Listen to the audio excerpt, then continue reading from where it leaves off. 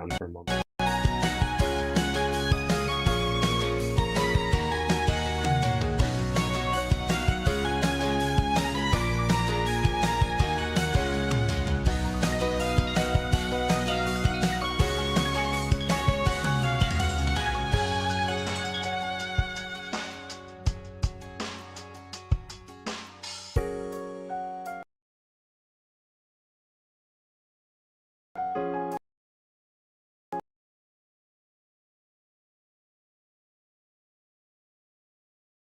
No.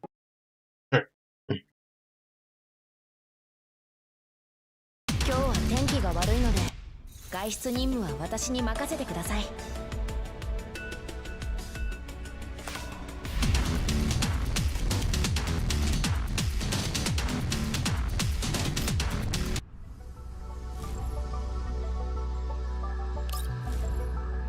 Just Jesus fuck.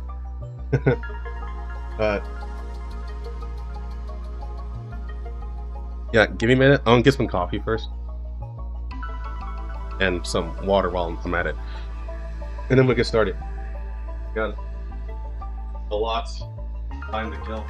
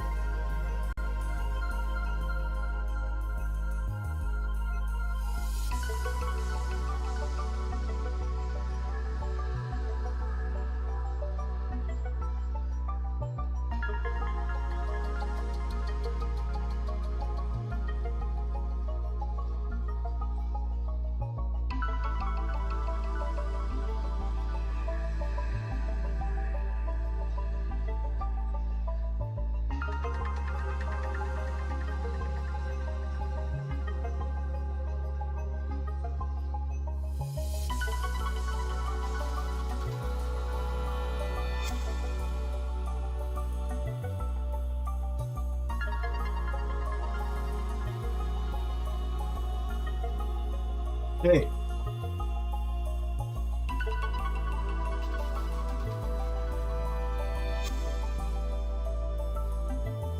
Alright. So this is a lot.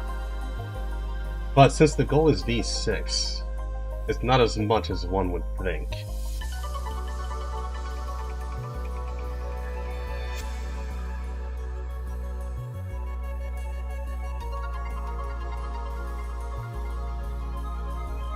Hey, I would say 600 is a lot. That's like 4 months.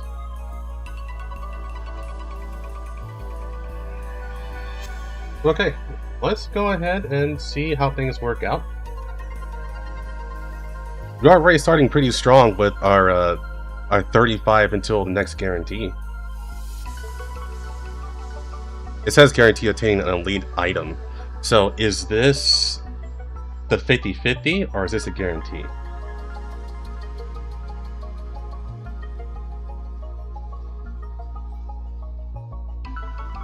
If this is a guarantee, then we're good, honestly. That makes it a lot easier. I just got 1,000 in reserve. Of course.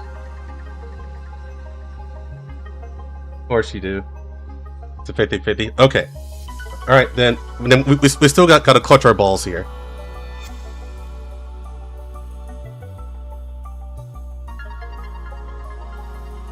Alright. The weapon is guaranteed. Oh, you're going for weapon? Okay. Still, let's start the journey. Go ahead. Alright, first pull. Nothing. We don't even have to wait for reanimation. If you don't see gold in the airstrip, then... Or... You don't see gold on the airstrip, or you don't see Mei Ling's booty shake, then you didn't get the 5-star.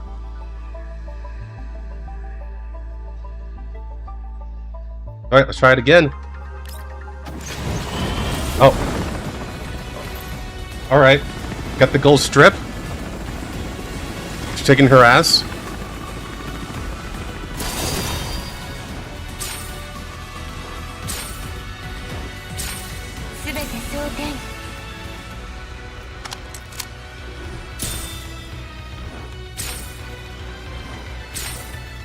Okay.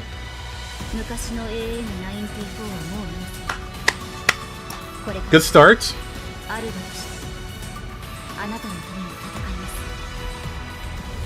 I will take a sip for that.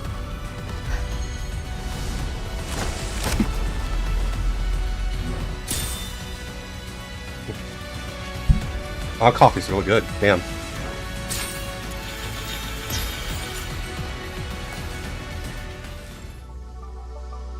I think it's Sex and Design and it's the end. I think it's better than what it was before.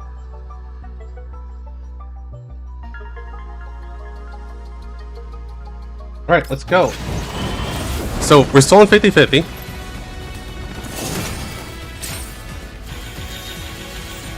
But we're not gonna wait. But I am gonna hype it up a little bit. Down to 67.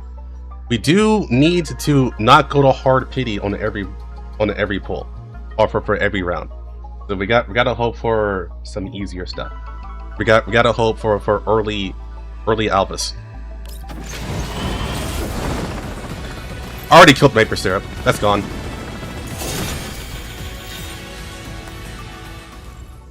Right, we're at 57.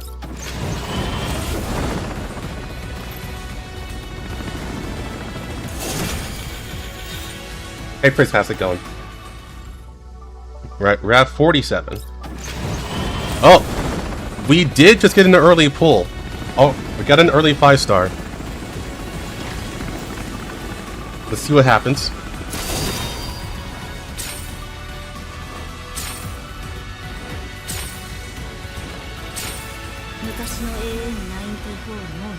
Yes!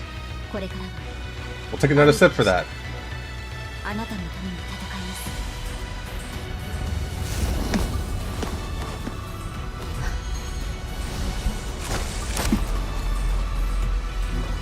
You might have gotten my luck. this morning, so we'll see.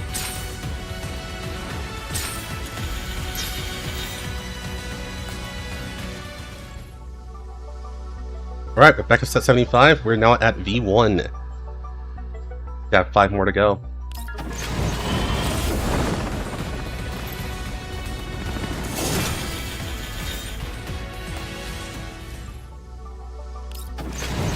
At 65.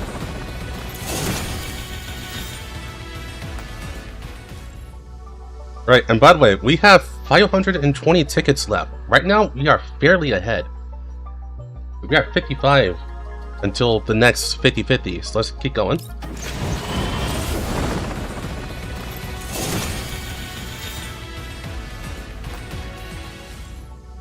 We're at 45.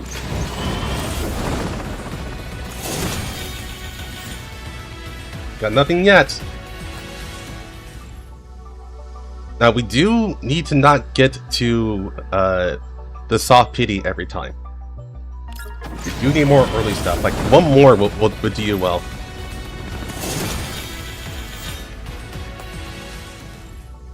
So this is basically soft pity, so we should be getting a pull this time. Yeah, we got it. So let's hope that we win the 50-50. Got the booty shake.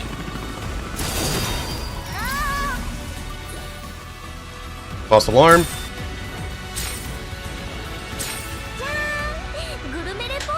The Dylan special.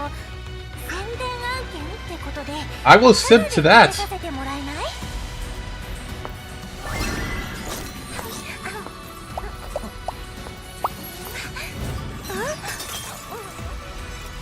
You really are cursed with Sabrina. Holy shit.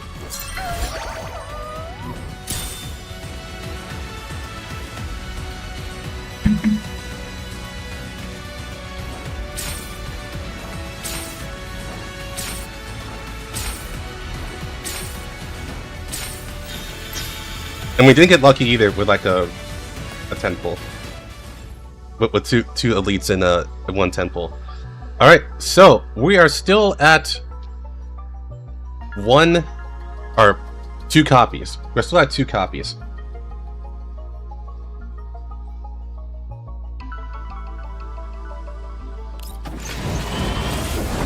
We're still at V1.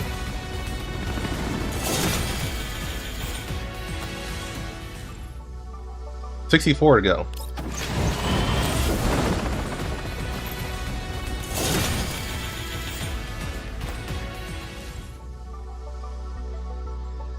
Alright, I got a feeling it's going to happen this time. 54 to go. Alright, no. Not this time. I tried to blend into existence, but it didn't happen. Alright, 44.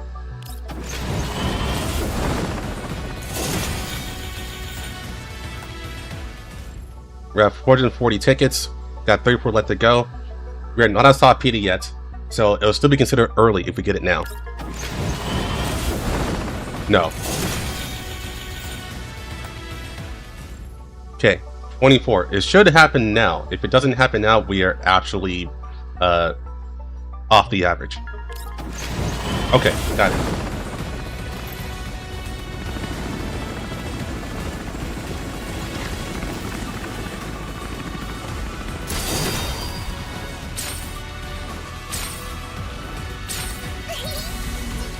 Hey, Sharkery.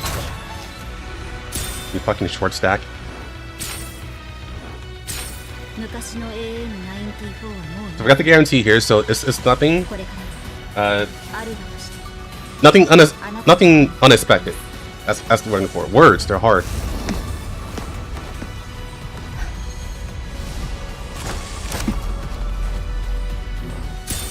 Okay.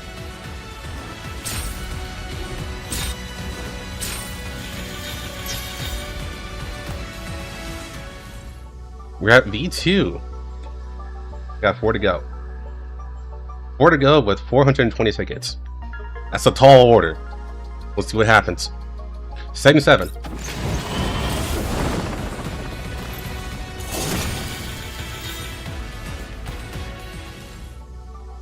$67.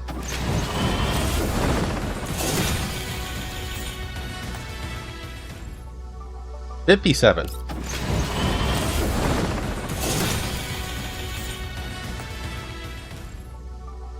Alright, can we will it into existence this time? 47. No.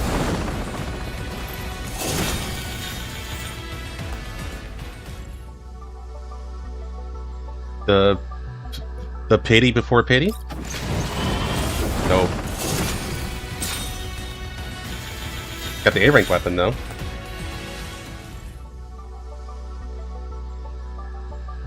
Alright. So this is where we should get it. No! Okay. Alright, we're down to 17. I could do individual pulls, but it's not going to matter.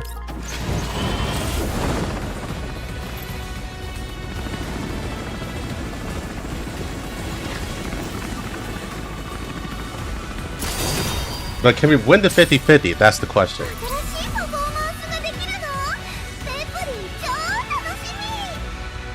This is not the Dylan special, this is the intrinsic special.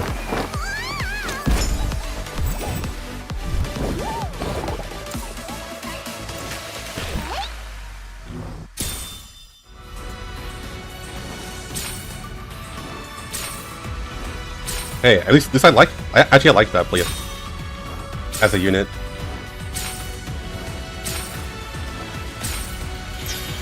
And no. Okay. So we gotta hope. It's not looking good now. It's not looking good. It's not looking good at all. Let's see if this can turn it around.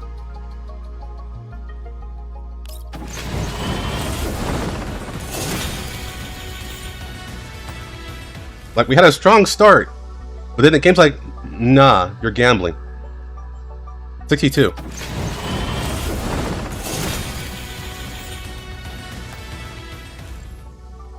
$52.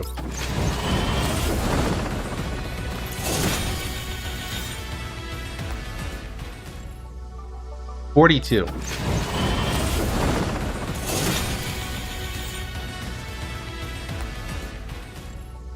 Can we get the early? No.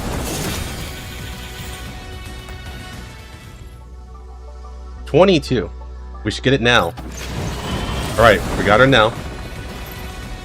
Retard Maxine.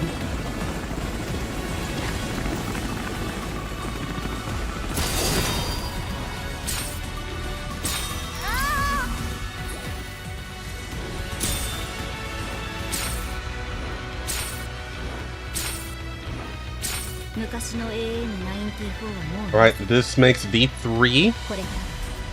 So we got 3 more left to go.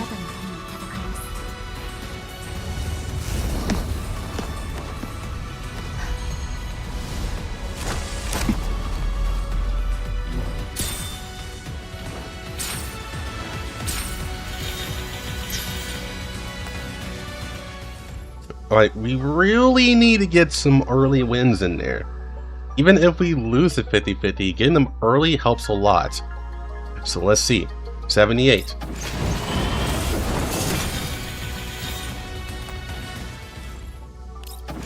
$68.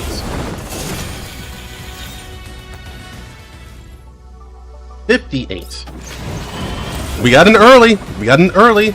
Gold strip. Booty shake. Will Alpha come home or will it be Sabrina?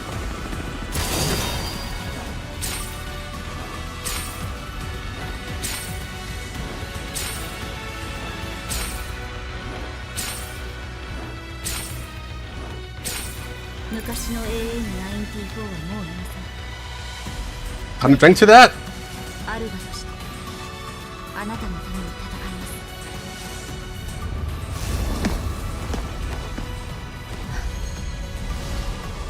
Your early V4.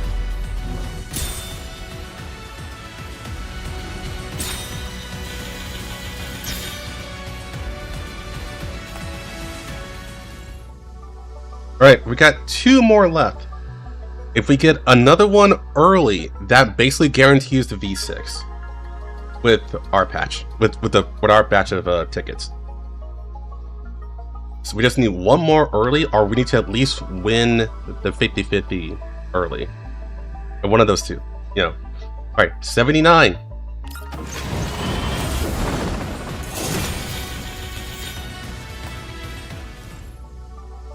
$69. Nice.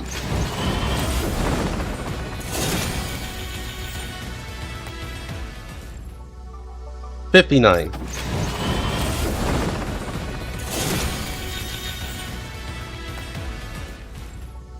$49.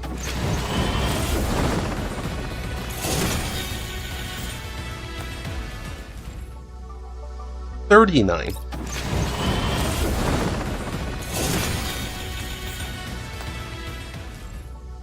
Alright, we have 210 tickets. We need this. We need to win this 50-50 in order to guarantee the V6.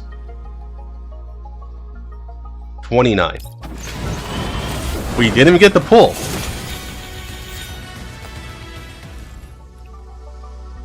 $19.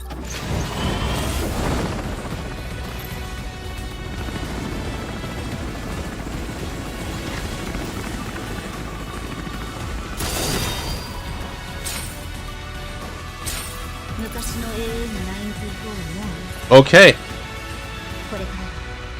We got the V5. The V6 is guaranteed. But Dylan has also stated he wants the weapon. So we still need to win the 50-50.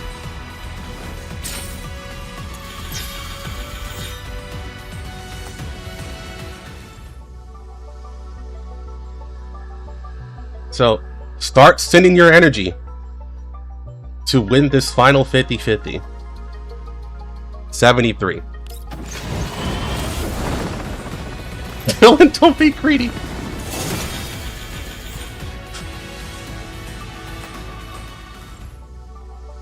$63.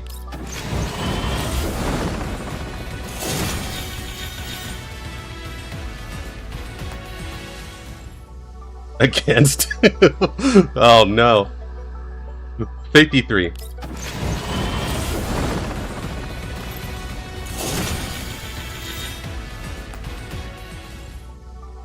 $43.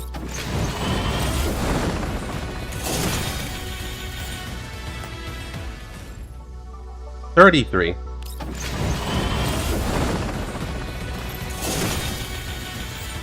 So no more earlies, but that's fine.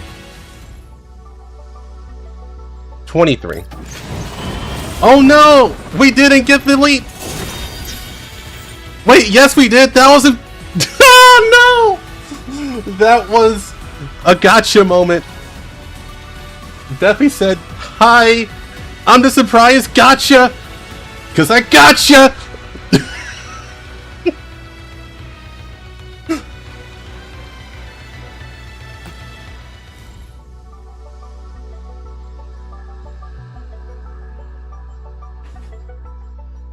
Okay.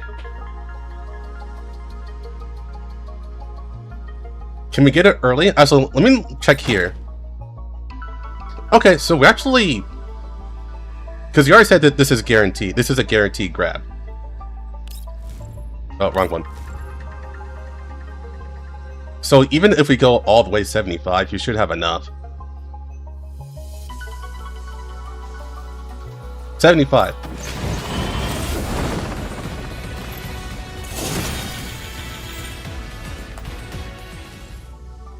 $65.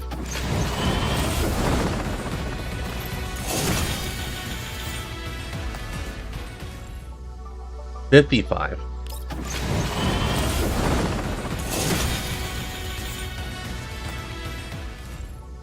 $45.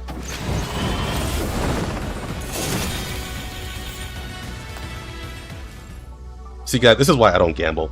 $35.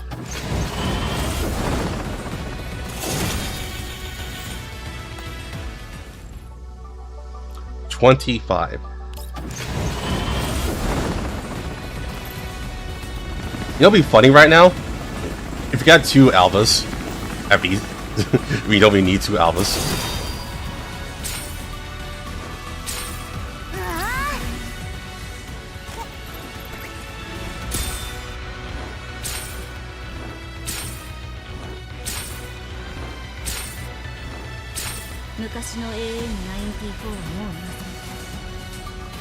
Household mortgage.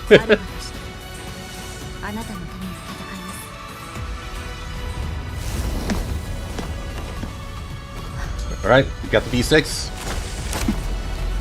And you didn't have to spend extra money or use your tokens.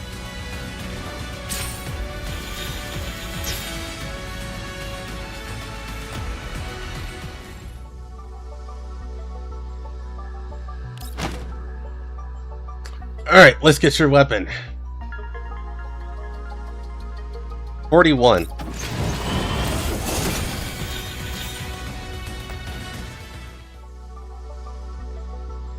31.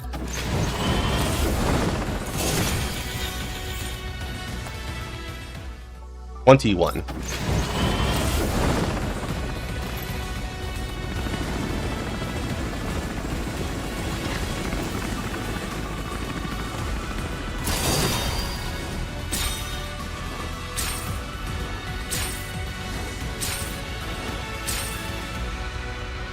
'There's your sleek looking weapon.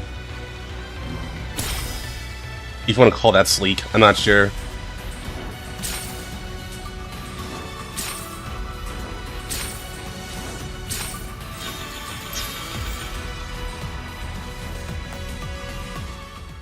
Alright, so that is it. The Space AN-94.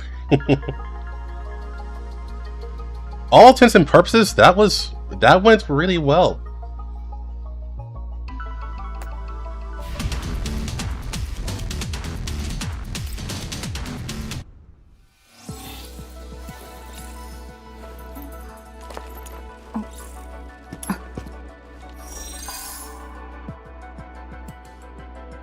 Check the Doritos? Sure, I'll do that before I go.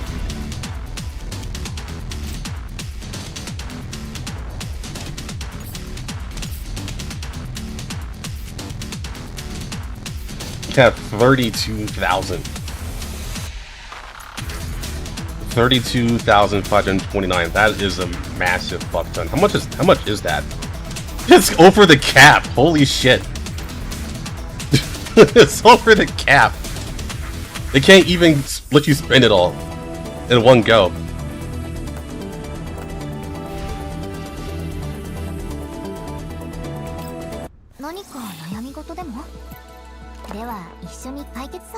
I'm sorry, but what the fuck?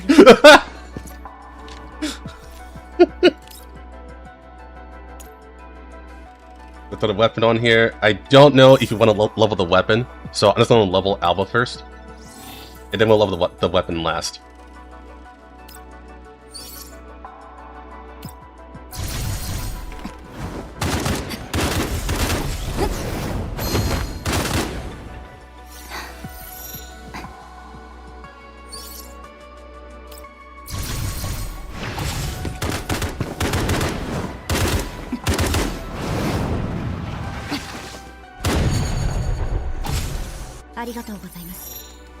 You're actually we're above the average during that poll session, so that's actually really good.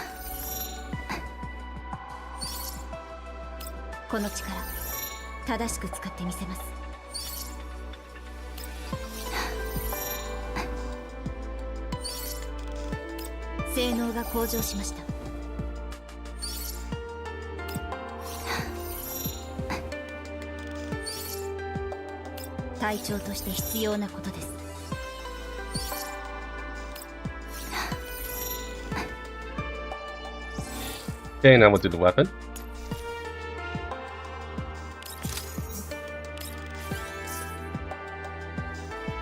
And there, she's not ready, but I got her leveled for you.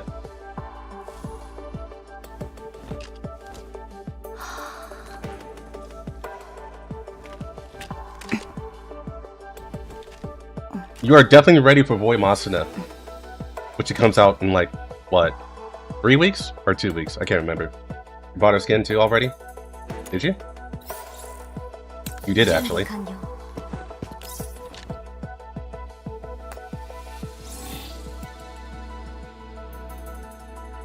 Actually, do like that outfit. She still pulls out the mask. That's funny.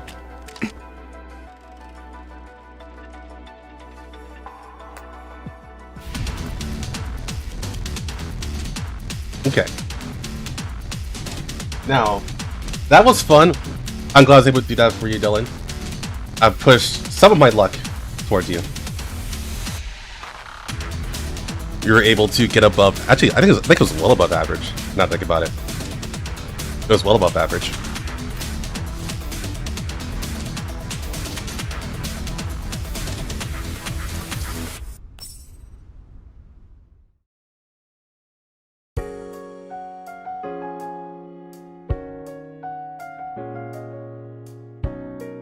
Okay, I'm gonna go ahead and put in my stuff.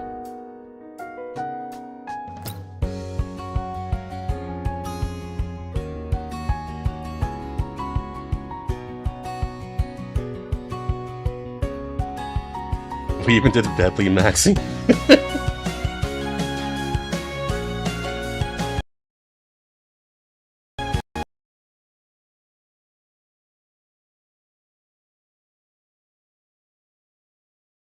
No, the Velpy was the best part. The fucking gotcha moment.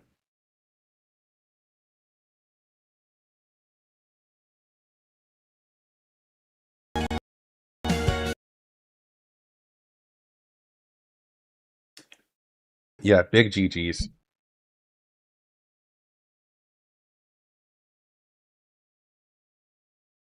おはようございます、指揮官。今日のスケジュールを整理しておきました。 Before we start, let me go ahead and level up my Alpha too. 多すぎないかって？準備完了。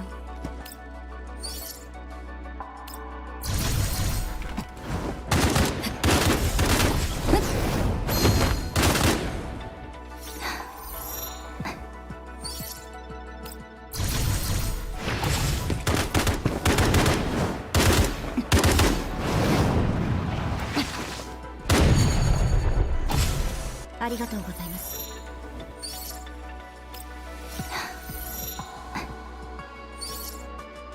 この Sacrifice all those Sabrinas.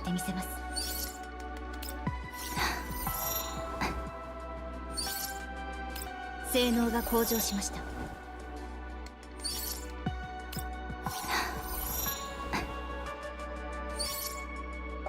隊長として必要なことです。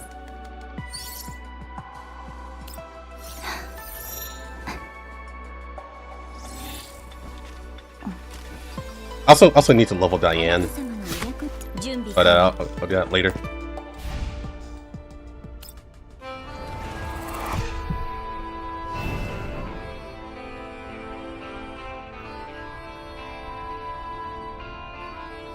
Okay.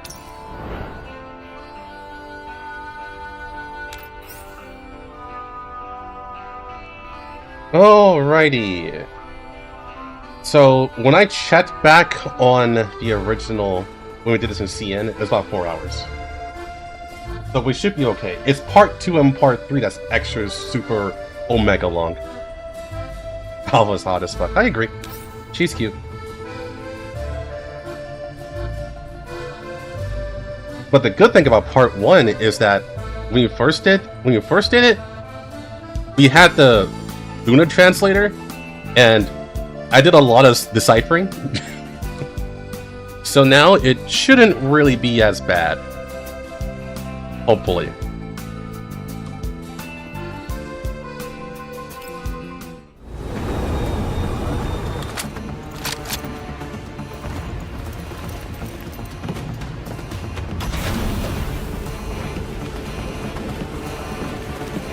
Rosetta Stone, yeah.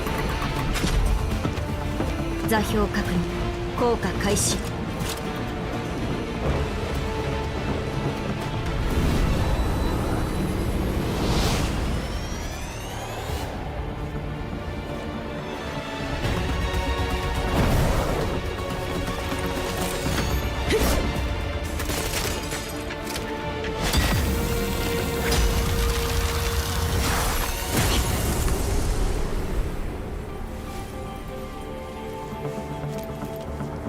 目標確認、制圧完了。 It'd be more fun if you guys kept track of that.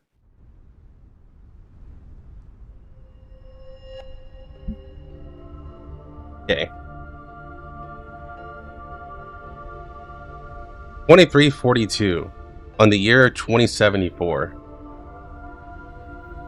Beneath an abandoned mine, a meticulously organized base is operating in perfect order.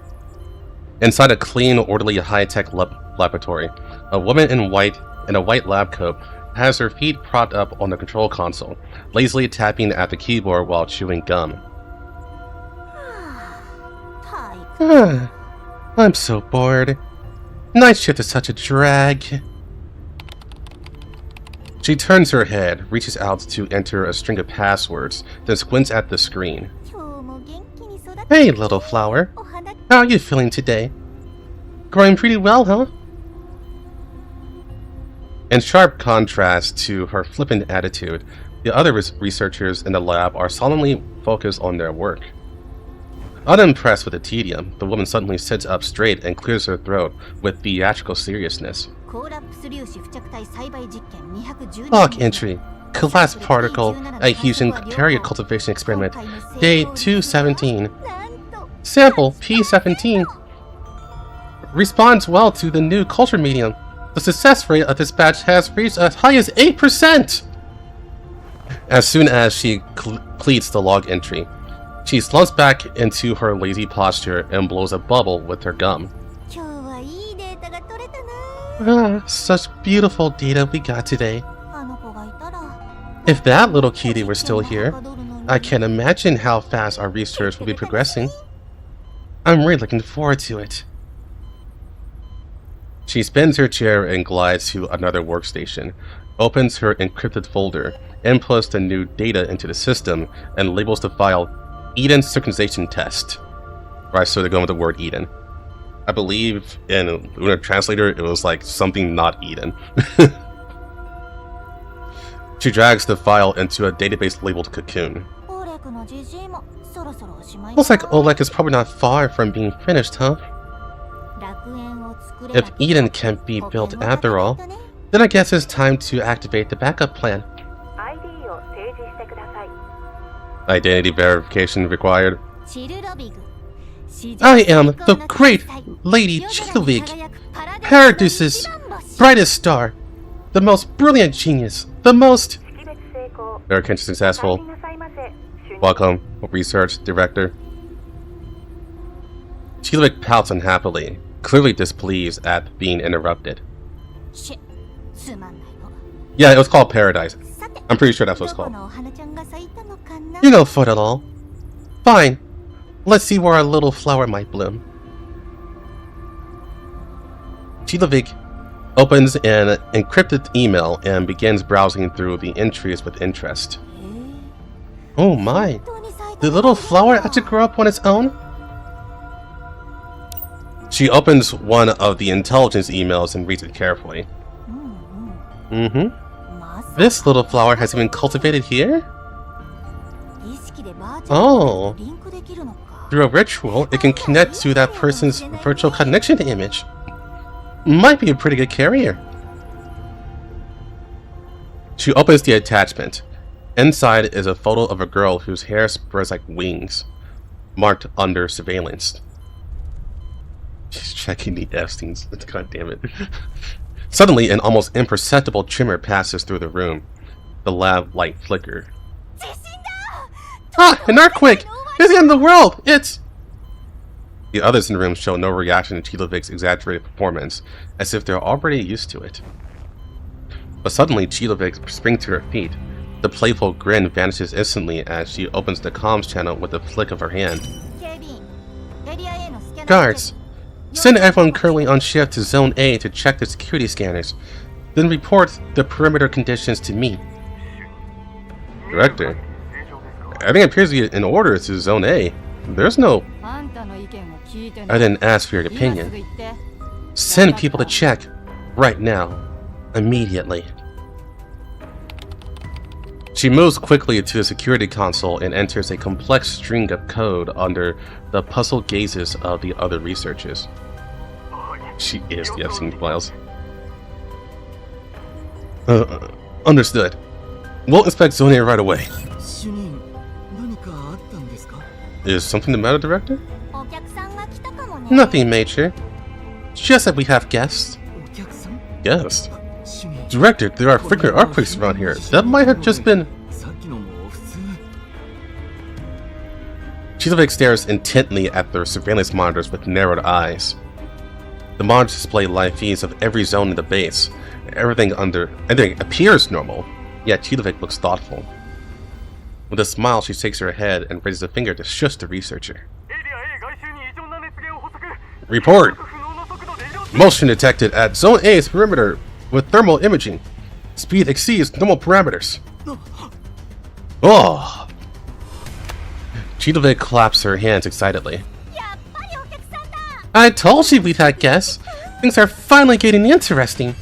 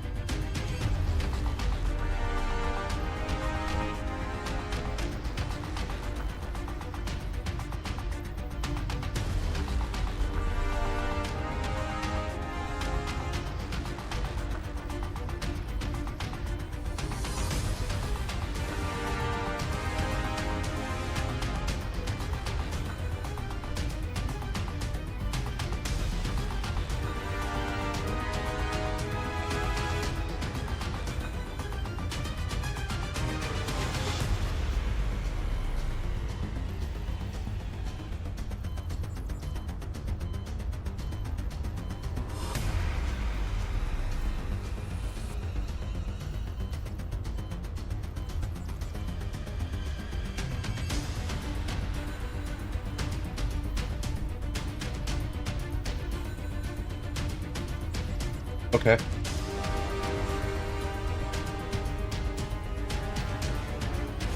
Go ahead and fix the camera.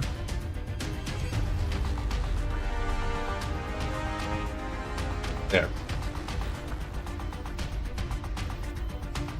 Okay. Let's do something real quick here.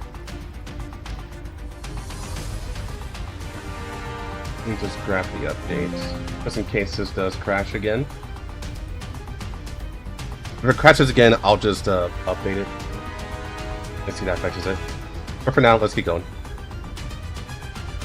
Let me think. Epiphyllum resonance data, and oh, save that one too. Our guest might be interested in it. The progress bar begins to fill. While waiting, Chilovic tilts her head, pulls a uniquely designed handgun from a drawer, and elegantly spins it in her desk, then in her hand. Yes, at this caliber. I suppose there was Zelensky.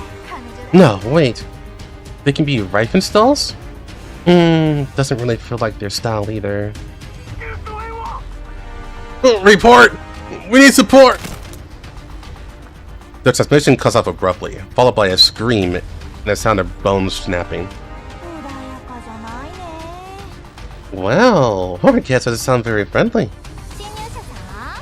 Hey, dear intruders. Would you like to stop for a cup of tea? I got some excellent Darjeeling here.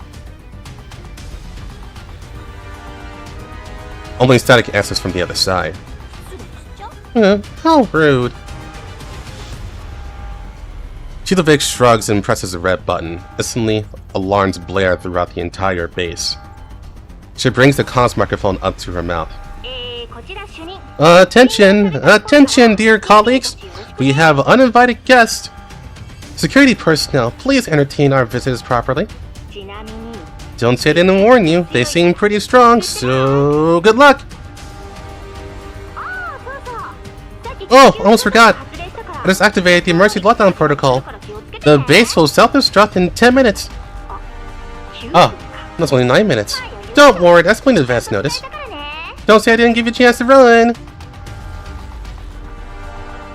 The receiver picks up a cacophony of chaos from the other end as alarms overlap everywhere. Chilovic hits the mute button and slides her chair back towards the surveillance monitors. Watching the security personnel in Zone A gets taken down with alarming speed, she can't help but shake her head. Tch, what a useless bunch. She squints at the high-speed blur that flashes past in the live feed. Too fast to make out any clearly, even in slow motion. It's only one of them? She quickly switches to the Zone B feed and stares at it for a few seconds. Huh, it really is just one intruder. It took out all the guards. She slams the desk and jumps to her feet, snapping her fingers and humming a tune, clearly exhilarated. It's them. It has to be them. She drops back into her chair and spins around several times. Then she grabs a small remote from her desk and presses a button. Only 8 minutes now. I should think of a way to welcome them. Maybe some music? She presses the button again thoughtfully. The base's broadcast system suddenly begins playing cheerful classical music. On a monitor, the ghost-like figure pauses for an instant, seemingly puzzled. Watching the screen, Chilovic sets her remote down, hums along to the music, and gets up to whirl into a waltz with an invisible partner. I'm that invisible partner, by the way. But less than 10 seconds later, all the lights abruptly go out inside the lab, and the music cuts off. Hey! Who cut the music? How crude! Despite her complaint, she quickly hides, fumbling into the darkness to put on a pair of glasses and pressing a button on the frame. The dark room instantly brightens in her vision. That's when she sees a figure silently dropping down from the ventilation shaft. Oh my god! She murmurs softly to herself. It's Elva! In the flesh! In the darkness, she locks eyes with the newcomer.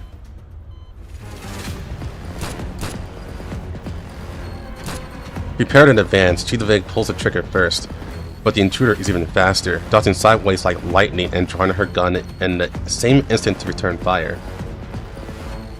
2 consecutive rounds burst with lethal fire in the dark.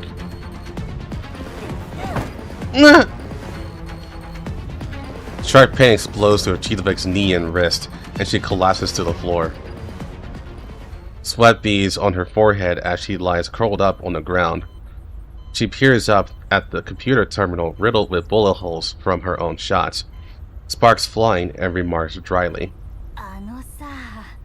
Do you have any idea how much it costs to fix that? The intruder steps closer and crouches down at by Chilovic. Her icy fingers wrapped around Chilovic's neck. You're not an ornery researcher. Chilovic raises the hand that had been clutching her wounded knee and gives an exaggerated salute. Her palm, thick with nearly congealed filthy blood, emits a nauseating stench. Thanks for the compliment. Chilovic, Chief Research Director of Research Center Number 17, at your service. Oh, and can we take a photo together, Miss Snowwolf? After all, I am your biggest fan. Oh, I guess you go by Miss Alba now, don't you? You know me. Of course! The legendary member of Task Force Defy? I collected all of your operation records from Berlin and Frankfurt. Your hacking skills and technical expertise are exceptional. Let me guess. That attack by someone else out there was just a feint, and you're the only one actually carrying out the court mission, am I right? You're really a work of art. Should I get your autograph? Oh, wait, I'm a bit mobile right now. Don't play tricks. Alba speaks coldly. The fingers around Chilovic's neck tighten into a chokehold as her other hand plucks everything from her person. 2 pens, some empty test files, and a magazine. None of that matters. What matters is she doesn't feel a heartbeat. You're a Nito. Alba looks down at Chilovic with disgust. Chilovic shrugs self-deprecatingly. What are you researching here? Chilovic blinks and lowers her voice slightly. You want to know?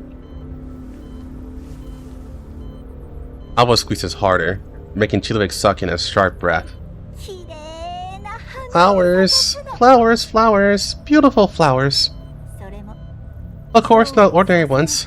Special varieties that can attract butterflies. All we're missing is suitable soil. Her eyes flick towards a hidden timer.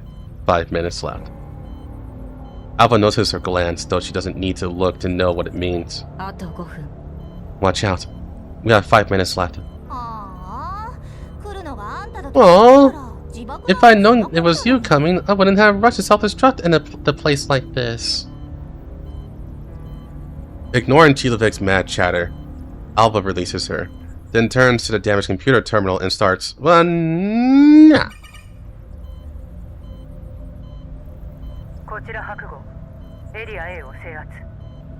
White Mystique reporting in. Zone A is silent. Over.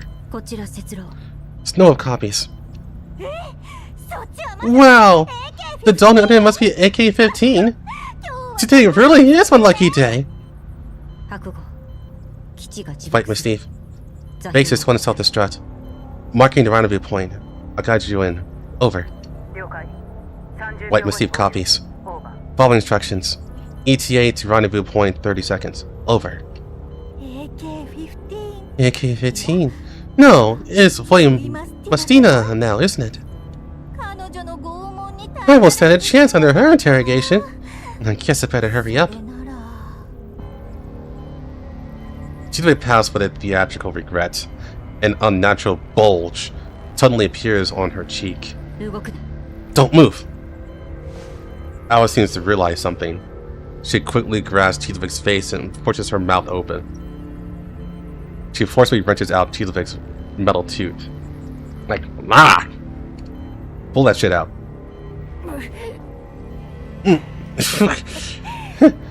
Too late. Chidovik starts coughing up blood, though it's clearly not just from having a tooth ripped out. Only 4 minutes left now. You better hurry, Miss Snowwolf. She barely gets to the end of her sentence before her eyes suddenly widen. A few rasping breaths escape her throat, and her body stiffens and collapses to the floor in the next second. Her gaze turns vacant, yet the eerie smile at the corner of her mouth remains frozen forever. Alva turns away. She pulls a collar-like device from her tactical pack, draws out a data cable, and connects it to the still sparking terminal. She takes out her tablet. As the cable connects the device to the terminal, torrents of data begin scrolling across the screen. Facing the dense, complex interface, Alva flexes her fingers. She opens her palm, and hair-thin auxiliary fingers extend from her fingertips, spreading over the keyboard alongside her long fingers. Fingers and auxiliary digits become a blur as they dance wildly across the keys. The furious typing sounds almost like a sudden downpour. The vigorous motion abruptly stops. The screen's dim green glow reflects in Alva's teal eyes, and she freezes for a moment. Database, Krueger, subprogram, Helena, Corposant, O43 Fuka data. The all too familiar context make Alva pause, and she opens the file. O43. So this is ここで生まれたのか。is where O43 was incubated. The detailed experimental logs record everything from the host to the incubation process, down to daily culture, dish temperature, humidity, microbial conditions, and other data far beyond Alva's expectations. That's not all. O43, number 19. It seems that more than one identical test subject was born in this place. But in the end, only one finished product ever made it out. Harrowing images sear themselves into Alva's eyes one after another. She glances at the copy data progress, then continues paging through O43's file. To her surprise, the logs don't end with O43's birth. In fact, the very title of the database, Cocoon, already sets off the alarm bells in her head. Project Eden. Her fingers tap lightly on the keyboard, opening a data partition with even heavier encryption. A folder labeled Connection Project Girard Group appears on the screen. Alva is not at all surprised to see Girard Group's name here. Despite the incident in Odessa never being fully made public, such information is hardly difficult for Task Force Supply to obtain. Information pairing Project Eden with the Girard Group is hardly rare. The project is no secret. On the contrary, the Girard Group has spared no effort promoting the technology, even using it to temporarily halt the free-for-all of its stock price. The publicity campaign conveniently began shortly after the Odessa scandal broke. According to the Girard Group, Project Eden is a brand new clean energy initiative. It's meant to deliver more abundant, cleaner, and revolutionary energy for all humanity. However, Alva knows better. Anything tied to Paradeus can never be what it claims to be. While Alva is taking in the information, a series of epiphyllum cultivation data and radiation test charts appear on the screen, displaying shocking values and abnormal growth patterns. A particle resonance amplifier? She scrolls and keeps reading. Epiphyllum cultivation project. P series samples. Absorption and release efficiency increased by 217%. Just as Alva is about to dig deeper, an encryption wall blocks further access. She tries to crack it, but time is running out. Project Eden. Alva murmurs the project's name again, this time in an entirely different tone. Why would Girard Group work with Paradis to research epiphyllums. What are they after? What does Gerard want? And what role does 043 play in all of this? As these questions swirl in Alva's head, a towering figure kicks open the laboratory door. Boymastina steps in. Her silver white hair is as neat as ever. Faint streaks of red glint within the silver as they sway with her firm stride. Kevin couldn't stop the aircraft evacuating the personnel. They'll keep tracking them, it's fine. Alva glances towards the other end of the screen. God, she's hot. 3 minutes until self-destruct. Data? Alva plugs a cable drawn from the collar into the port with her at her own neck. Green light instantly starts flashing across her eyes. While Alva retrieves the data, Boymastina naturally takes a position beside her, keeping watch over the surrounding area. About 30 seconds later, Alva unplugs the cable with a look of satisfaction. Only a part of it is cracked. The deeper layers aren't decrypted yet, and the incubation data on 043 is incomplete. But I did find some information on Project Eden. Project Eden? A research project that the Gerard Group has recently made public seems to involve using plants to regulate collapsed particle energy release.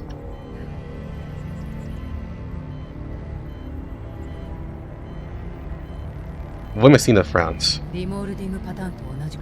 It's not the same thing as the remolding pattern.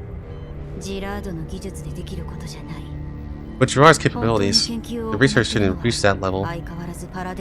The ones doing the real work are still these Paradis corpses. Alva glances at Chidovic's body and on the floor, then returns her focus to the files. They genuinely seem to believe this resource can bring them back from the dead.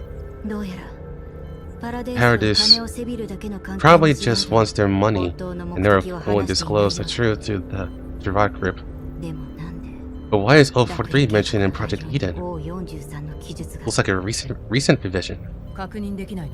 You can't see it? Most of the contents are corrupted.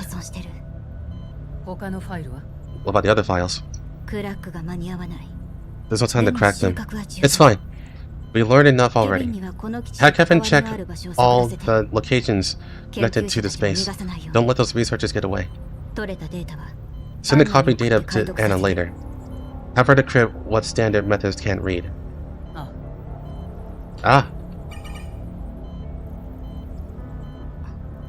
Hold on.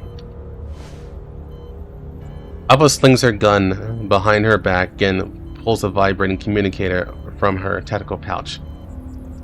The sight of that communicator stops Boymastina in her tracks. She stands rooted at the spot and stares at it in silence. The communicator is like a Rubik's Cube. Alva aligns its patterns with a few twists and turns. With a soft click, a narrow seam cracks open and a thin beam of light spills out. Alva stares at the light in complete stillness, as if to decipher something. After a moment, she finally moves. Notify Mona. Have the transport take us to these new coordinates once we're out of here. New arrangements. Is she rejoining the team? Not yet. There's still a lot within the conglomerate that she needs to dig into. I miss her too. Boymastina. But we need to stay focused on the mission. Boymastina pauses, then finally asks, what'd she say? The Gerard Group is showing signs of desperation. We need to go to Lviv to make sure things don't go wrong there. There? Namfoot's operation. She wants us to monitor it closely. Understood. I will. Let's move. Giving no further response, Boymastina turns and heads towards the evacuation point with haste. Alva rubs the communicator tenderly with her thumb, then slips it back into her pouch. She shoulders her weapon and sets off as well. Following their departure, Chizovik's body on the floor begins to slowly melt, her once human-like face dissolving into a shapeless puddle. Durkotek's sight only lasts a moment. A mass explosion happens afterwards.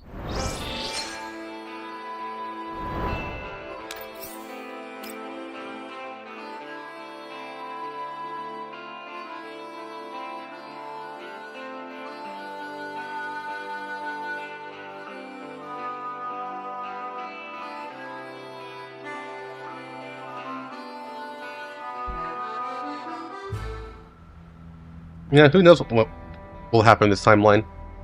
Or if there will be anything different this timeline.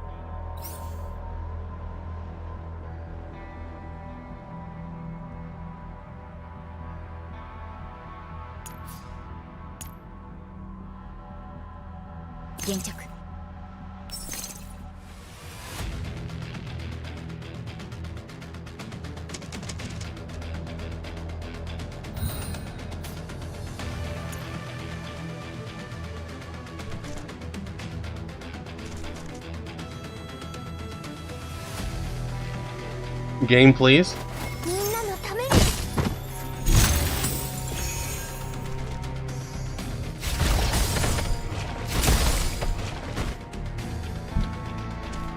I wonder. Let me see if this affects it.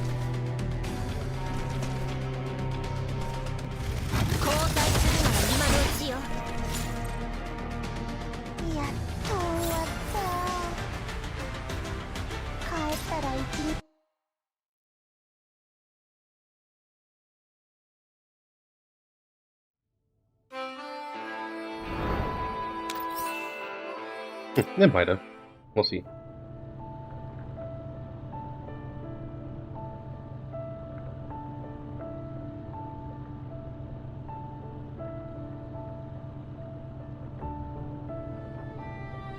I wake up in bed. It has been a long time since I slept this soundly for so long. Outside the window, daylight has long since broken. Driven by its preset autopilot program, the MO cruises methodically onward. Its rhythm is as monotonous and steady as the scenery of the Yellow Zone. After washing up, I head to the op rooms early. Groza is on duty, monitoring the surroundings of the command console. When she sees me, she brews up a cup of coffee and sets it in front of my seat, as she always does. I nod to thank her, look over the navigation trajectory, then raise my head and ask, "There shouldn't be any risks along the planned route, right?" "No units capable of threatening the Elmo have been detected for now. I think the chosen directory was carefully considered." That's what I thought.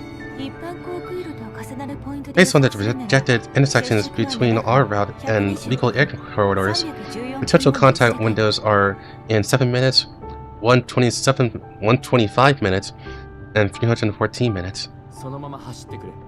Then we'll have to proceed according to plan. Understood. After a stretch, I go through the various tasks displayed on the terminal. The screen shows green markers representing several squads currently deployed on missions. We are proceeding in an orderly fashion along their planned routes. The mission logs they transmit back indicate that everything is normal so far. Looks like everyone's missions are going smoothly. I open the task list and check a priority watch item called Zucchero Squad. After several days of travel, Springfield and Macchiato are drawing closer and closer to destination. Solid City, LVI 13 near Lviv. Even though the two dolls assigned to this mission are both highly reliable, when I think about all the attention we attracted back when the squared target was still aboard the Elmo, I can't help but worry about them.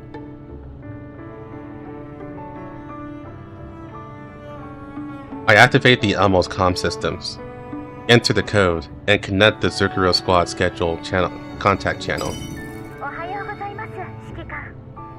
Commander, good morning. You're just as punctual as ever. Morning. How is it? Has the journey been smooth? We haven't run into any problems so far. However, we have reason to suspect that we might be under surveillance. Therefore, we found a way to disembark from the Intercontinental Railway train ahead of schedule and resupplied yesterday at a temporary supply point in the Yellow Zone. Our pace is slower than planned, but for this mission, it's a safer option. Macchiato is conducting the final checks and preparations now. Once ready, we'll transport the target to the designated city by truck. Road checkpoints are much less strict than along the Intercontinental Highway. We'll find ways to smooth things over. Yeah, I will have to say, I've already watched this, right? I've already done this whole story. It still feels like it's been forever since, it still feels like it's been forever since we progressed. It still feels that way. And we're finally getting it now. Like, even Eve Oblivion feels like it was just like a really good world building scenario. And not exactly plot progression, although plot did progress in that story.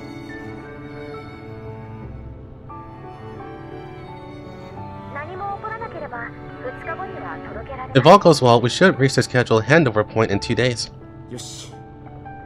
Yosh. Escorting such a conspicuous target across most of the Uranus Sea must have been tough on you.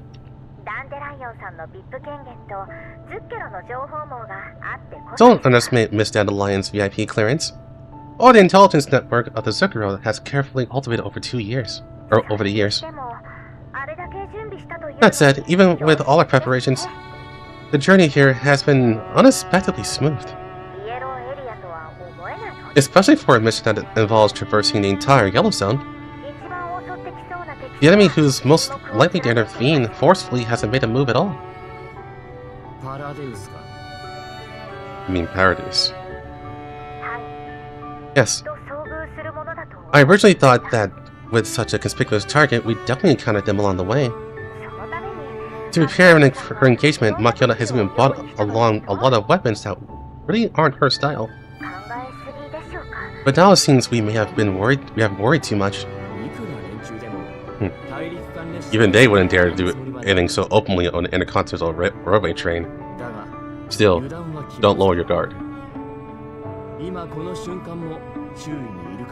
They might be lurking around you.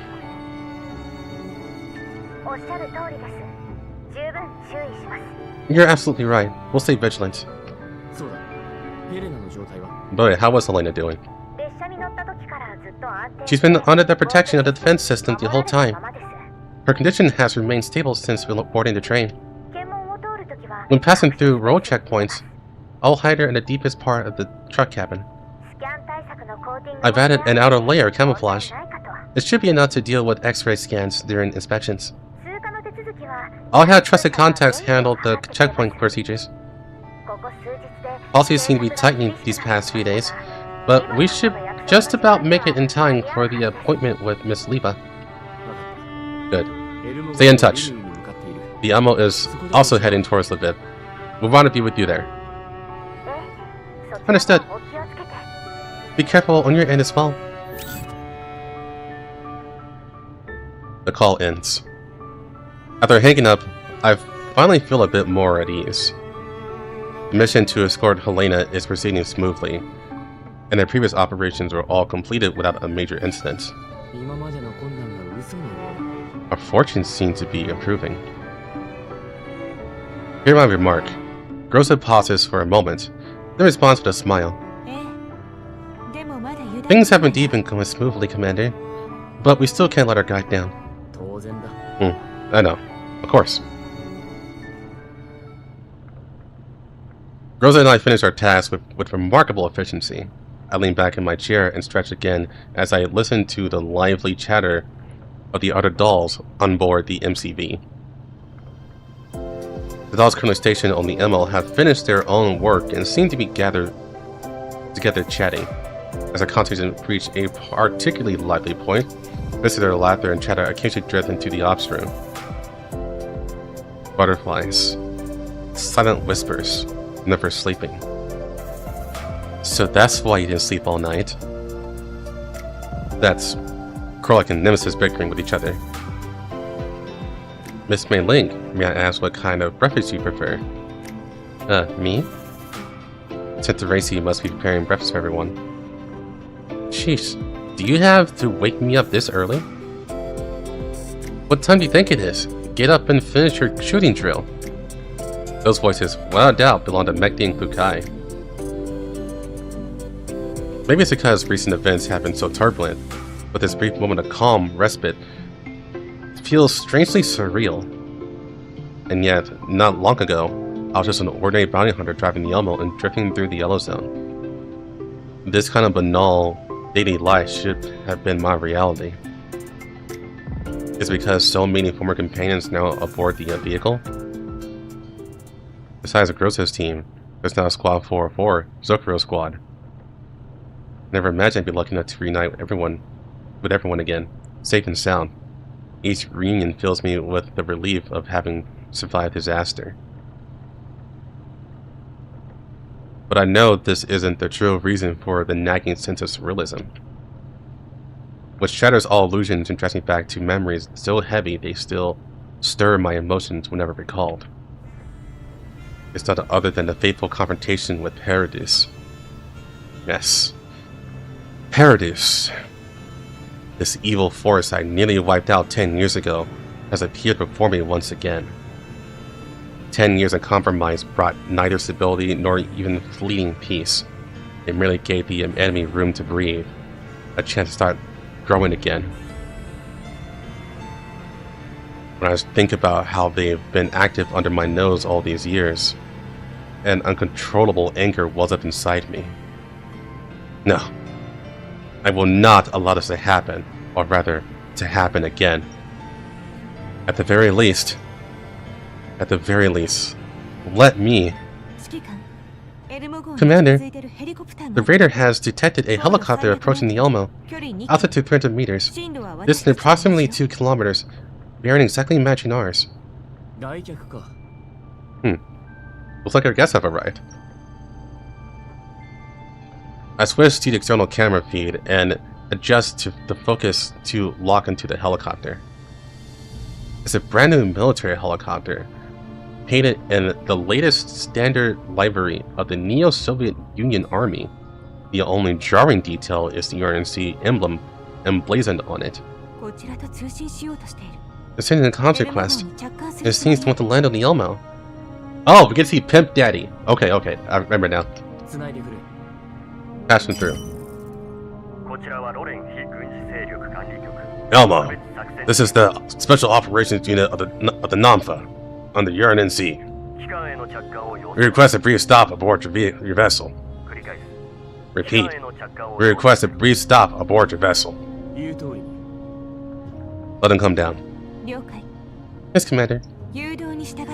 Landing gun established. Welcome aboard the Elmo. NAMFA. I took a deep breath and straightened my clothes. Spent long enough psyching myself up for this. This time, I should be able to talk things through properly. Right? But as a thought crosses my mind, the courage I mustered falters slightly. I shake my head, trying to push away those unpleasant thoughts. Groza, I'll go receive our guest. Notify all dolls to remain on alert, but take no hostile action. Groza nods, then makes a small gesture of encouragement towards me. Got this, Commander. Right. Thank you. I head towards the top deck. The helicopter promptly lands on the desk of the Elmo. After touching down, the engines are not shut off. The rotors above continue spinning at high speed, signaling that this is only a brief visit. The hatch opens. An officer in a neatly pressed uniform strides down, followed by a figure I haven't seen in 10 years. His hair is gray than I remember, the lines on his face deeper, yet even after a decade apart, that distinctive presence of his makes him feel anything but unfamiliar. Long time no see, Commander. God, he looks so sexy.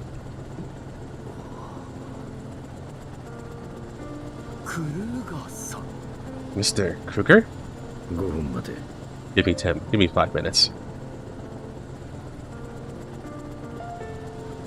He speaks to the officer beside him. The officer nods and steps back towards the helicopter. You see me really surprised? I thought... You thought we knew we were coming now? Don't worry. You'll get to meet her soon enough. Sorry, sir. That's not what I meant. Krueger smiles and shakes his head. He glances at the helicopter, then turns back to me. Can we talk? We don't have much time. I look towards the soldier standing by the helicopter and more or less understand Krueger's attention. I nod to him and lead farther away. We walk to the edge of the top deck, where we get a view over the wasteland and the distance. The bitter smell in the air is much lighter than before. Sunlight falls on Krueger, outlining his figure clearly. He looks far older than he did 10 years ago. The wrinkles at the corners of his eyes are deeper. His temple is completely gray. I know it shouldn't have disturbed you. Helena's choice was her own judgment call. If it caused you trouble, I apologize on her behalf. Sir, please don't apologize to me. Besides, what she did means a great deal to me. Because of the task she entrusted to me, I was able to learn things that are very important to me. I understand. It is, after all, a matter that continues to gnaw at both our minds. Something that we can never let go.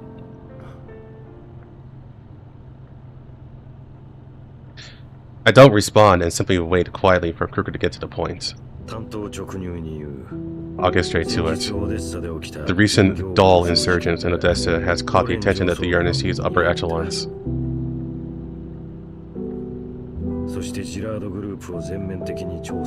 I've obtained full authority to investigate the Girard group. Krueger turned towards me. I don't think I need to explain it. You already know whom they've been backing behind the scenes, don't you?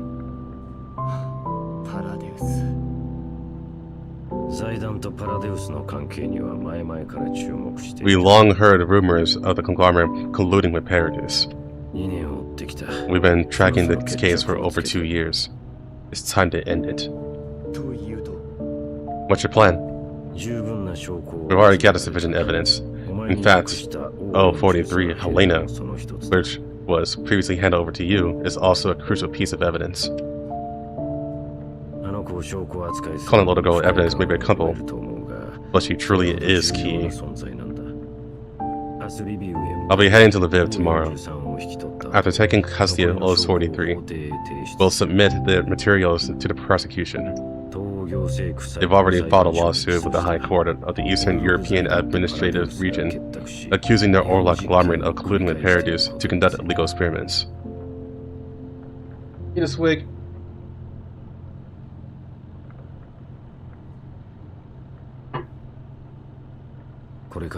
Next, a public trial will be launched in Lviv against everyone involved. A public trial? Yeah.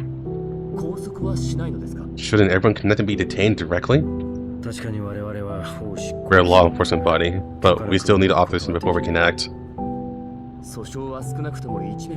Because the process alone will take at least a year. During that time, Paradis will certainly continue the experiments. And given the UNSC's actual enforcement capacity, things may not improve in areas outside the controlled territories in the Yellow Zone, even after the trial concludes. Procedural justice is sometimes more important than guns.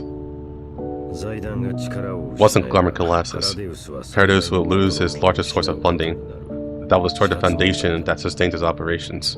If our actions are limited to striking their bases, even if we destroy one experimental facility, who knows how many more they have hidden elsewhere. Even so, destroying Paradis' base immediately would at least spare the people in nearby areas from harm. You're not wrong. I know you don't believe that prosecuting those companies will solve anything. Or solve everything.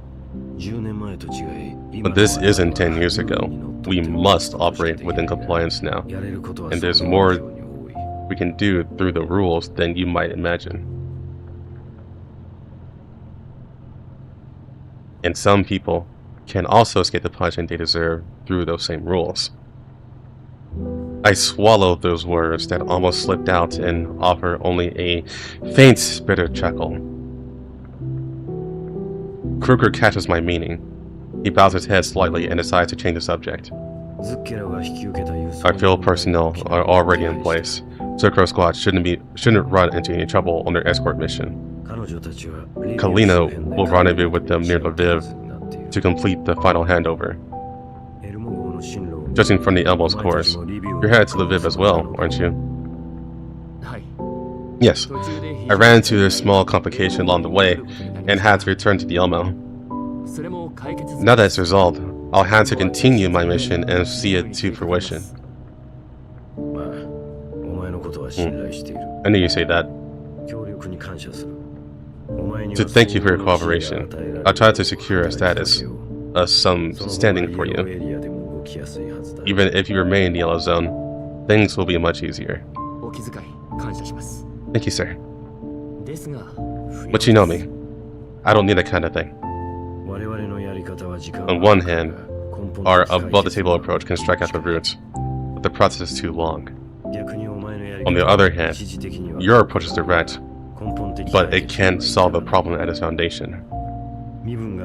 Once you have status, perhaps you can cooperate better with the Nampa. We can make up for it with the other slacks. Mr. Krueger, I'll cooperate with the mission, but not to take for any status. I only want Paradise to be completely eradicated. As long as that can be achieved, I don't care what method is used. That's to say, you should understand that I may not stop just because of certain reasonable justifications. Someone who acts this way probably shouldn't have any status in the first place. Krueger lets out a sigh. It seems as over these 10 years you changed, and yet you haven't. Director, time's up. If we delay any longer, the travel log will. I'm coming. Before I go, there's something I want to ask you. Please, go ahead. Why won't you let go of the past and start over? Because I can't bear standing on the side that's wrong. That's an arrogant answer, Commander. I'm very sorry, sir. But who among those wanting to do something meaningful wouldn't give the same arrogant answer? This road will be very lonely and dangerous. I'm already used to it, Mr. Krueger. Director.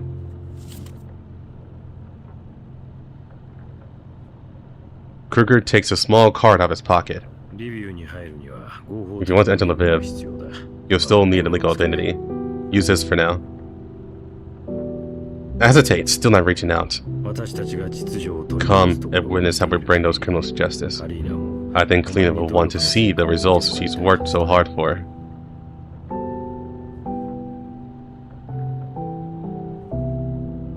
Krueger looks straight at me. There's a kind of force in his gaze.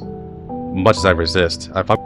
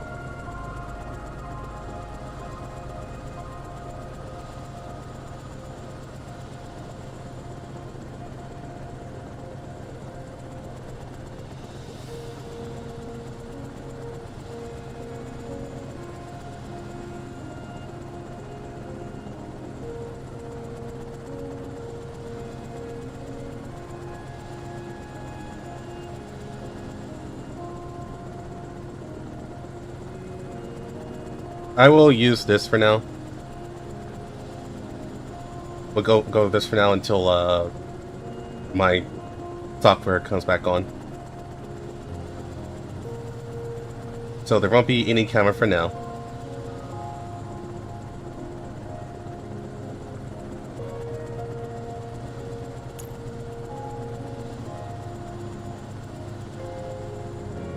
Do you know what the most important thing we lost 10 years ago? Griffin? It was you. I stand rooted to the spot, at a loss for how to react. On the deck, the helicopter was ready for takeoff. Krueger removes the headset he had just put on and looked towards me. And I shout with all my strength, at a volume I believe can overpower the helicopter's engines. Whether or not we choose to go down the same path, you will always be the person I respect most. That's my boy. Krueger smiles. See you in Lviv, Commander. The helicopter lifts off and quickly disappears into the sky. I stand on the deck for a long time, staring into the distance, thoughts surging. Perhaps I'm not the only one who lost a great deal because of the decisions I made 10 years ago. Why is it that, no matter what choice is made, someone always ends up getting hurt? The emotions I once tried so hard to avoid surface again. I even regret not responding to him more warmly just now. I clench my fist and shake my head hard, force myself not to dwell on it. Now isn't the time to be tangled up in this. I look at the card I just received. Will things really proceed as smoothly as Krueger says? I can't shake the feeling that something bad is coming.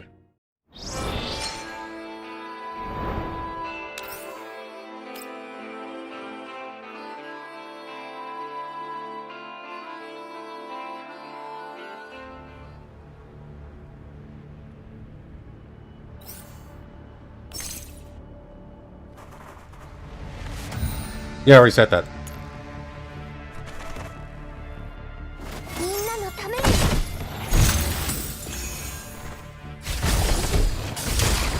Yeah, I said I'm updating this camera software. Which just finished, actually.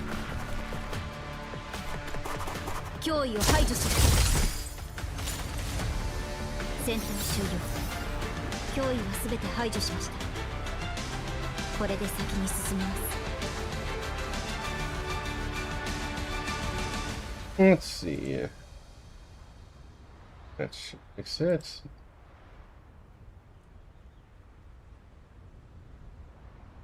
No, that's not it.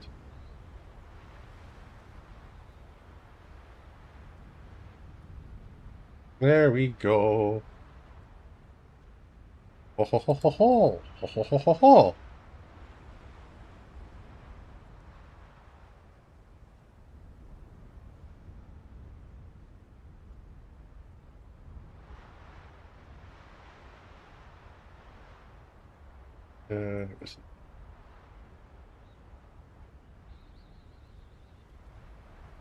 That's weird. Now it's not removing my background. Hold on. We keep going though.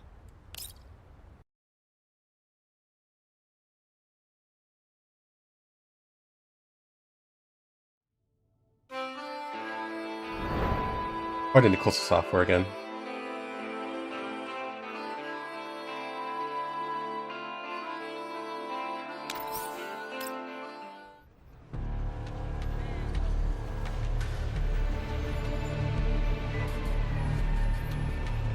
I am the Eggman, is what I am. I am the Eggman. We got the master plan.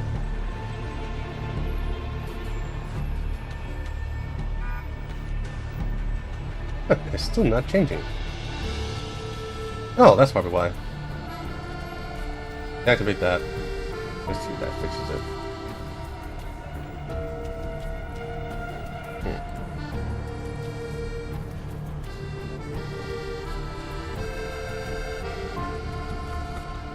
That is so weird.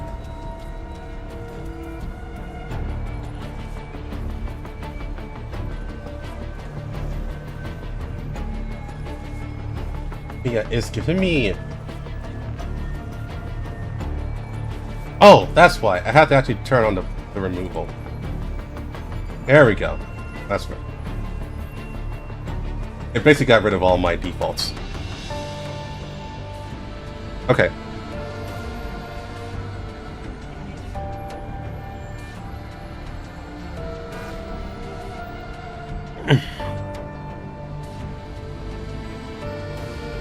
Alright, so hopefully my camera will stop freezing.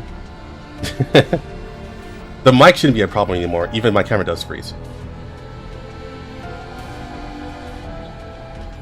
Where's that beautiful narrator? Thanks for that, Cham. Not sure if I say beautiful though. I can go with the nice looking, but beautiful? Not too sure about that one. I mean, have you seen the commander? Now that's the hot guy.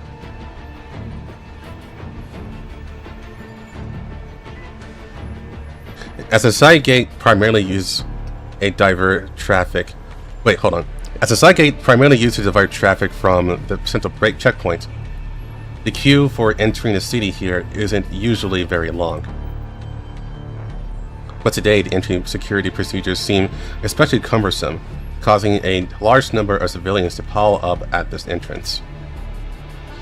Guard stationed on both sides of the checkpoint hold their weapons at the ready, closely watching every movement within the line. A transport truck bearing the Zucchero's logos spray painted on its cargo compartment passed through the security gate. It waits in the inspection area for an inspector to carry out the review process. Nixon gets it. Nah, man, until I get an 8-pack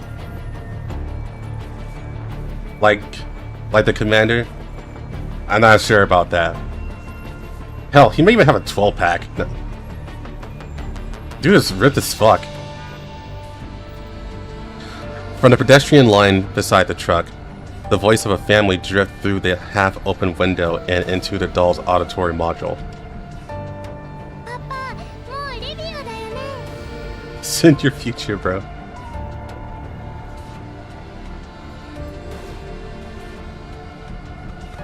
It's not an anniversary, though. I only want to wear that during anniversaries. IMO. Papa, are we almost at Lviv? Yeah. Once we get through here, our whole family starts a new life. That's great. I heard that me lots of pretty dresses in the Lviv shops. We can buy new clothes. Big brother can get new textbooks for school too.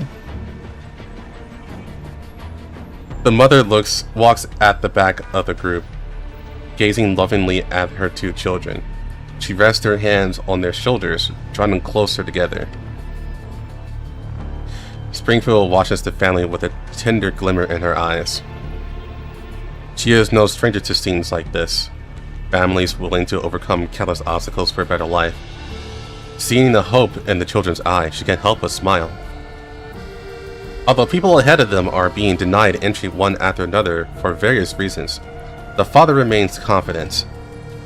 To qualify for life in a satellite city, their family has endured a long, point-based process and strict screening. He firmly believes nothing will go wrong. The transport truck finally reaches the inspection point. Springfield notices the fatigue and irritation on the inspector's eyes, along with faint, barely concealed arrogance. She lets out a quiet sigh, already foreseeing the possible obstruction. Hello. Please present your travel permit and cargo manifest. Springfield hands over an elegant folder. Haha, elegant. Neatly containing various documents. On the inside is a food exchange voucher. Even in the green zone, such vouchers can still fetch high price. These are documents. Thank you for the trouble. The inspector takes the folder, his gaze lingering on the voucher for only a second before he flips it open and begins reviewing the papers carefully. Doll, huh? Once he confirms that he's speaking to a doll rather than a human, even his veneer of politeness disappears. Since you're a doll, you should have read the updated regulations from a few days ago. All doll-serving groups, organizations, and individuals must register in advance and prepare a social work permit. And what you submitted here is a business visa, not a doll-specific work permit. But I'm not currently serving any group, organization, or individual. So you're an unaffiliated doll? My authorization belongs to myself. Please look here. This is my proof identity. The inspector flips through the documents impatiently, confirming the truth of Springfield's statements. He's like, "The fuck? That's some bullshit." Another one of these. So what are you here for? I'm here to open a new branch of the cafe. There's some preliminary work to take care of. Also, why do you care? Just let me through, you bastard.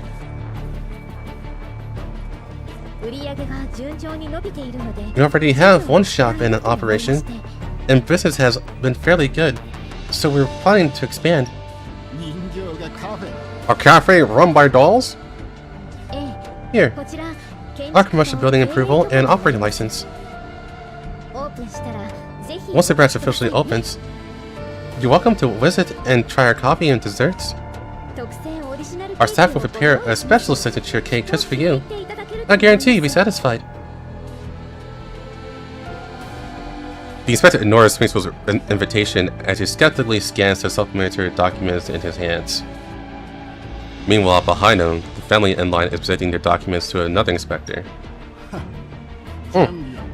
You certainly came prepared. What's in the truck? Just some ingredients and equipment needed to open the shop. You already passed the scan when we went through the gate.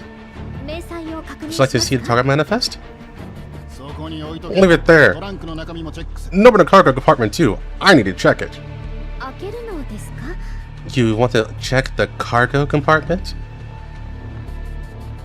Springfield's brow furrows slightly with concern. But it took a long time to get everything loaded and packed, and some of it is fragile. Then move faster. The sooner I'm done checking, the sooner you can load it back up. Nearby, the inspection of that family is also running into trouble. Let me explain again. Lviv is about to host an important summit. To prevent dangerous elements from slipping in, a single family permit only allows 3 people to enter starting this Tuesday.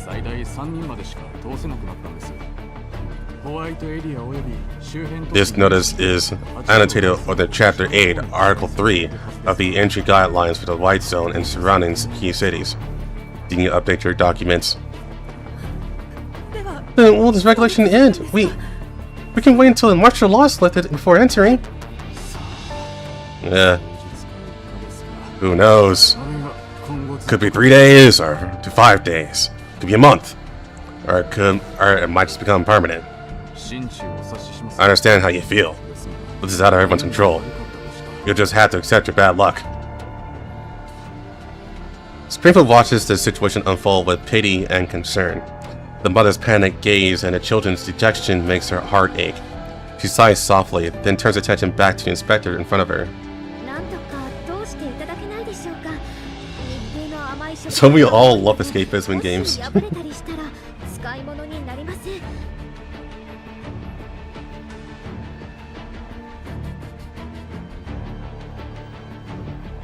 Yeah, the DMV except it's for your life. And not a car. Or whatever. Could you perhaps make an exception? Some of the ingredients inside aren't fully sealed. If their packaging is damaged, they won't be usable anymore. And if anything spills, cleaning it up would be troublesome. I'd feel terribly sorry if we make a mess for you.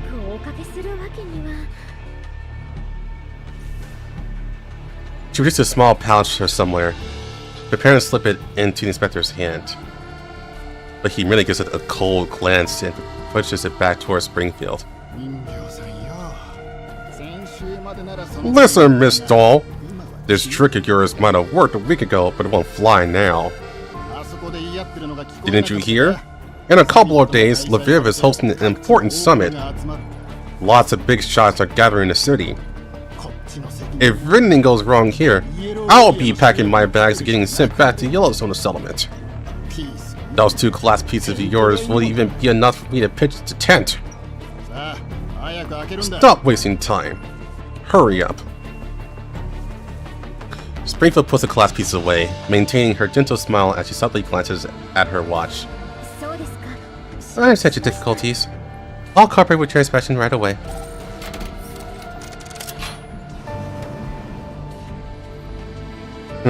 Imagine bribing someone at the DMV.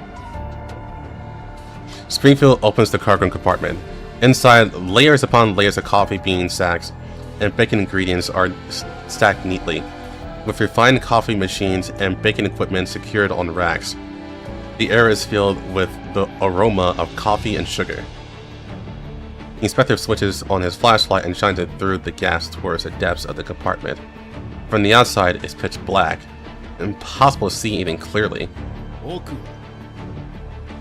What's in there? Just some unopened raw materials. Move these down. I'm going inside to check. Understood. Please, wait a moment. Springfield efficiently unties the rope securing the cargo, unloading sacks of coffee beans and flour one by one.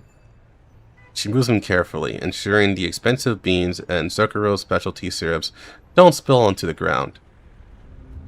As the items blocking this front are cleared away, a box covered with a waterproof tarp gradually comes into view. Is that what you're talking about? Raw materials? Yes. Some special imported ingredients that require careful storage. Open it. No problem. Please wait a moment. I'll tidy things up. Springfield turns towards the depths of the cargo compartment, her hand slightly brushing against a device hidden among the goods. No matter what, she will protect the mission target entrusted to her. Springfield glances around. Most of the nearby soldiers' attention is focused on a long line waiting outside the security gate. Meanwhile, the arguing and crying family inside the checkpoint also drives many eyes. She gently brushes her hair back. She soon receives a response in level 2. Are you done yet? I'm going in!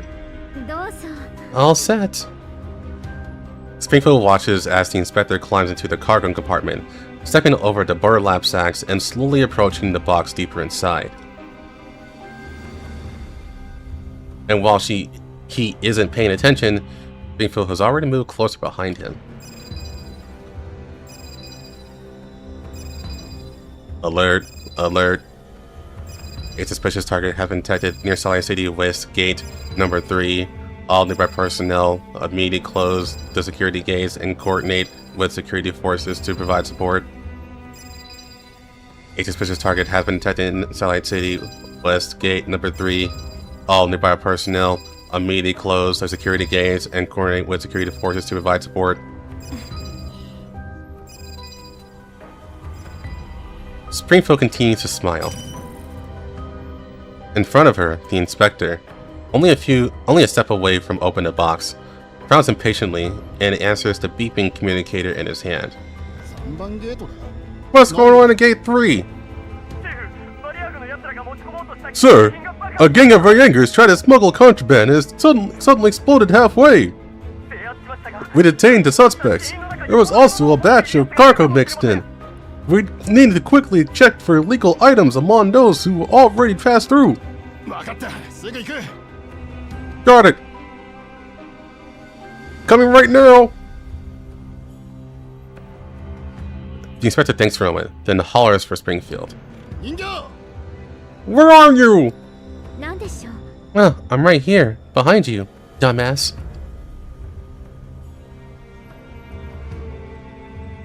Springfield steps out from behind him. The inspector urgently points at the innermost cargo.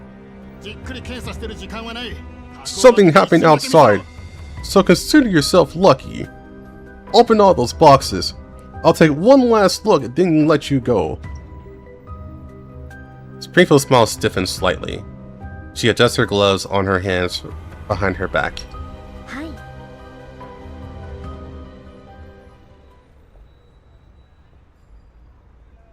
Instead of walking towards the box, she steps closer to the inspector. Just actually gets into position, ready to take action. What is it? Why the rush? Oh, Director! Yes, I'll be right there!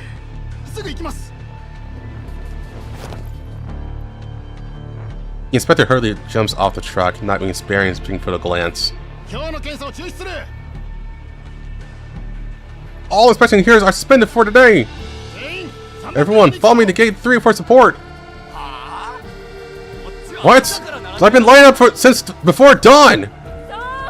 Exactly! I didn't get to the hospital to see my daughter! This is outrageous! Ignoring the surrounding complaints and curses, the security gate slowly closes. The soldiers responsible for security block the crowd, attempting to rush the gates, then began assembling to head towards gate number 3. Springfield watches the gate behind her seal shut, leaving her and the truck stranded within the inspection area of the checkpoint. She can't help but sigh. Oh dear, that was way too close for comfort. I was hoping you could step in sooner. Just didn't want the cafe manager to think for being too meddlesome. Wife! Springfield reloads her cargo back onto the truck. As she steps down, the barricade blocking the vehicle is instantly lowered, and the rope ahead opens up to her. Springfield hops into the truck and starts the engine, her gaze falling once more on that family. In front of the truck, the family that happened beside her in line stands there helplessly. Springfield hesitates, then issues a request to level 2. Let's help them out too. Just this once, okay? Springfield chooses to father a subtle look. Go on. What? Go. Take the children and start your new life. As long as your family stays together, things will work out. Just then, the gate in front of the family opens as well. The couple freezes for a moment, then realizes what Springfield has done for them. They bow deeply towards her in gratitude, and hurry towards the gate with their 2 children. Springfield watches them leave, her eyes gleaming gently. May your future be filled with hope. Family! Springfield is awesome, for sure. But yeah, that's how fucked up the whole place is. Also, why just 3 people? It's really weird.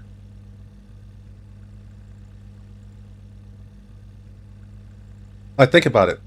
A family permit will only allow a father, a mother, and a child. That doesn't make any sense.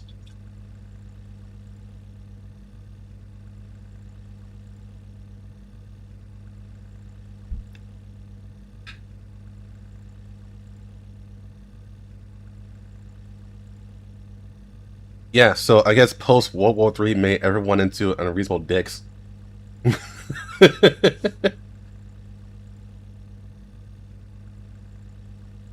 Like, for me, it doesn't even feel logical.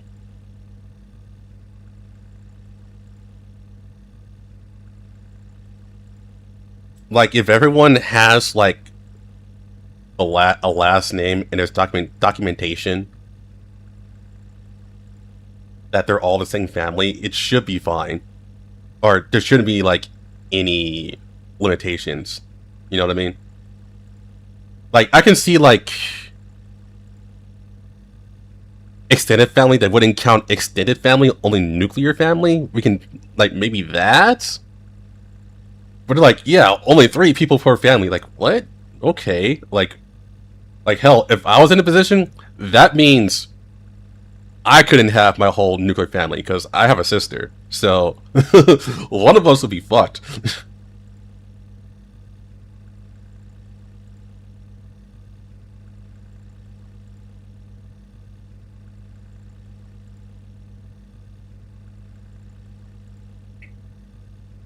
You can't vote. Yeah, and not until you update your stuff, if I remember right. Yeah, not until you update your documentation, I think it is. I heard something like that before.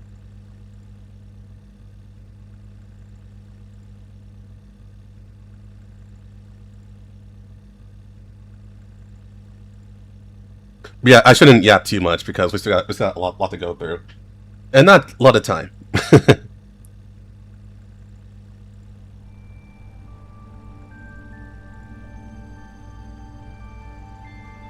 You also think, like, that gets done automatically. I do agree with that, yes. It should be streamlined, but for some reason it's not.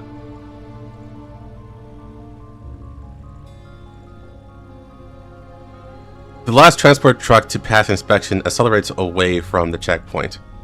After exiting the not very long arched passage, the once empty passenger seat is now somehow occupied by a figure.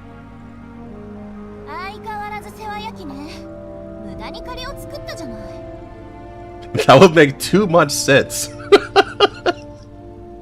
True.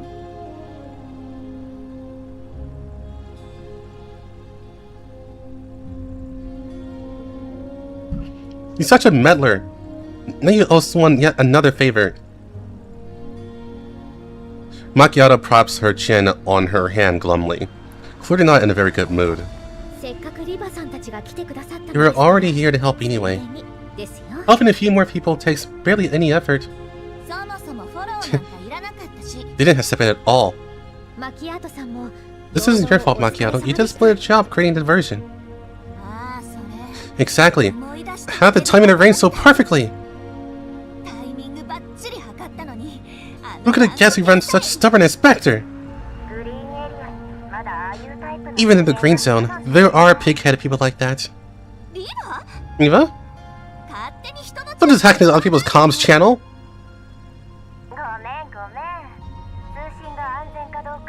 Sorry. I was just checking whether our comms were secure. I just happened to overhear your conversation right after I finished. I wasn't eavesdropping on purpose. Cross my heart. Couldn't you have told us that you could open the checkpoint case directly? Well, tweaking city defense authorization here and there isn't a big deal, but we still have to submit our operation logs, you know? We should try to keep as low a profile as possible. If it weren't for the fact that collateral damage was about to happen on Springfield's end, letting everything play out naturally would have been the best solution, wouldn't it?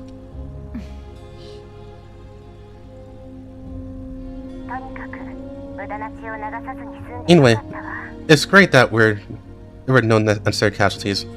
Springfield was about to choke a bitch. Springfield was about to snap the guy's neck, basically. Totally was.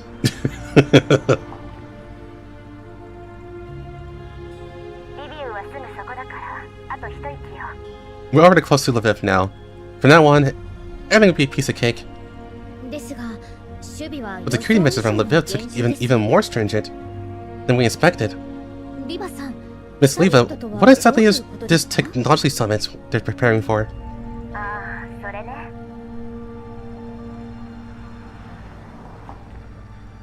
Oh, that? The database should have information on the Girard Group, right? As a leading giant in the tech sector, they regularly invite industry big shots to hold summits under the banner of academic exchange.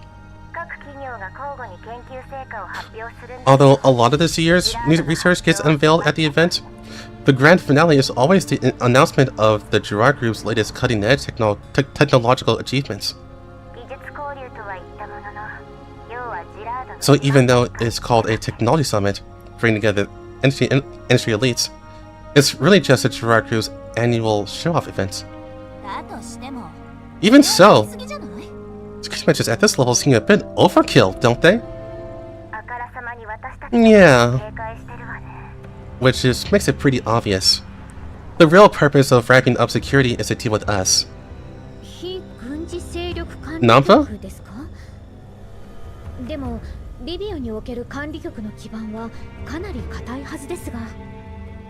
If I remember correctly, the Nampa should have pretty solid footing on Lviv, shouldn't it? That's true. Otherwise, Helena wouldn't have chosen this location. But things have been shifting rather rapidly these days. I think there's something wrong here because I heard Krueger's name.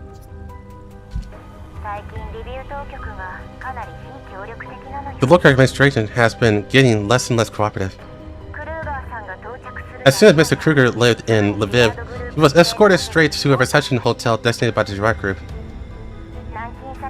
For now, his actions aren't restricted, but even someone as distinguished as the director of the Namfa probably wouldn't enjoy having to bring 2 bodyguards with him just to use the restroom.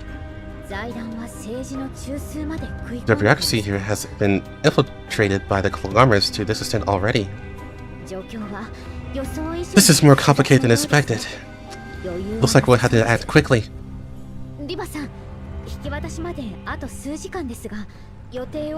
I'm sorry, this is really random, but I really wish the 3D model of Springfield's barista outfit had a single ponytail, because it looks so good in her.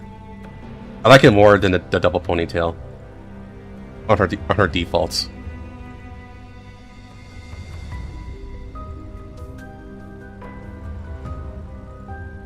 Miss Leva, although there are still a few hours until the scheduled handoff, I'm worried that delaying any further might cause something to go wrong.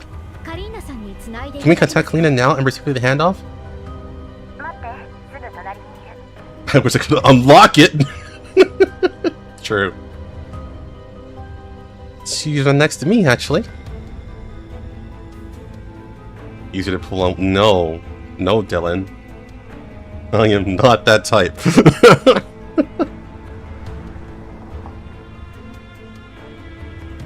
Neo's voice disappears for a few seconds. An early handoff is no problem at all.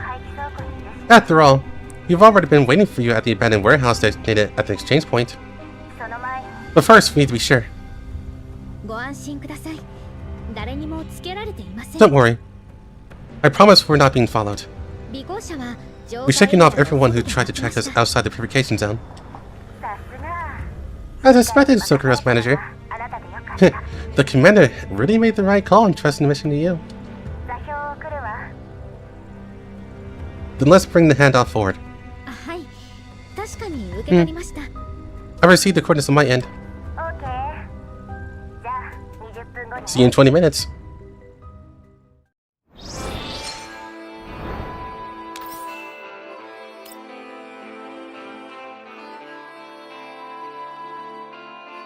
How's it going, son?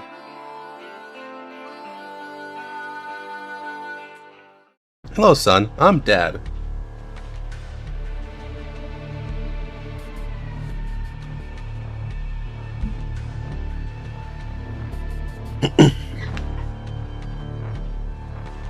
Inside an abandoned warehouse at the edge of the satellite city, 2 figures slipped in through the warehouse's rear door. After confirming that the interior is secure, the human woman lowers the gun in her hand and nods to the doll beside her. Leva, check the surroundings one more time. Do you think it's too quiet?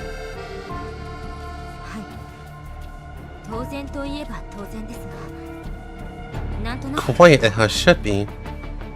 I just can't take this uneasy feeling. Through her neural cloud, Leva runs a full check of all the cameras and detectors she has deployed. Under their surveillance, no one can enter this place unnoticed. Everything is normal. Liva nods at Helena. Helena relaxes slightly, then picks up the radio and contacts the outside. Observation team, report the situation around us. The observation team has detected no abnormalities, ma'am. Confront a thermal imaging scan again. Thermal imaging shows that only our personnel in the area, no other heat sources. Stay alert. Rapid response team, report your status. Ready for combat at any time. Evacuation routes are covered by our firepower. Await instructions. Stand by and wait for further orders. Yes, ma'am. Liva? Something just feels off. Have you noticed anything unusual? No, everything is normal. But that's exactly why I feel uneasy. Lena, status report. The view from the rooftop is pretty nice, you know. Same conclusion as the observation team on my end. We're good enemies. There isn't even an ant nearby. Liva, want to switch positions? Ooh. No need. You stay outside and enjoy the fresh air. You're just looking out for me. Help me scan the northwest sector again. I'm detecting a slight irregular connection signal. Can you look at the signal for us? Running the full spectrum scan. I'm not detecting any signal here. Nothing at all. Ah, Helena! I see them! It's Springfield! They haven't changed at all! Helena glances at the time. It matches exactly the time Liva and Springfield had agreed on earlier. She raises the communicator in her hand. Truck has entered designated range. All security teams, move to level 1 alert. Let them in. Outside the warehouse, the hum of an engine draws closer, then gradually comes to a stop. Liva and Helena exchange a look and pull up the rolling shutter that covers the warehouse entrance. Once the vehicle stops, Springfield hops down from the driver's seat. She gives Helena a slight bow. Miss Helena, sorry to have kept you waiting. You had a long trip. Did everything go smoothly on the way? Ran into a bit of trouble, but thanks to everyone's help, it was resolved in the end. Thank you for your hard work. We should have provided more support, but we ran into some thorny problems earlier and couldn't really spare the manpower. You're too kind. You've always taken good care of us all these years. This is the least we could do.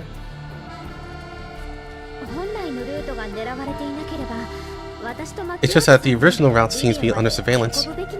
Otherwise, it would have been safest for Macchiato and me to escort the target all the way to the Readthrough handoff. Sensible idea. You've already done very well.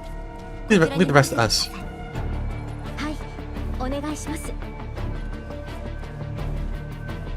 It is in your hands. Commander is very concerned about this matter. About Helena and Paradis. Hearing Springfield's words, Helena's expression grows grave. Yeah, I understand. When I meet Commander, I'll explain everything from beginning to end. That would be for the best.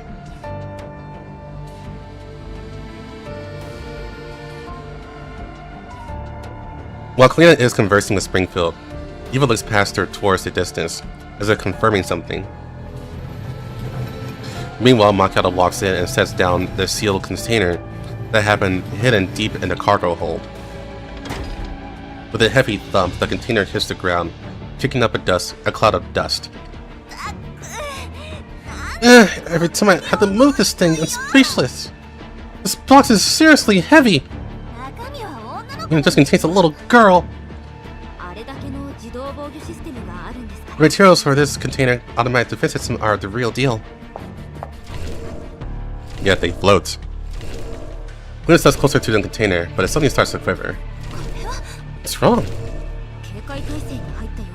That's a sign the system entered alert mode. Did this happen at any point during transport? No, the commander sorted out Macchiato's and my identification permissions before this transport mission.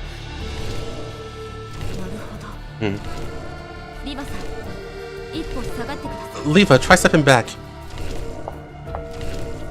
Leva eyes the container warily. With a frown, she follows Klena's instructions and backs away, but the container continues to shake. How could this be? Leva looks up at her surroundings. Within her neural cloud, feeds from the cameras and scanners flash rapidly. But whether it's in the outside world or within her neural cloud, the sequence is the same. All is still and quiet. Yet this very stillness makes Leva highly incredulous. Through level 2 in her neural cloud, she sends a faint but persistent connection request still flickering. Are any of you sensing a nearby connection request signal? Hey, request signal?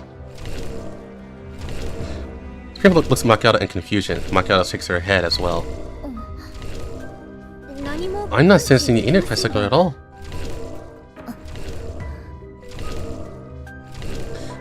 If it were an enemy, they wouldn't be so brazen about it. There's only one possibility. Leva raises all of the firewalls in her neural cloud to maximum. After a moment's hesitation, she accepts the request. The connection is established. Nothing happens. Then, after a long while, a string of characters are transmitted. That string. Key? No. The hexadecimal coding. False. Leva activates the key. In an instant, her neural cloud is assaulted by what feels like crashing waves. Our offensive firewalls immediately counterattack, but the opposing signal vanishes at once. Firewalls sever all connection interfaces, isolating Leva's neural cloud once more. Forcefully disconnected by the attack, Leva suddenly realizes something. She takes stock of her surroundings, only to find fully armed mechanical units all around them. What? Leva immediately raises her hand and strikes a mechanical unit that has already approached the container. Find cover now! What's going on? Our level 2 has been breached. Wait, Helena, you can't see them either? See what? Helena looks around in confusion, but still draws her side on warily. In Leva's view, the mechanical units are drawing their weapons as well. Everyone down! Fire on the position I parked! Freefoot and Macchiato immediately draw their weapons. Leva fires controlled shots at the enemy positions you can see, while the other dolls raise their guns and fires at targets invisible to them. The mechanical units are hit precisely and collapse to the ground. Do you still have the Cinder Protocol? Yes, Macchiato and I still both have it. Close level 2 interfaces and connect to me via the Cinder Protocol. Springfield and Macchiato do it undistracted. The moment the connection is established, they too see the mechanical units on the ground sparking. What? How'd they get in? What are you talking about? Do you think you've been masked him from a human's physical eyesight? What is this? After the mechanical units are destroyed, the container finally starts shaking. Linda, have you spotted any enemies? Enemies? No? Connect to my remote control permissions. About now? No. Whoa! What are mechanical units everywhere outside? Helena, what about the people who deployed out there? Observation team, do you copy? Response team, can you hear me? There's no response over the radio because they're fucking dead. Damn it. Just who the hell are they? Leva, enemies are charging towards the warehouse. Fall back and regroup with us. Everyone, prepare to engage.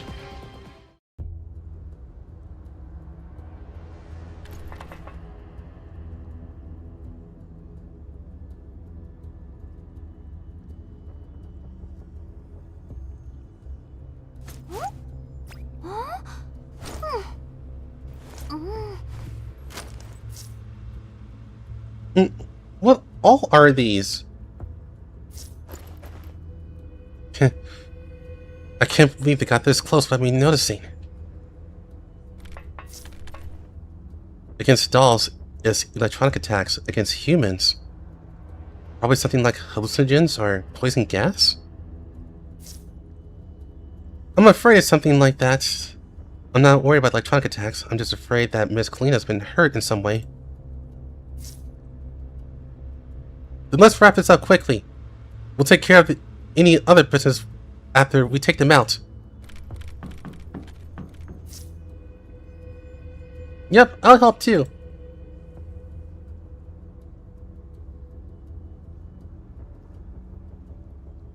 I had a fucking issue. Bring me somewhere random. Wow. Interesting. Welcome back though.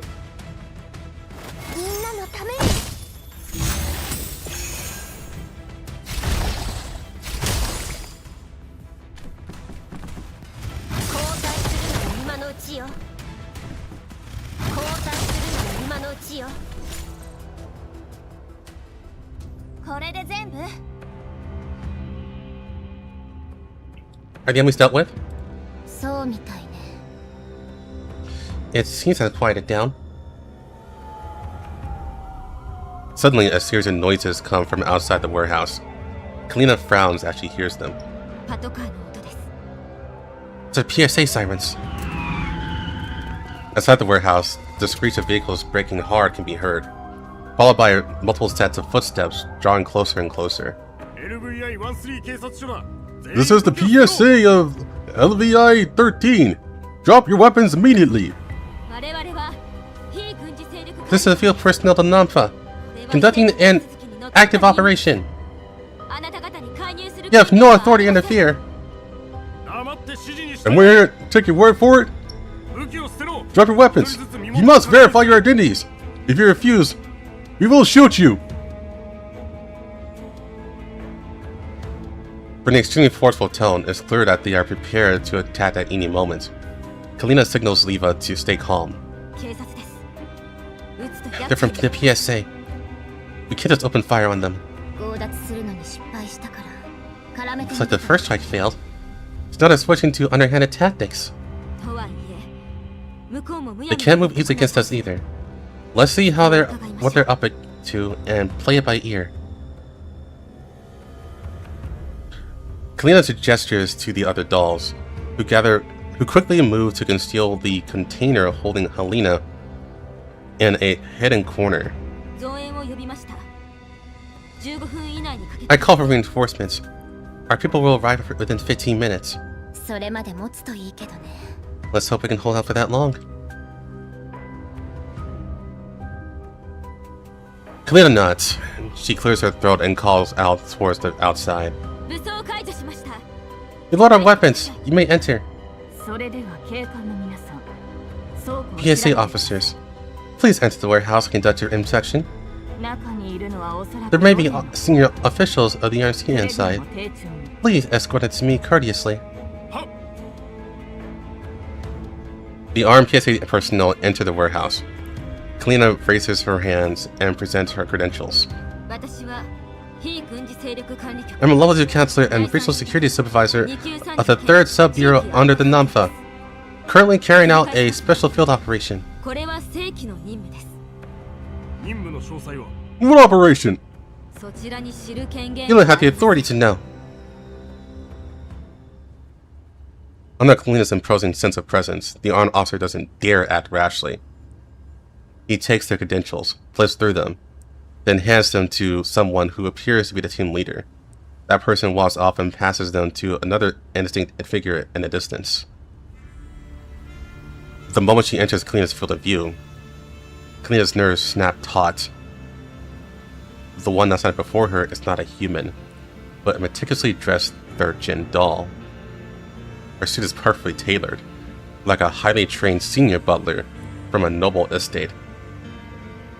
Her every movement radiates elegance and composure. She inclines her head slightly, examining Kalena's credentials with near reverent courtesy.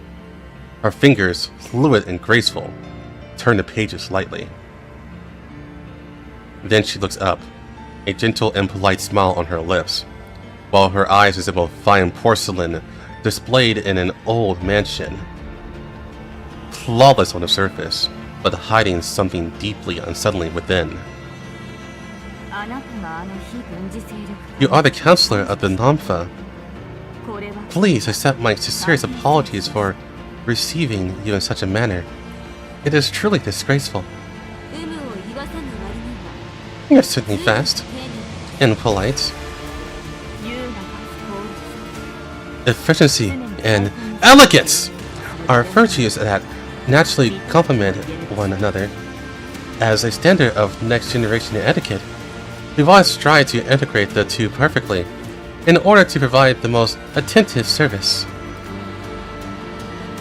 Her voice is rich and smooth, her tone refined and courteous, yet this near perfect politeness carries an irresistible sense of authority.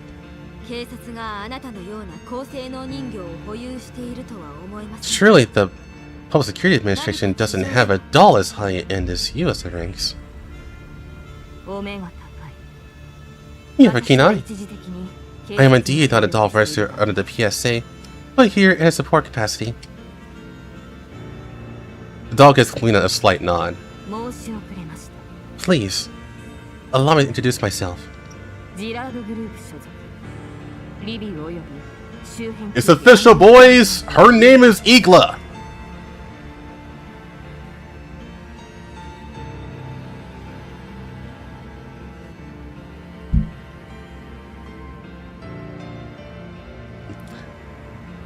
I am a special representative of the Juar Group responsible for security affairs in Lviv and the surrounding region.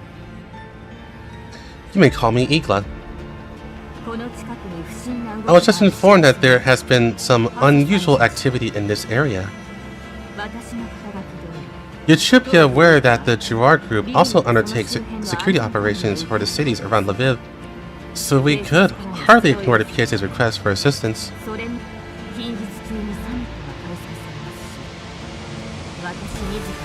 Additionally, with the upcoming summit placing higher demands in Lviv, I felt it necessary to personally lead a team here to assess the situation. Based on our preliminary observations, it appears that a rather intense conflict has taken place here.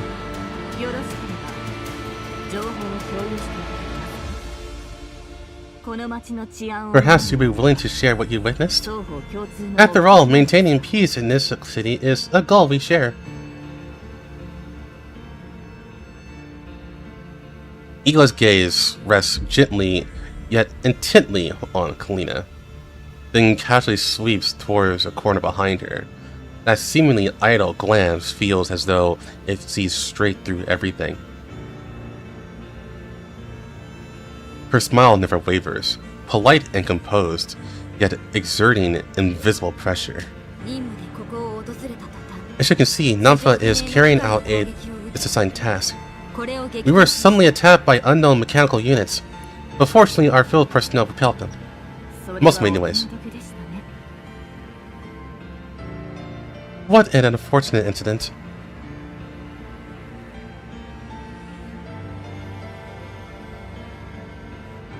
Son, Russia's dead. Russia's actually dead. There is no Russia.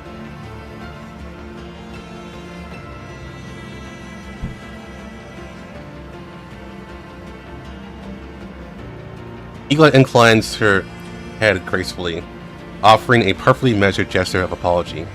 as though expressing regret for an inconvenience she did not cause.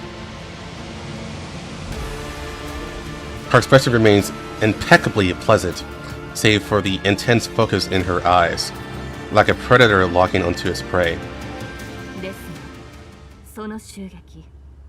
Upon closer thought, I can't help but notice an interesting coincidence. The attack seems to have a very specific target. Igla looked towards the spot, the very place where the container is hidden. As a security officer of the Namfa, I'm sure you're aware that firing weapons within a facility is a serious matter. And even more serious than gunfire, the covert entry of hazardous items that could have threatened regional security into the heart of the city.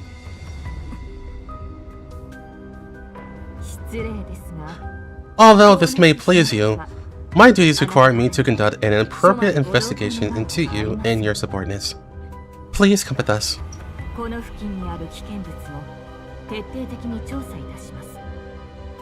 Additionally, is it necessary for us to thoroughly inspect this area for any potentially dangerous items? I trust you won't mind. You have no authority to investigate us or to inspect this area. Nafa's mission is still ongoing. Now that you know we are on duty, please leave immediately. I'm afraid it won't be possible. Even if I were willing, the PSA officers cannot simply ignore suspected illegal activity within their jurisdiction. Though we belong to different departments, for the sake of the city's safety, I must ask that you follow the proper procedures and cooperate with law enforcement to avoid unnecessary losses. Procedurally speaking, the local PSA has no authority to enforce the law against the Councilor of Namfa, and as outsourced security, you have even less. If you truly crave authority that much, submit an investigation request through the Chief Lviv. You will have my unconditional cooperation immediately. I must be frank. This confidential attitude of yours brings no benefit whatsoever. Igla raises a hand slightly. The surrounding PSA officers immediately raise their guns. The dolls raise theirs in response. Oh my, how surprising. Igla turns her gaze towards Liva, who smiles back while leveling her gun at Igla. You don't seriously believe that just because you're a 13 doll, you know what power us Namfa dolls, do you? I'm not quite sure what you mean. You're quite the joker.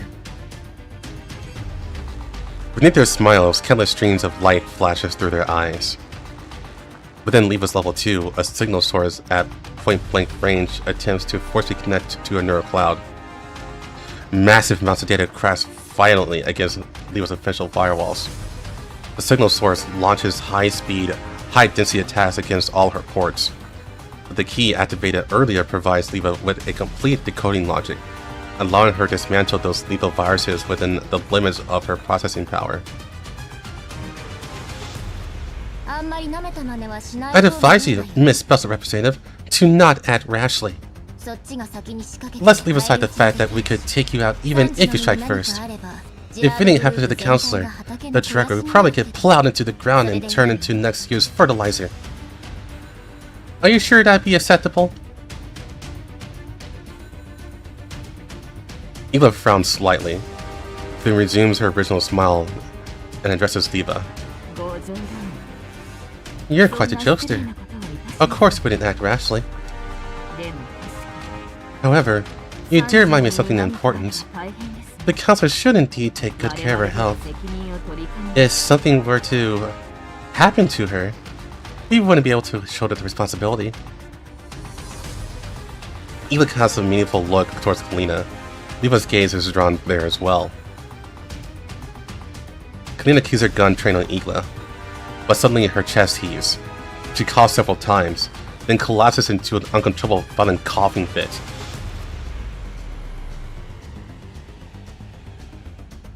She covers her mouth and nose, but blood spills through her fingers and drips onto the ground with each cough. Oh dear. The counselor appears to be suffering from acute radiation sickness? If she doesn't seek treatment soon, the damage might be irreversible, you know.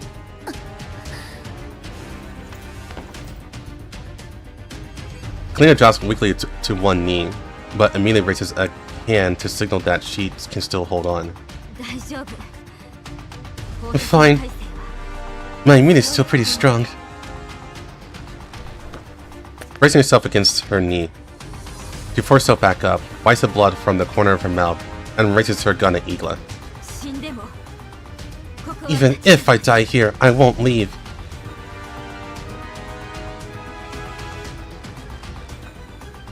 Igla shows the same confident smile as before.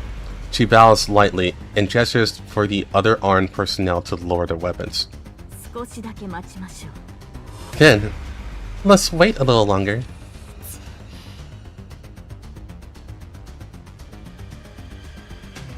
Pressing to shoot the wench named Igla in the face right then and there, Leva rapidly calculates how to eliminate every enemy present as quickly as possible. They've cunningly deployed human armed personnel, all wearing full coverage helmets. There's no telling what's been released into the air. As for Igla herself, just defending against her electronic attack was already taxing. Crippling her through electronic warfare is nearly impossible. Judging from the PSA setup, they must have prepared for Downfall's reinforcements. The chance of Downfall reinforcements reaching this place in 15 minutes are smaller than her winning the lottery. And Helena clearly can't hold out in her current condition.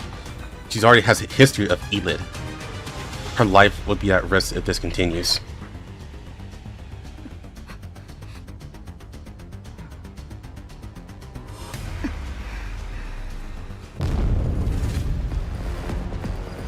While Leva's newer cloud is racing, a massive explosion suddenly erupts deep within the warehouse. Almost simultaneously, the dolls all look towards the same spot, the location of the container now shrouded in smoke.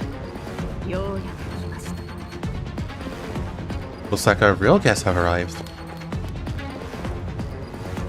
Igla doesn't hesitate even for a second. Abandoning the dolls she had been facing moments ago, she immediately rushes towards the explosion. Helena tries to follow, but her legs give out and she collapses. Leva rushes to her side at once, trying to help her up. Helena pushes her away and issues an order. Don't worry about me! Go after her! Leva shoots a furious glare at the PSA personnel Igla has left behind and roars at them. Call an ambulance right now! If anything happens to the counselor, it'll be your heads rolling! On it! Thrown to the chaos by the sudden explosion and Igla's departure, the PSA officers fall in disarray. Their leader starts to calling for medical support over the radio. Lena, take Helena to the hospital! Manager, please help protect Helena! Got it. Let's just go.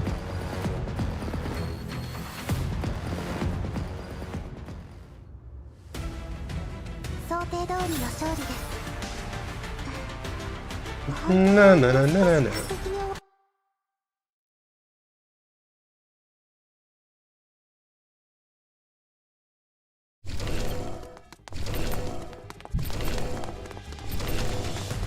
Avoid Bastina sprints at full speed with a container slung over her shoulder.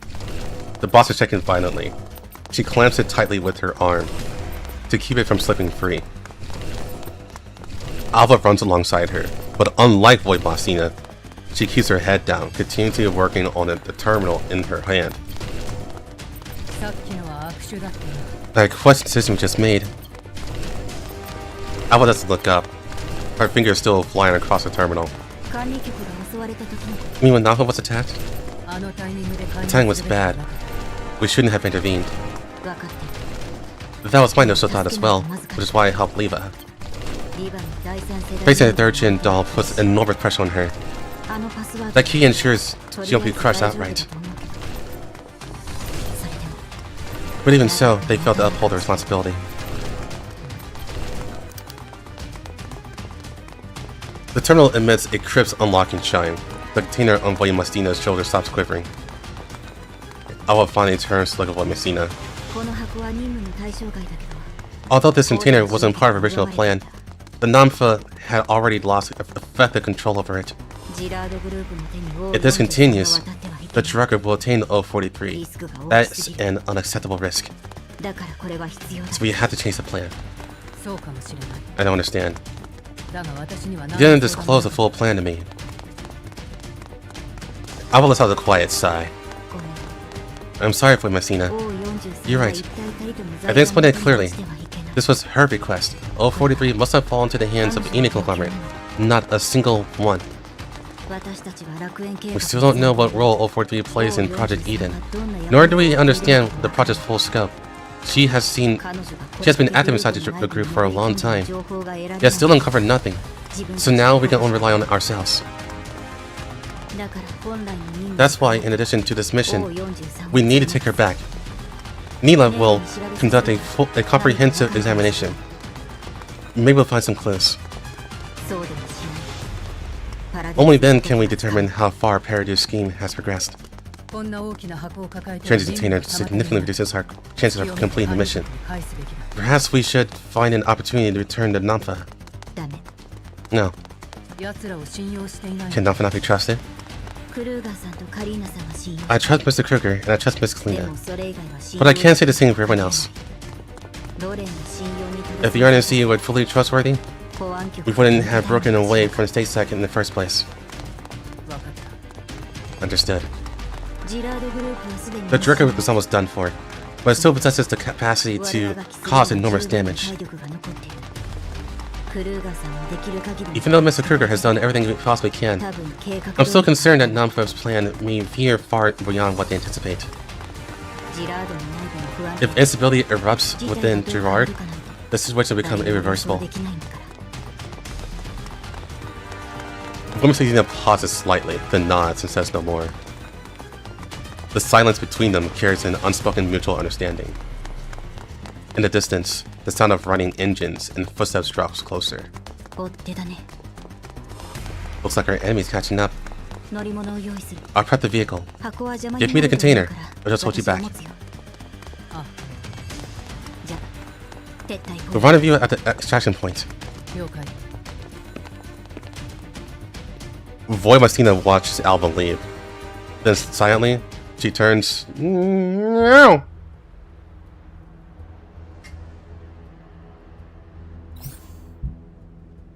Let me see if I can just change the speed, because that's getting annoying at this point. I don't think I changed it here. It's going to have to be after. Yeah, after the cutscenes. After this node.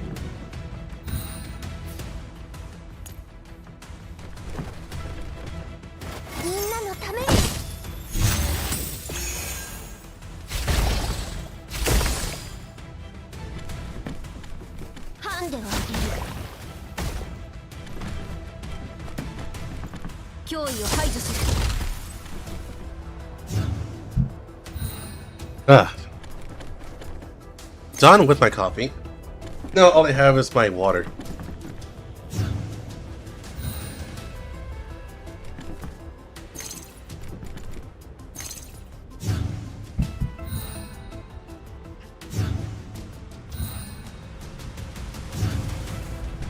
Oh, fuck, that's right.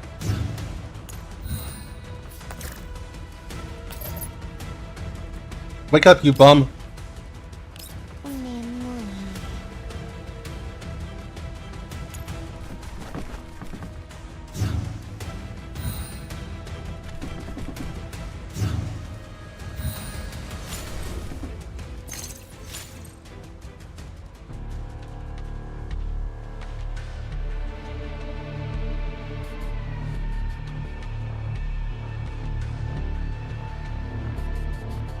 Mackie, get the fuck up.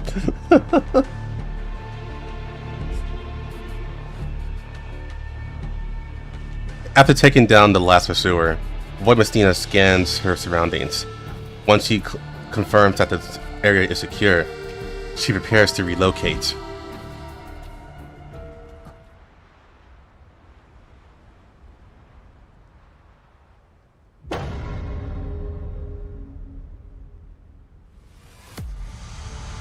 Just as Voimastina is about to move, a razor-sharp gaze, one that seems to pierce through every electromagnetic disturbance on the battlefield, locks onto her like a precision-guided weapon. Her instincts trigger instantly. Before conscious thought can catch up, her body pivots. In 0.1 seconds, her right hand draws her MP-443 tactical pistol, the muzzle snapping precisely towards the sound source of that gaze.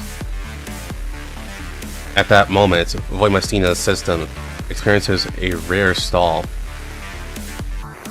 She stands in an open tactical zone, deliberately chosen to maximize attracting enemy fire while ensuring the clear line of sight for battlefield control.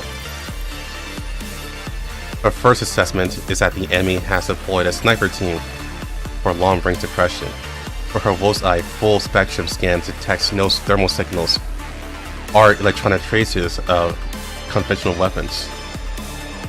Yet her intuition has never been wrong, tempered through countless battles, has become an integral component of her combat system. She raises her head slightly. Wolf eye automatically shifts to maximum magnification, piercing the night mist to lock onto a distant target.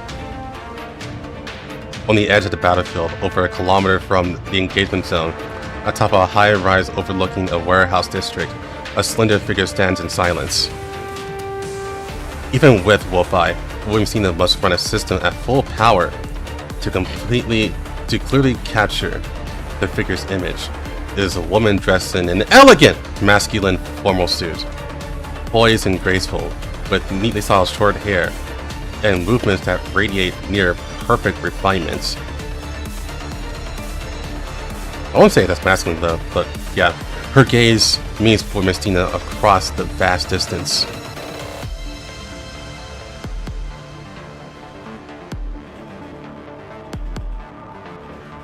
Voimastina maintains her firing stance. Rational analysis tells her a standard pistol is meaningless at this range, yet a more primal combat instinct refuses to let her lower her guard. Across such an immense distance, every sensor in her body simultaneously enters maximum alert, a phenomenon she has never experienced before, not even when she inflicted Avernus alone. Her combat instincts scream a single conclusion: this person is a genuine threat. As if sensing Voimastina's wariness, the elegant woman tilts her head slightly and says something to a fully armed operative beside her. Through her wolf's eye, Voimastina sees the operative's salute, open a specialized case, respectfully presented to the woman. With a flick of her wrist, the equipment is revealed in full tactical spear, forged from a special ultra-high density alloy, its surface glinting coldly. Such weapons are typically ceremonial ornaments, not tools of agile combat. But in the next instant, the woman's movements send every one of Voimastina's senses screaming. She grips the spear gracefully, spins it in a motion of fluid as it dances, and then something utterly unbelievable happens. Holding the spear in one hand, she leans back slightly and, with his flawless throwing posture, hurls it toward Voimastina over a kilometer away. The air shrieks as the spear tears through it like a silver bolt of lightning, traveling at armor-piercing round velocity across an inconceivable distance. Voimastina's system calculates hundreds of evasion patterns, but her body makes a different choice. She holsters the pistol, lowers her center of gravity, and precisely catches the spear mid-air with her right hand. The colossal impact forces carves deep grooves into the ground beneath her boots, sending her skidding several meters before she stabilizes. The ground surface fractures under the force, cracks spreading outwards like a spider web. This is not power a normal human could unleash. nor an impact a center T-Dog could withstand. Womastina looks down at the spear in her hand. Etched delicately along the shaft is a single line of text. Looking forward to making your acquaintance, Ikla.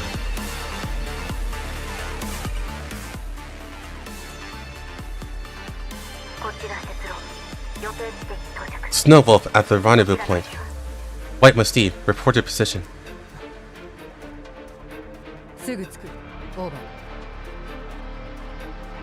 White Musty's en route. Over. The call ends. Wormastina lifts her head and looks towards the distant buildings. A dull numbness pulses through her waist. The impact was too much even for the components in her arm. A sensation that's never experienced before surges within her. A sense of inevitability. Like two planets being drawn together by gravity, destined to collide in a spectacular catastrophe someday.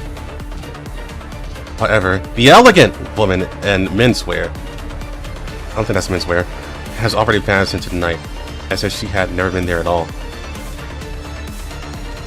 The night wind is bleak. Only the heavy spear in Wormastina's hand remains.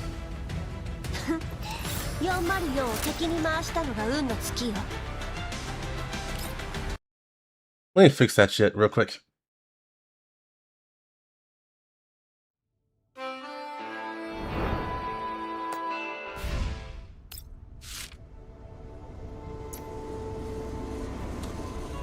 Let's see, where was it?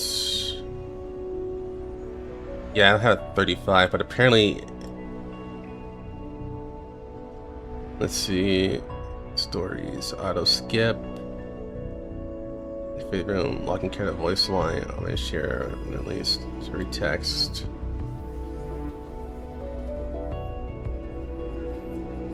Yeah, making sure that there's no setting that's saying to like close at the end, but yeah, I think it's actually just a matter of just this being glitched.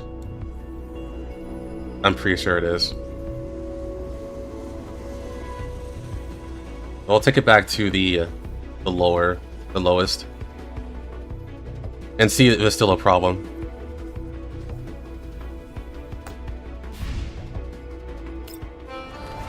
So we'll do a slow ass text speed, like the old days.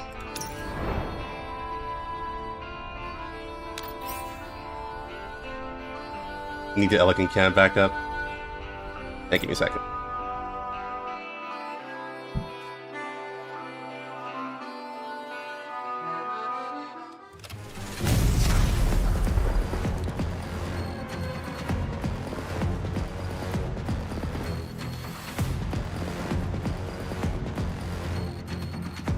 Unfortunately, updating this thing didn't help at all.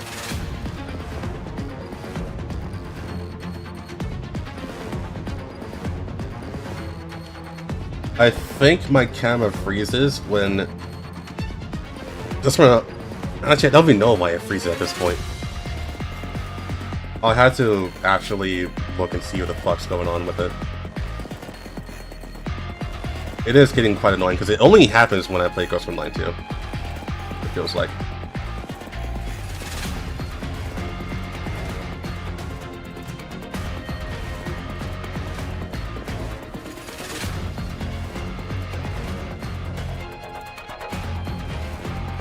Oh, okay, yeah, that's what it is. There we go. Make it a hero PNG. Oh, you only be a VTuber? Oh, fuck.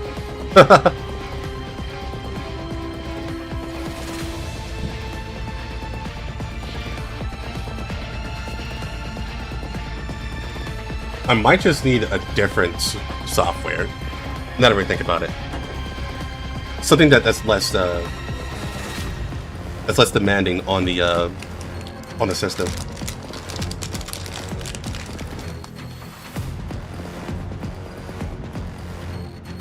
See it is. Yeah, I'll take a look. Bring it back to it.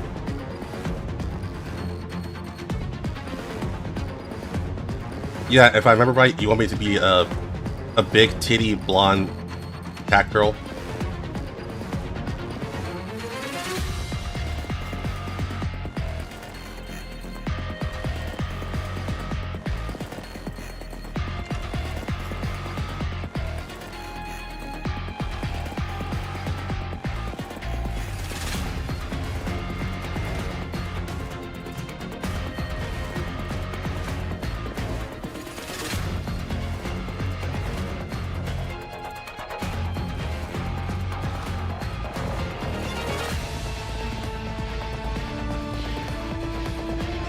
Not coming up for me. It's weird.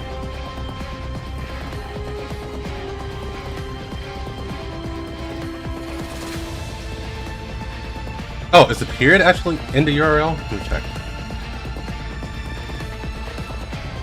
No, it doesn't. It's not. Yeah, it's not coming up for me for whatever reason.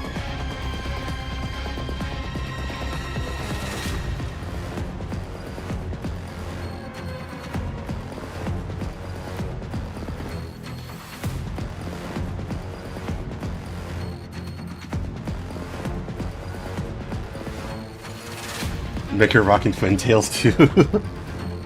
Name Nirvana. YouTube as Lunatia. That's interesting.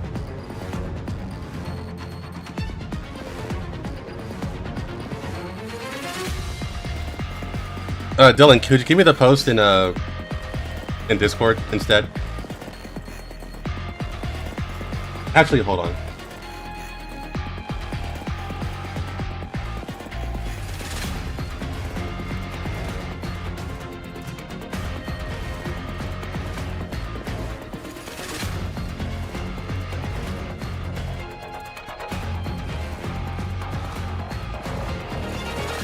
Actually, it's probably faster if you give it to me in Discord.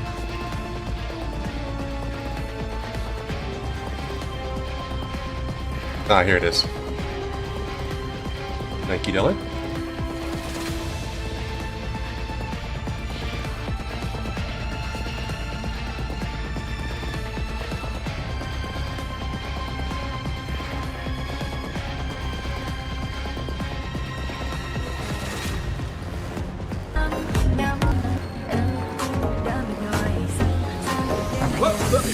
Here I come. Oh, here.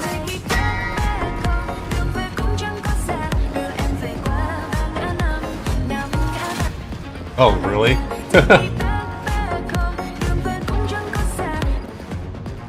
Are you really saying that Sheila Big's an Uma?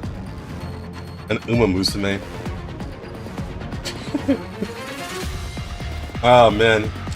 Uma Musume really has taken over the internet.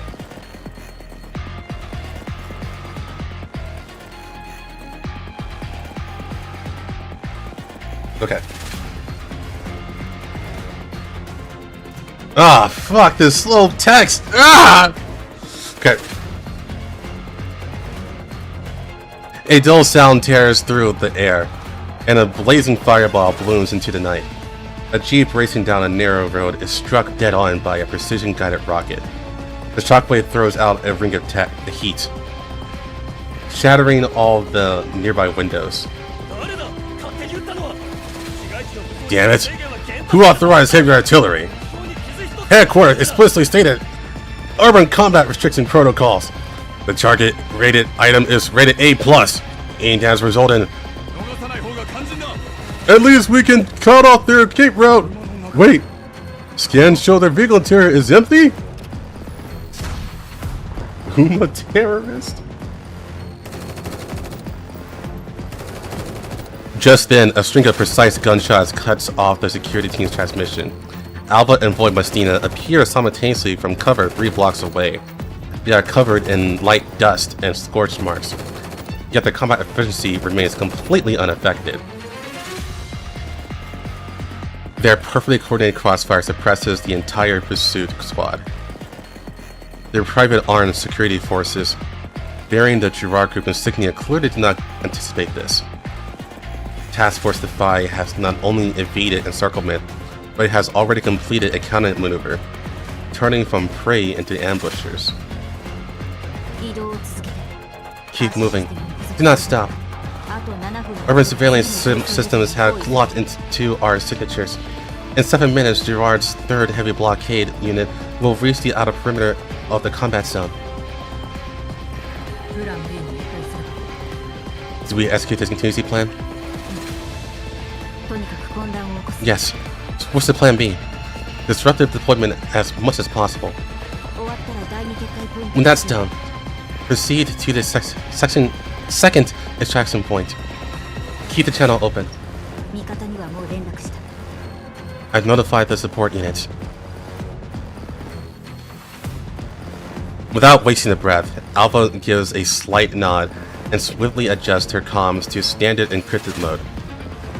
She then shoulders the capsule containing the critical cargo and leaps nimbly into a gap amidst the dense architecture of Lviv's green zone. Her figure melts into the neon-lit steel jungle, vanishing into the night in an instant. Voimastina remains where she is, deliberately exposing her movements to every surveillance system. She is a decoy. The core executor. The core executor of the diversion.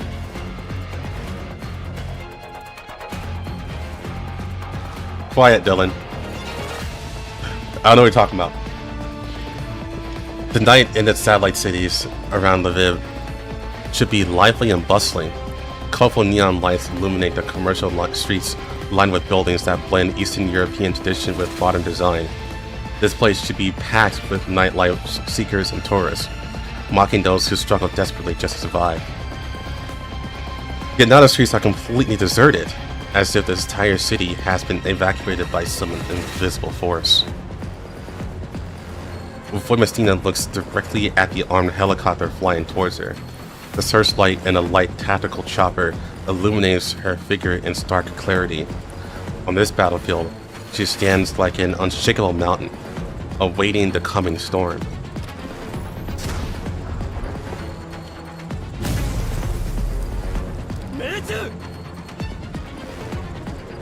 The helicopter's side gunner excitedly confirms the hit. The launcher, still smoking in his hands, gives proof to his precise strike. Maintain altitude.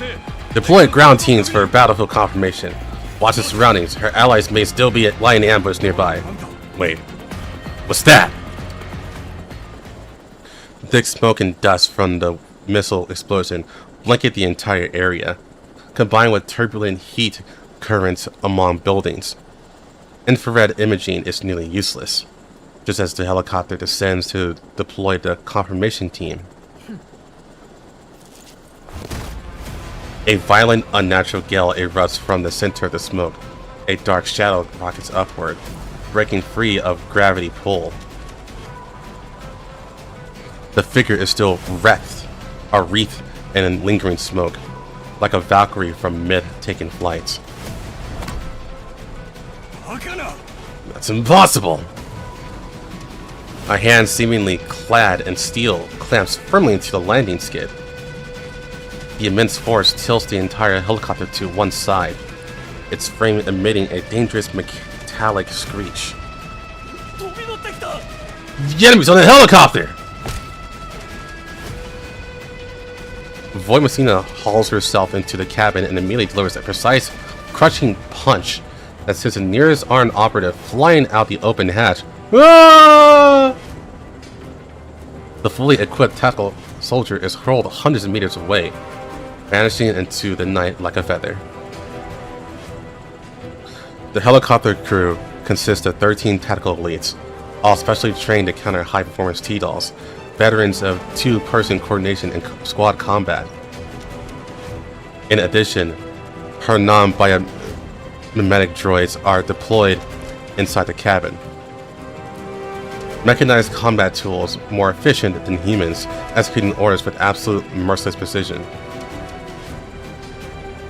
The weapons all lock into Voimastina before the humans can react.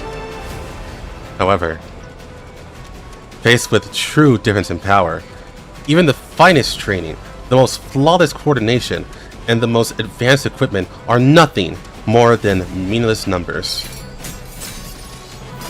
Blades slice through arteries and cables. At extreme proximity and speed, weapons clatter to the floor before a single shot can be fired, along with bodies that have grown limp.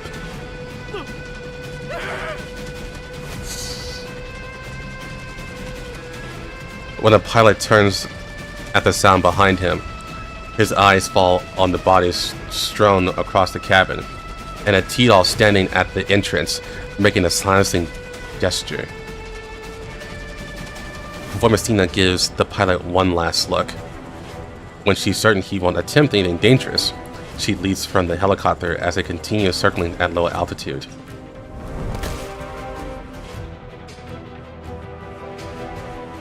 She lands solidly on the rooftop at a mid-rise building. The impact fractures the concrete, yet she merely bends her knees slightly to absorb the force before straightening once more. She has deliberately spared the pilot to prevent the helicopter from crashing out of control and causing unnecessary civilian casualties. What about that guy though that got thrown off? What if he lied on a civilian? Even though this exposes her position, defies his own principles. Besides, her current mission is to draw attention, to create space for Alpha and the attraction team. Drones airdrop combat droids near Voimestina, but both the enemy and she herself knows this is nothing more than a waste of time. You don't care about the grunts.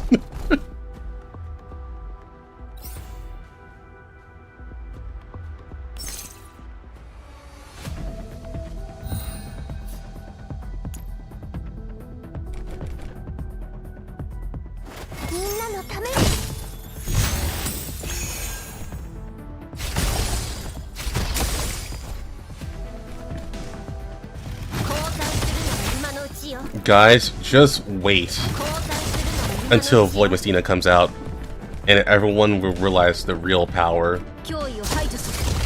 of AK-15 and how much she fucking obliterates everything in the game. Anyways, cutscene coming up, I believe.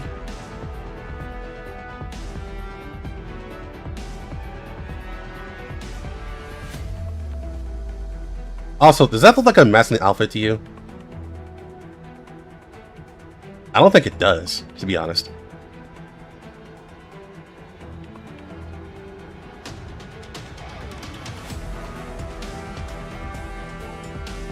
At last we meet, AK-15.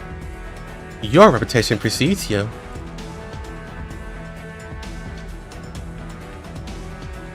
It is truly an honor.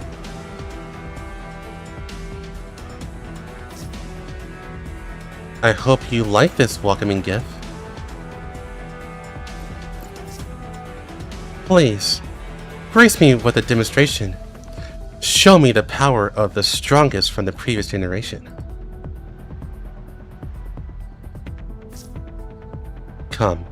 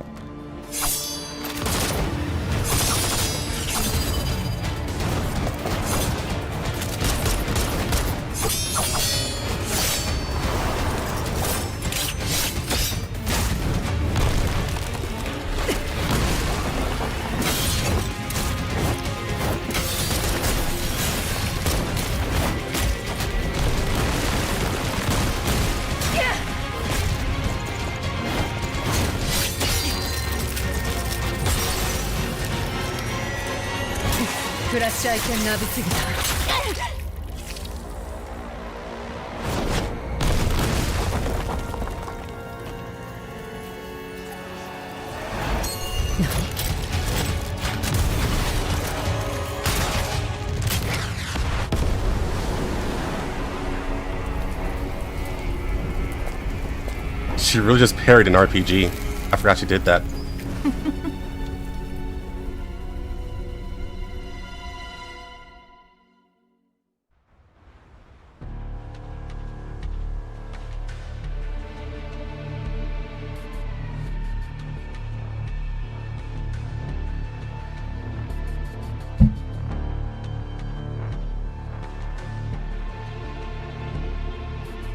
Yeah, you saw how they just basically just they literally fought while like defying gravity.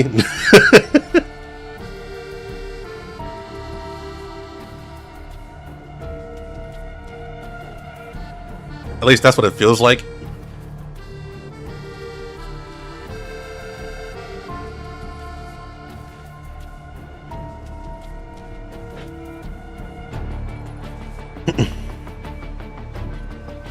Amidst the wreckage, Igla surveys the site of devastation, lifting a hand to her head and rolling her neck.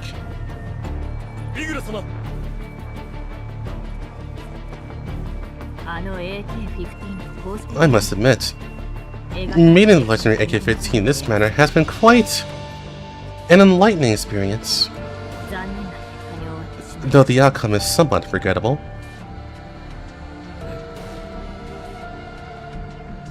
What?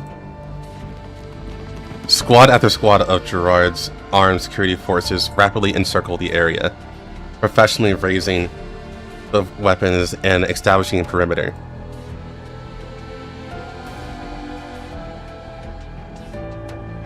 Doctor can fire a controlled black hole. Yeah, that basically was a black hole. It was like a mini black hole. It's like something you see out of Mega Man, to be honest.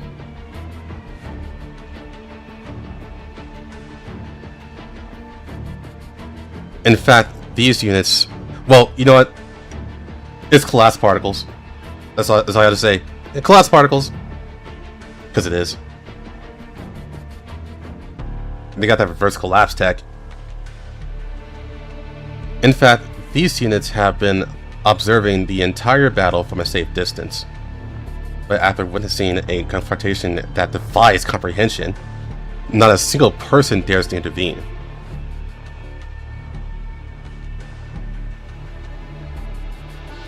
If this were an ordinary firefight, some brave soldiers might have approached the battlefield. But the collapsing Eagle and Void Masina has already exceeded the boundaries of conventional combat power.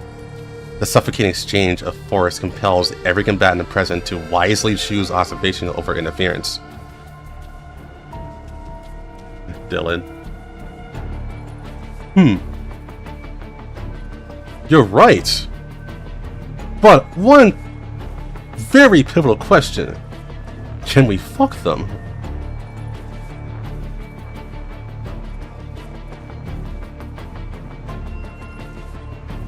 He gives more info, but we all know how Mikis is for explaining how shit works.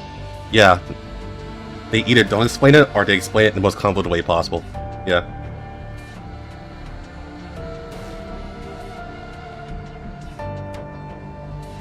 But the collapsing, yeah, okay, so possible, yeah. Prepare a new for my outfit for me. If possible, I'd like the same style. Also, please deliver the complete battlefield data log and loss assessment report to my office within 2 hours. Ila's voice is smooth and velvety, a phrasing polite and refined, yet carrying an elegance, that authority that brooks no refusal. She inclines her head slightly and offers her subordinates a proper smile as though they are merely attendants at a salon. Perhaps it's because she fully understands the nature of her own power that she does not recommend those who failed to provide support. Instead, she shows a hint of approval for their wise decision to keep their distance.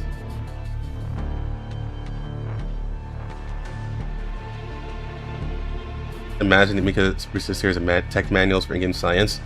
You know they did it for BNC. Sort of.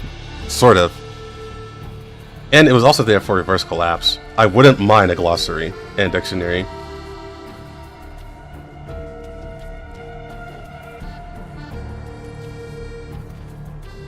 Yeah, and I actually would want to buy an actual encyclopedia.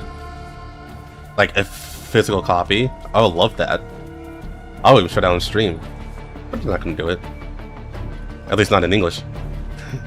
Ela pinches the slightly damaged off cuffs of her sleeve.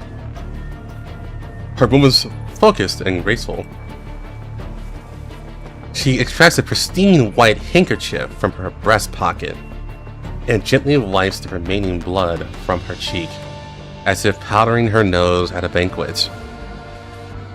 Her gaze drifts to the steel spike on the ground, stained with her own blood, while her flawless smile on her lips never falters.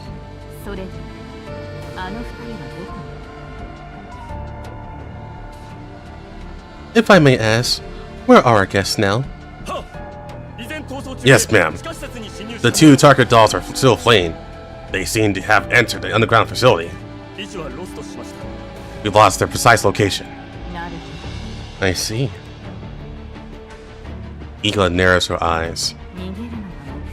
So their objective was to never escape. Although she admits the encounter has been an enjoyable diversion, she must also concede that she has no time to continue playing games with the two from the Phi. Recall the security forces to headquarters. Everyone is coming back with me. Was that not clear enough? Ah!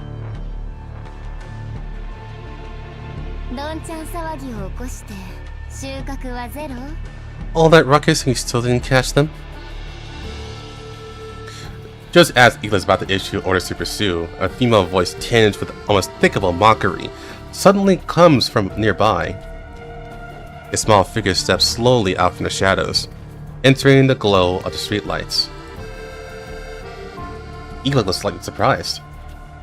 She hadn't sensed the approach of this doll at all.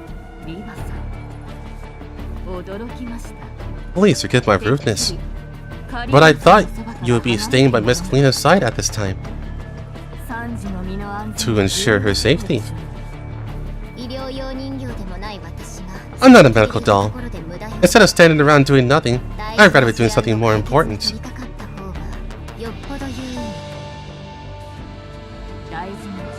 Something more important.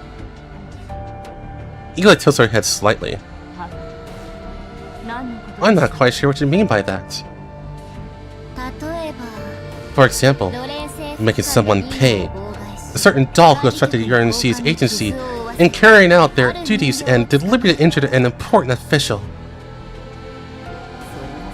Oh my. As a guardian of this city, the Gerard Group will naturally spare no effort in helping you bring this unscrupulous doll to justice. Please provide me with sufficient evidence, and I will devote the greatest possible resources to accomplishing this important matter. Oh, there will be evidence. All in good time. As a field doll of the Namfa, I'll be conducting the investigation here. I trust you won't object. By all means. Igla makes a polite gesture, clearly uninterested in further entanglement with Leva. If you have no further instructions, I should take my leave and continue arranging the encirclement of the other potential threats. Oh, that reminds me. Just as Igla turns to leave, Leva speaks up again, her mocking tone now carrying a hint of threat. About the group that launched this initial surprise attack on us. You don't seem to be affiliated with these two potential threats. Do you happen to have any guesses on who they might be? Lady Igla? Thank you for your intel. I will see to the investigation. I will ensure that not a single criminal escapes Leva's justice. Igla gives Leva one last look, then bows to excuse herself before turning away. Her silhouette, elegant as ever, quickly melts into Leva's nightscape. Bastard. After confirming that Igla and her forces have withdrawn, Leva swiftly drops the mocking expression from her face. She then looks towards the direction where Void Mastina and Alpha had disappeared. So it really was them. Task Force Defy. Just what are you trying to do?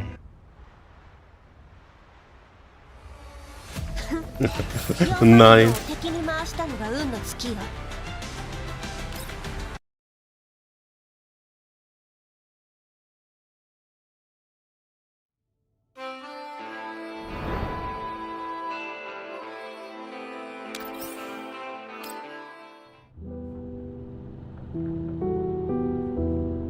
After spending some time on the deck of the Elmo getting some fresh air, I head back to the ops room.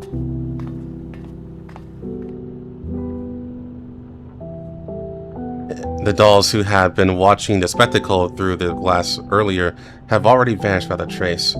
leaving only Mei Ling in the hangar servicing the drones. She waves to me in greeting as I come in. Girls can probably tell that I'd rather be alone. After brewing me a cup of coffee, she says she is going to inspect the goods freshly delivered by the underground brokers and excuses herself. I take a sip of coffee and sit down at the command console. I like how all the dolls literally just stared out the window as the commander is talking to Krueger. Jeez. What nosy gossipers. I took out the card I received earlier and glanced at the routes displayed on the console. There's still half a day before we reach Lviv satellite cities. Lately, I've been leaving the Elmo again and again, and every time, nothing good ever comes of it. With a sigh, I toss the card aside, clasped my hands behind my head, and looked up. At some point, a flying diner gate has already come to hover above me. Whoa!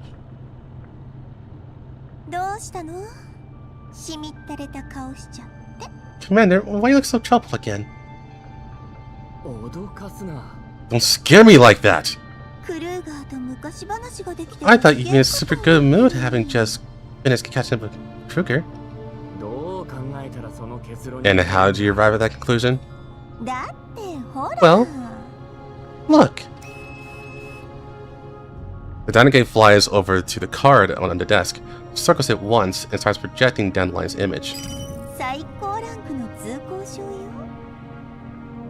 This is the highest tier identification pass in the Lviv region. With this card, you can go anywhere unimpeded. Even if you're armed to the teeth and accompanied by T-dolls, no one would dare inspect you. Head wife is back.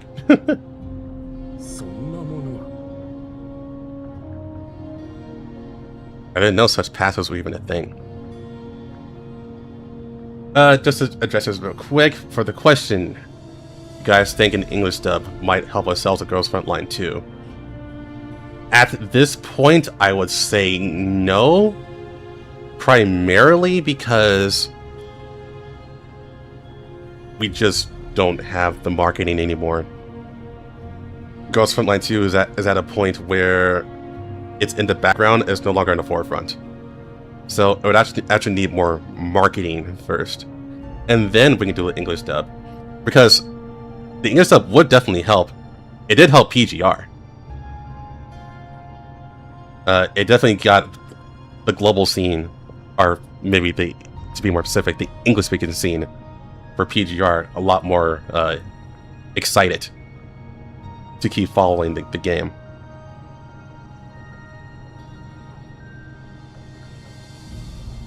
But yeah, it needs to go step by step first.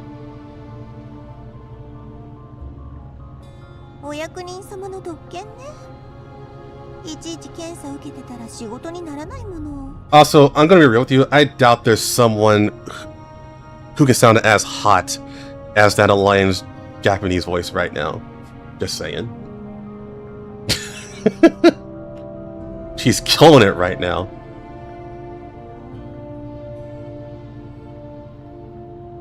We basically become cockroaches again, right guys? I wouldn't say that. Because, unlike in Ghost Frontline 1 and PNC, especially PNC, Ghost Frontline 2 is making bank. So I wouldn't really call it a cockroach, it's just in the normal standings of gacha games right now.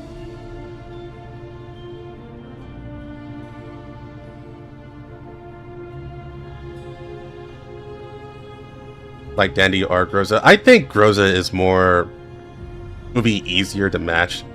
Well, I guess matching is the wrong word, because the thing about dubs is that you're not looking to match the voice, you're looking to match the character. If you're trying to match the voice, you already lost. You're not gonna make anyone happy. You pretty much have to do your own interpretation on how the voice would work. Like you literally can't match Japanese voices while doing English. Like there has been, I guess you can say, observations want to call it observations, where even if the Japanese voice actress does an English dub and speaks perfect English, people still find it disorienting.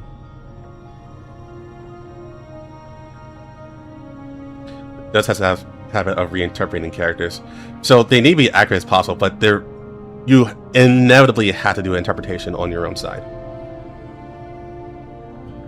But you have to match. You have to be as accurate as possible.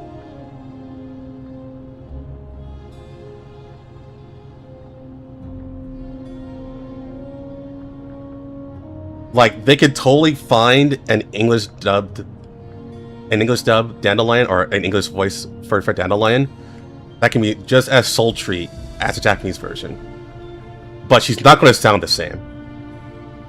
And you don't want them to sound the same because it'd be too jarring. You don't want that.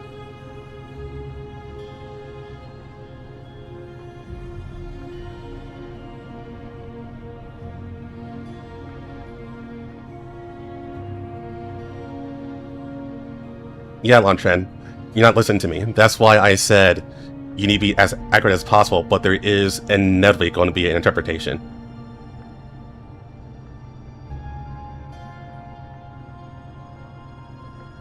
Yeah, I think Kaka's English VA is actually great.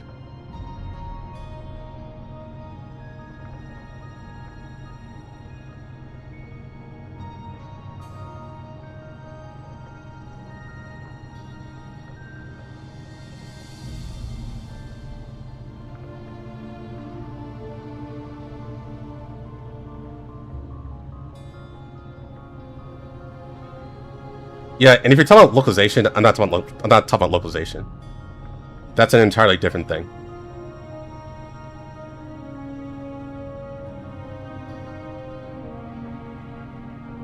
Who voices Lunation?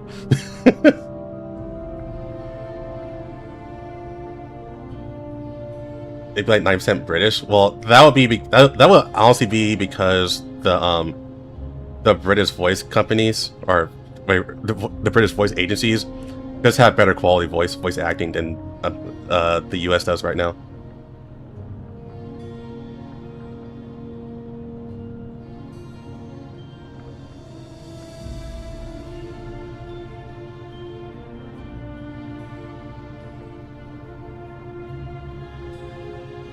British Leva. Honestly, it would be more accurate if they were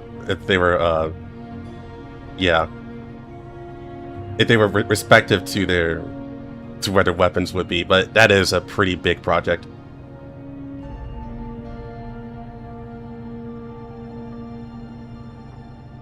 But yeah, let me go ahead and continue.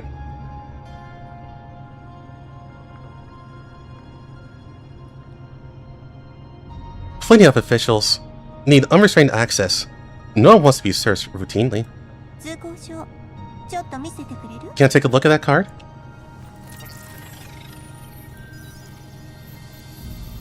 I raise the card. A scanning beam shines from the diner gate's eye and rakes over it.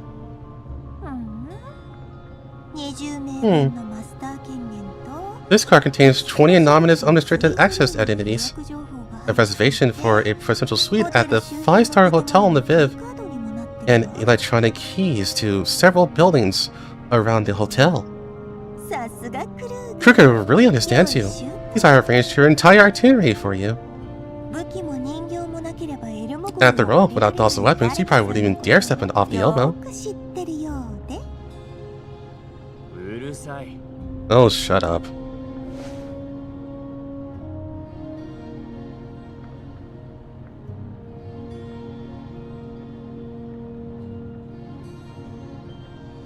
Yeah, Tekken does actually. Tekken is an entirely different story, because they don't actually, well, they do dubs, but they keep everyone in the,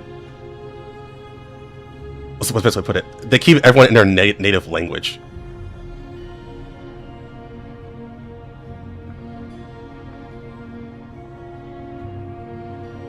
It's pretty cool. I like that. It's very silly, and I like that. But obviously, that's not what we're talking about. I wave my hand dismissively, shooing the boss and Dynagate aside. I peer at the card and think about what Krueger said to me earlier. Things really aren't what they used to be. Bounty hunters can't change anything if they only ever stay in the yellow zone. If I had greater authority, maybe the dolls around me wouldn't need to risk themselves, and we could handle bigger problems than before. But still, even with Krueger and Helena on my side, I find the Namfa and the URNC as a whole repulsive. Especially that man. I recall that final phone call I had before leaving Griffin, and the frustration and anger start creeping back in immediately. I can't say anything, can I? Because this is global only. I will say this though. This phone call does happen in Gross Frontline 1. That's all I'll say about that. It is marvelous. Dandelion studies my expression, tilts her head, and decides to say something. Speaking of Lviv, I continue analyzing the data we gathered from the underground research facility in the Yellow Zone. Would you like to hear about it, Commander? No. Yeah, sure. Go on.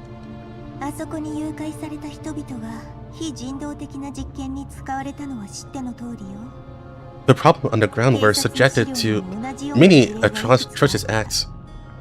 By cross-referencing databases, corresponding cases can be found in past law enforcement archives. This indicates that these experiments have been going on for a very long time.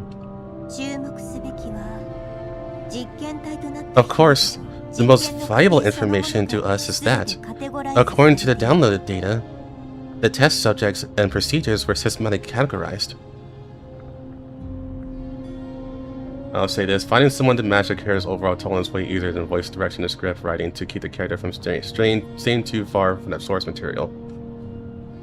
Yeah, that's localization, and like I said, that's an entirely different conversation.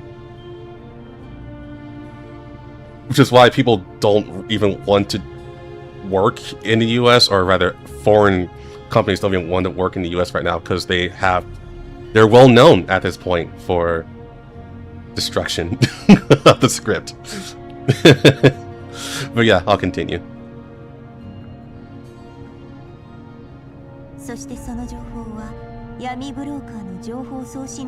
And this categorized data was periodically disseminated externally towards several fixed nodes.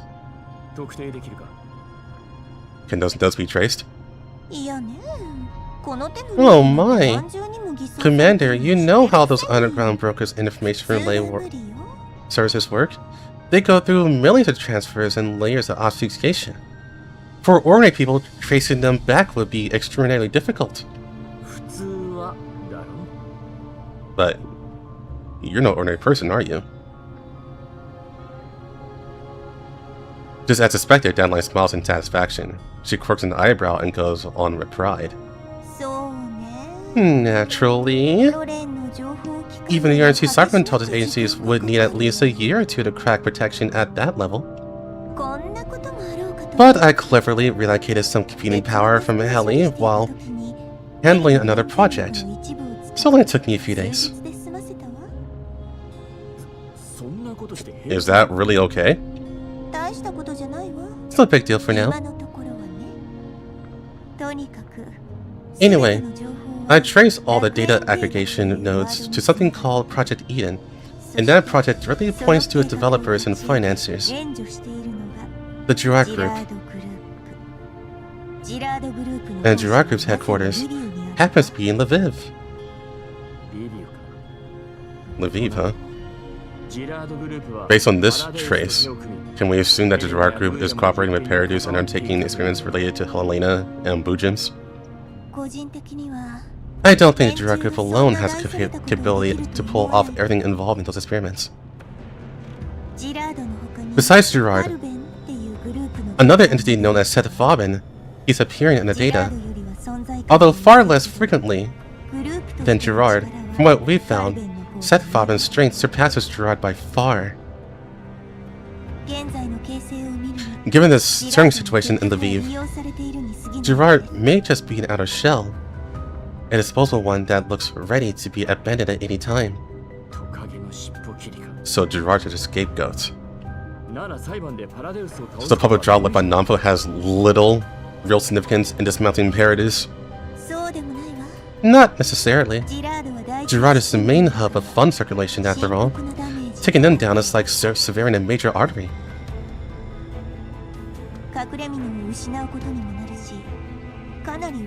Besides, without a white glove to handle execution, Paradis's efficiency will drop significantly. That's not a bad thing. Uprooting even one accomplice is better than no change at all. So, what do you plan to do next, Commander? I rest my chin on my hand and nod slightly. Maybe things are moving in a better direction. Maybe it's also time for me to make some changes. Help me gather information on Lviv, both on the Gerard Group and Nampa. Next, I want to see with my own eyes how the Gerard Group will actually be dealt with. Do you want to return to your former companions? Not exactly. I just want to observe a bit longer. Help me develop an action plan. Here's a rough idea. I sketched out my thoughts on paper. The diner gate flies in a circle overhead as Adeline withdraws her projection. Alright. We'll do it your way. To be safe, let's prepare 3 plans. This shouldn't be difficult for you. Can you give them to me now? Right now? With your processing power, it shouldn't take more than a second, right? You're still a slave driver. I'll take that as a yes. I pick up the communicator. Groza picks up almost immediately. Commander? 44 Zucchero and Monsoon come to the ops room with you. I have something to discuss with you all. Are you planning on personally entering Lviv? You're like an open book. Understood.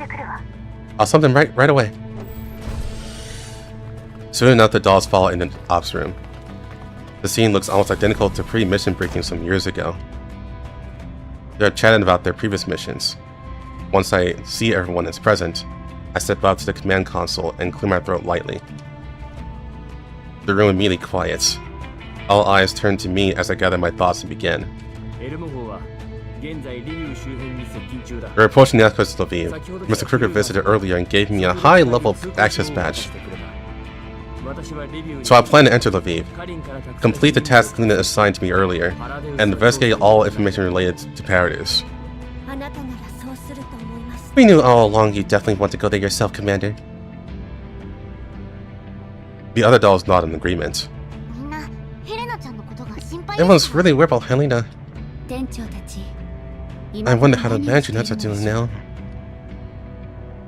They'll start discussing among themselves again, but it'll take long before they turn their question back to me.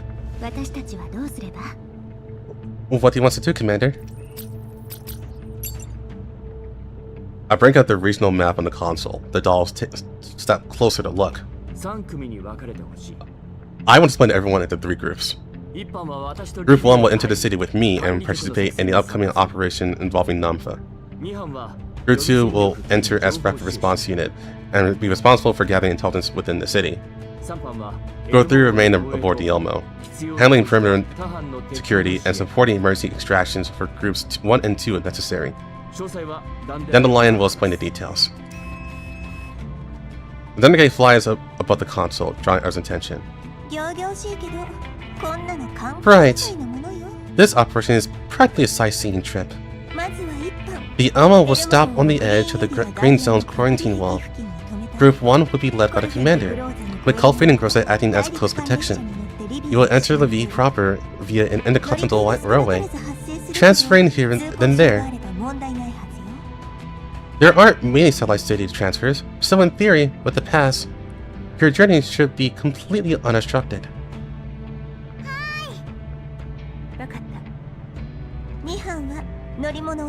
Group 2 needs to prepare vehicles, bring weapons and equipment into the city, set up safe houses, and monitor the area around Group 1. I suggest Kukai lead Group 2, with 404 Team A and Monsoon operating together. The commander will be staying at this hotel, and these are the candidates' safe houses nearby. Your 2 needs to scout all of them. We're unfamiliar with Lviv, so collect as much information as possible on local roads, layout, and social conditions to support the commander's decisions. Emergency extraction plans will also be prepared by Group 2. We don't expect the worst case scenario, but it's better to be prepared. This is child's play for 404. We'll coordinate closely with Udo Kukai. Any tasks require interaction with humans can be left to us. Group 3 must keep the helicopter ready for immediate launch, and also take care of the guests aboard the Elmo. Sakura, you 2 stay on standby. The remaining members of Team Groza, please support them as well. We'll take care of everything on board the Elmo. We have said it. We will protect the Elmo. I've already sent everyone's the maps, routes, and additional details. If it's unclear, feel free to ask me anytime. Everyone nods in unison. The dolls assigned to different tasks begin refining their plans in the neural clouds, while teams that need to cooperate start coordinating. The objectives in this operation are manifold. First, ensure Helena transfer is completed successfully and guarantee her safety. If her safety cannot be guaranteed, then if necessary, we will ensure it ourselves. Second, monitor the Girard group and cooperate with Namfo's containment actions against them. More importantly, collect as much intelligence as possible related to Paradis, uncovering the chain behind the Helena and Bujum experiments. The Elmo will reach the vicinity of Lviv in half a day. Everyone, get to work. With all tasks assigned, the dolls head off to make their respective preparations. Kukai does not leave right away. When most of the dolls have already gone, she walks over to my side and begins to speak. About the choice of personnel to escort you in the city, I think Kukai stops mid-sentence and glances towards Groza. Groza is currently focused intently on the map displayed on the command console. I think, Commander, you should talk over with Groza. Thanks for the reminder. Kukai nods and leaves the ops room as well.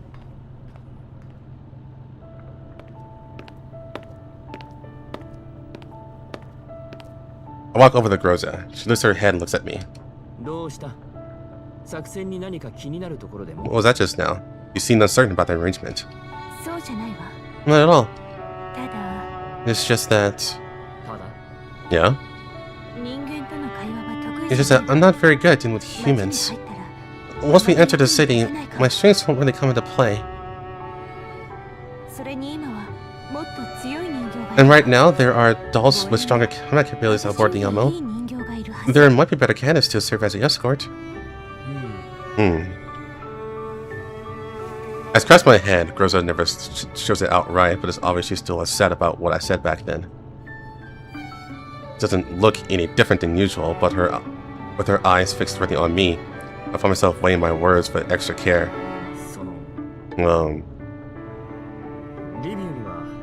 After entering Lviv, I'll need a partner who can work with me in perfect sync. There's no better choice than you. And this time is different than from last time. Back then, both the Elmo and N404 needed you. Without you in the lead, none of the previous missions could have been completed. Our manpower has expanded a lot since then. We're no longer as stressed thin as before. Under these circumstances, the best choice is for you to act together with me.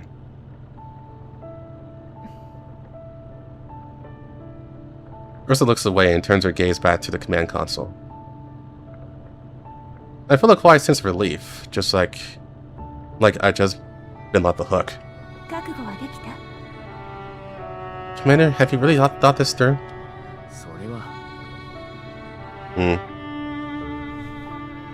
I nod. I can just stand by and do nothing. わかった。 Rosa looks up again and offers me a sincere smile.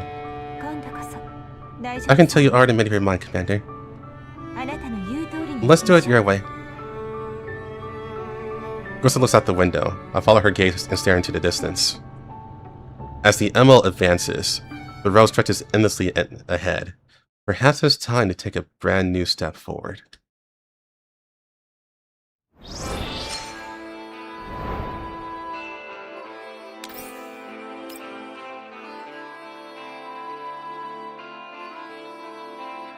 I think that's it for the Commander, I'm pretty sure.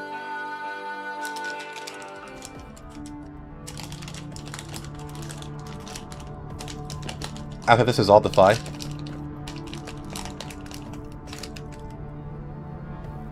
Girls are still sitting on the clock chair, looks at me. Okay.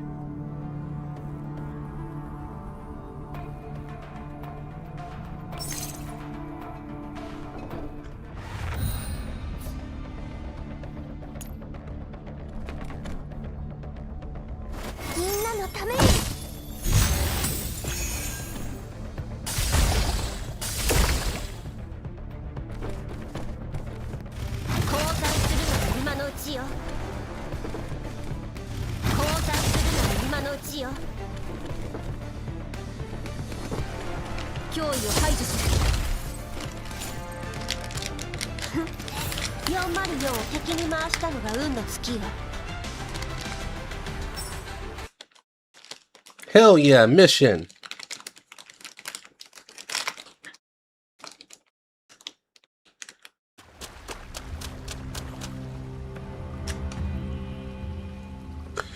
Hurry footsteps kick and rhythmic splashes echo through the vast underground passage system. In these narrow yet intricate tunnels, sound carries a long way, yet its true source is difficult to pinpoint. The V's underground maintenance system is nothing like the conventional impression that people tend to have of such places. With this complex subterranean network, there is almost no odor at all. Clear water flows through the channels, having undergone multiple stages of purification. Every junction and ventilation shaft is precisely engineered to ensure the system's efficient operation. All of this is thanks to the fully automated maintenance work deployed by the Gerard Group. The entire system requires virtually no routine human upkeep. Even scheduled inspections will only call for a small number of professionally trained dolls to carry out standard maintenance protocols. Since the establishment of Levi's satellite cities, this underground system has never suffered a security breach or operational failure, and today is clearly not a scheduled inspection day. We've shaken them off for now, but things still aren't looking good. Please elaborate. Alva checks the status of her weapon. She removes this magazine, smoothly racks the charging handle, and a round pops out of the chamber. She catches it in her bare hand.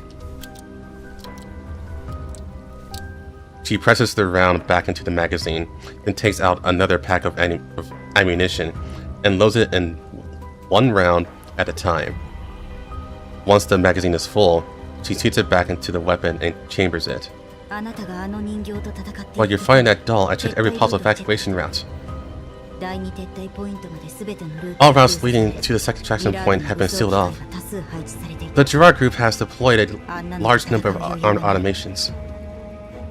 Getting bogged down with them would interfere with our mission timeline. Moreover, that doll... Alva hesitates, uncharacteristically unsure how to describe what she just witnessed. She saw the entire exchange with her own eyes. Wemastina, Erwin, AK-15. The strongest doll in the Soviet Union. Perhaps strongest doll in the world. In a 1-1 frontal engagement, she gained no advantage at all. She was even suppressed at one point. This wasn't the first time. Long ago, Wemastina had lost once before. Just once. And that single defeat had a deep and lasting impact.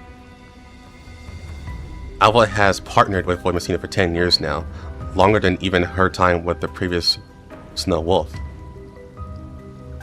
And yet, at this moment, she still doesn't know how to begin. She doesn't know what Void Messina would think. The target doll does indeed have superior specs. Under the current conditions, I can't say I have absolute confidence I beat her during confrontation. Void Messina's voice is calm and devoid of emotion. It's as if she is merely stating an objective fact.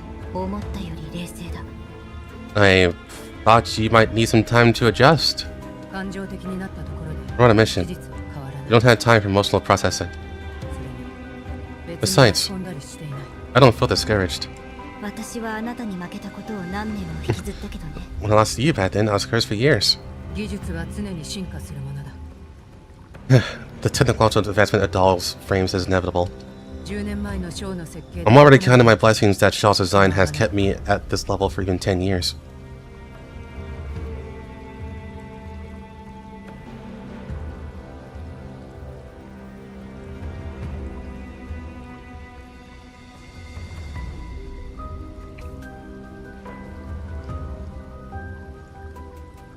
Void Messina pauses, then continues in the same even tone.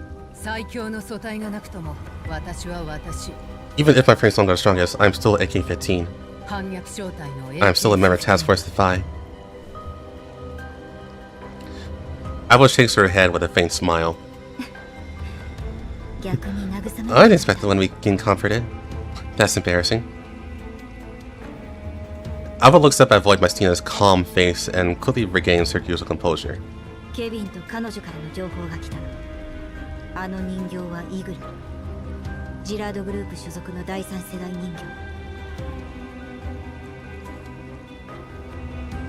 received messages from Kevin and from her. That doll's named Igla. She's a 3rd gen doll affiliated with the Gerard Group. Apparently she holds the title of the strongest 3rd gen doll within the conglomerate.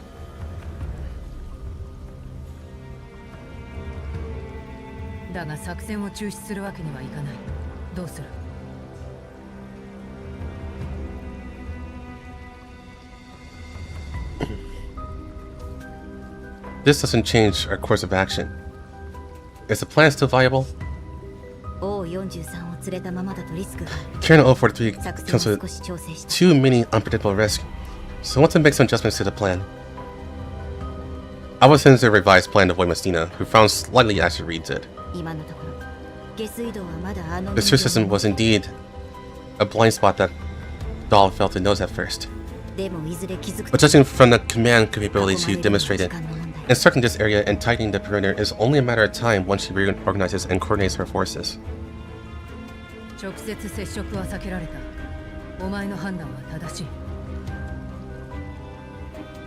Still, we successfully broke contact. Your decision was correct. For now. No matter how complex the underground system is, it's still an infinite space. It's still a finite space with predictable entrances and exits. So I decided to abandon the plan of handing 043 over to Kevin for extraction. Lviv's security alerts is already high, and it's better for everyone if he stays alive. Carrying 043 while executing your plan is too risky. Our mission should take absolute priority. I think the container can be handed over to Nampha.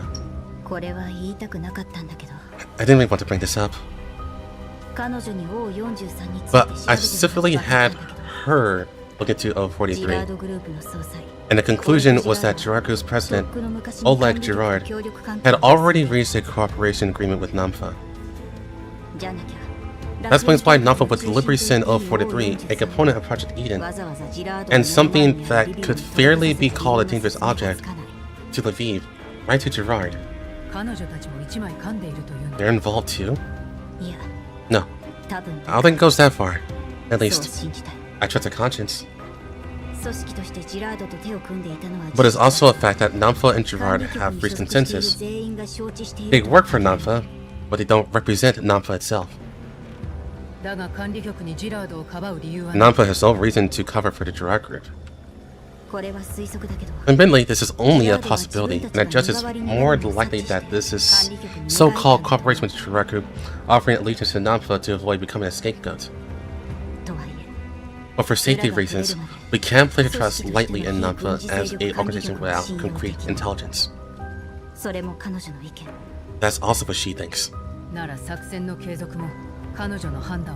think we need her to make the call. Your plan is too risky. At the very least, she's to provide intelligence support. Alva lets out a sigh. I don't want to disturb her. Not just out of safety concerns, but also because this is a critical moment. She might be just one step away from uncovering the culprits and Prito's inner workings. We can't track her down. Right now, there really isn't a better option. I suppose I can ask her to provide that person's precise location. It's just a single set of coordinates. It should take no time at all. At this point, going straight for the kill is our best chance, in a way the enemy does anticipate.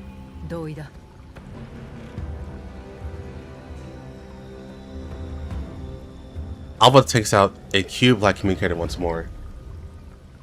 Voimastina watches her quietly, and then suddenly pipes up.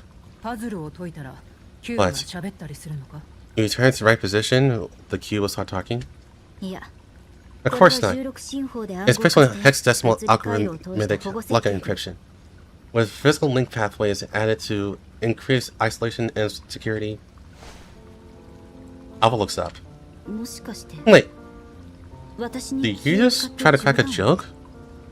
Are you worried about me? Voimastina closes her eyes. She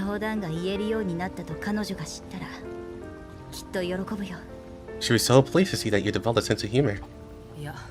She laughed at me.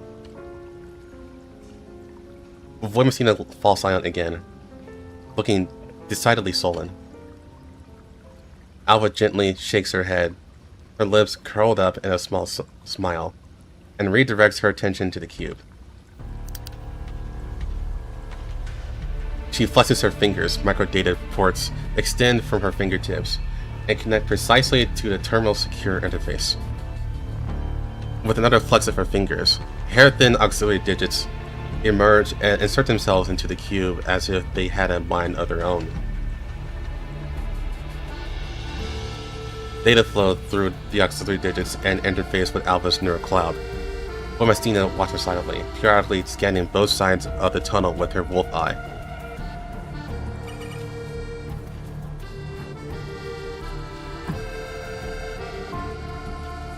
The cube gradually lights up. The link on the other end has successfully been established. Voimastina casts a questioning glance at Alva but remains silent.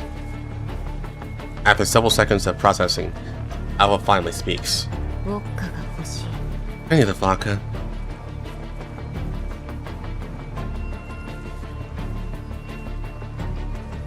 Voimastina frowns. She suppresses the urge to question Alva about what is going on while looking back and forth between the communicator and Alva's tightly knit brows. After a long silence, Voimastina finally decides to ask. But at that very moment, the light in Alva's eyes abruptly goes dark, and the auxiliary digits extending from her fingers retract at once.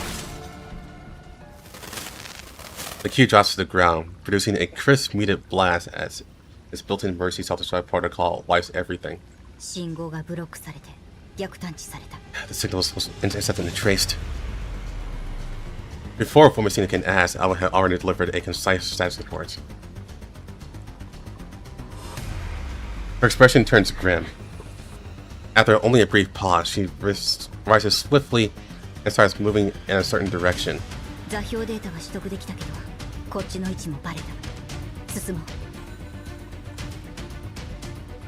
I'll obtain the coordinates, but our position is not exposed.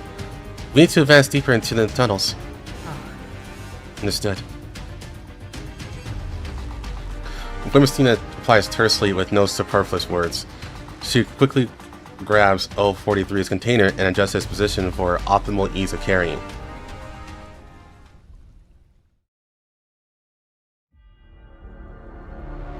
Inside a highly integrated tactical command room, rows of display screens cast a blue glow over the faces of technicians at work. The hum of data analysis systems and communications monitoring equipment weaves together into a distinct tension of a battlefield.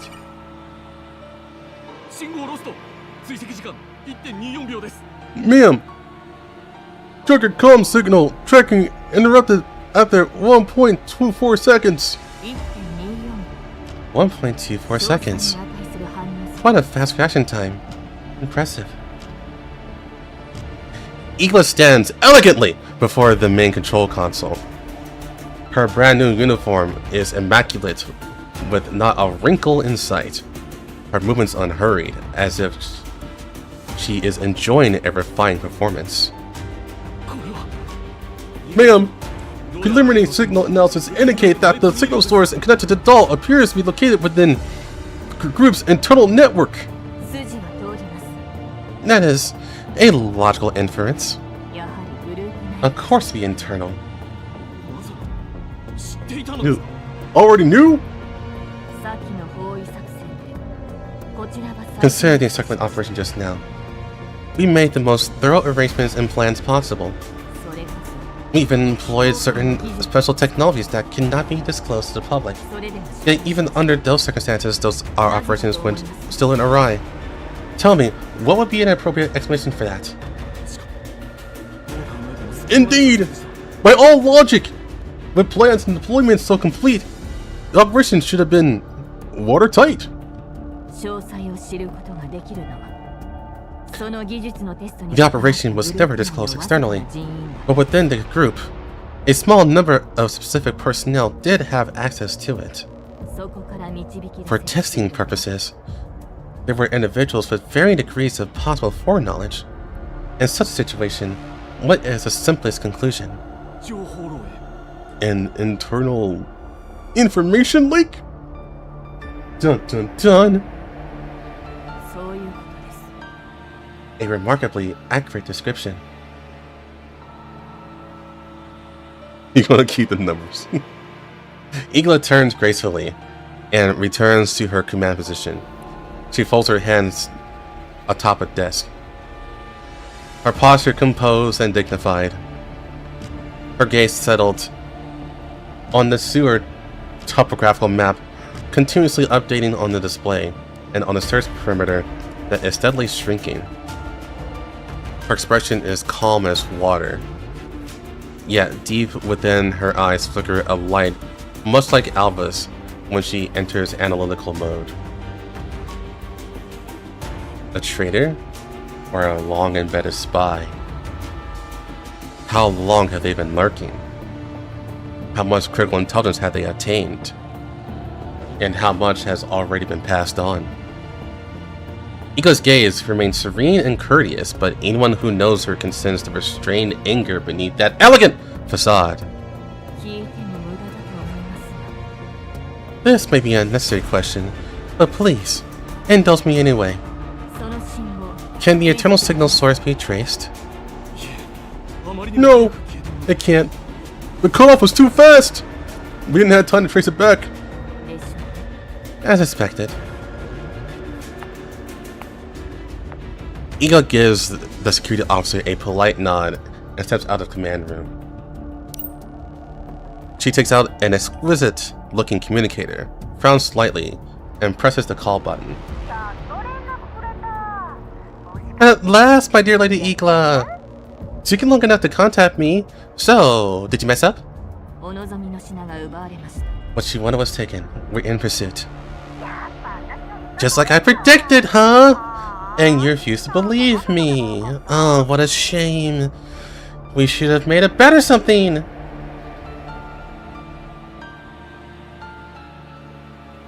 Igla's frown deepens. She reins in her emotions and continues speaking into the communicator. I've already identified the location of the container.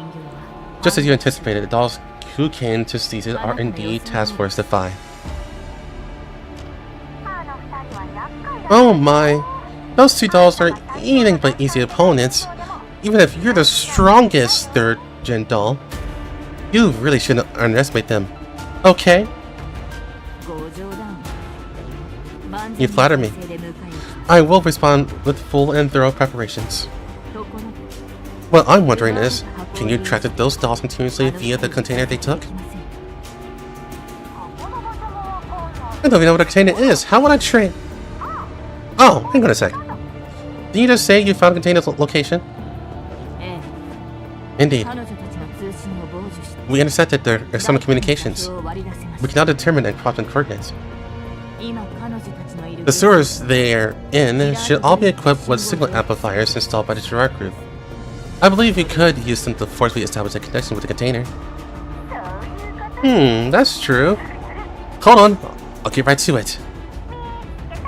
Found it! Connection successful! I'm sending the location over now. Also, let's cause us some extra hassle while we're at it. Hassle? They may be powerful T-dolls, but even they're badly thrown off by something like this, right? I'm having so much fun just thinking about it. In any case, let's just slow them down. Now it's up to the strongest third-gen doll to go and catch them.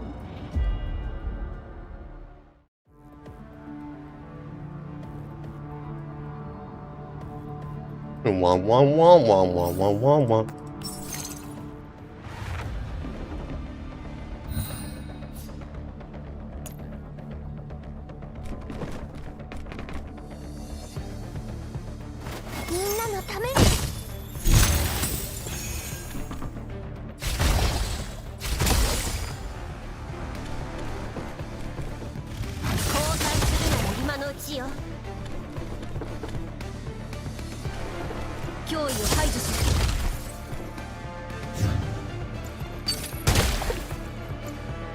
Yeah, so we're at 12 now.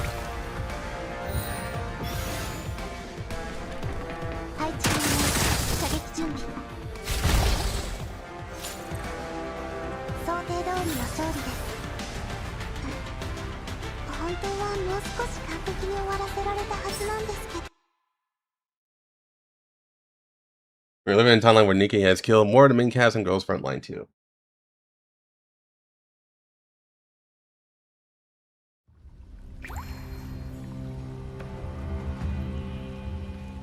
Depends on what you mean by main cast. No one in Nikkei, no one in main cast of Nikkei has been killed. So I'm assuming you mean playable characters. In that case, we've had plenty of main cast deaths in Ghost Frontline 1.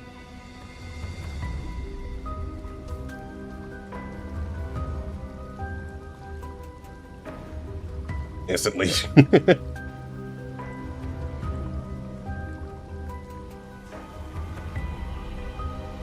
The dull sound of dripping water echoes through the empty sewer passageways. The metal walls, once refined by meticulous engineering, are now marred with scorched black marks left by ammunition, including recording the firefight that took place not long ago.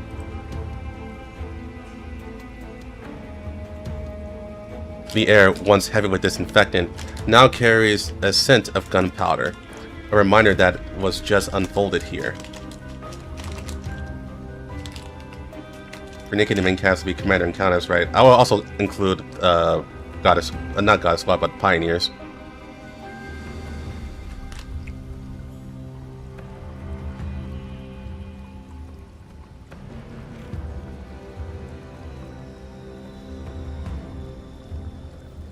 M4 is debatable, but yeah.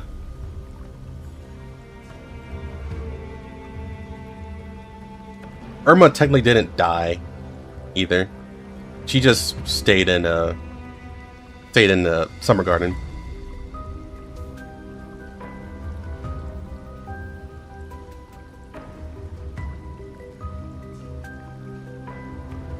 %90 kill in PL. Yeah, fortunately though, there were no real deaths in PL. Alva and Voidmastina sit with their backs against the wall. Their combat suits are already soaked through, punctured by several fresh bullet holes.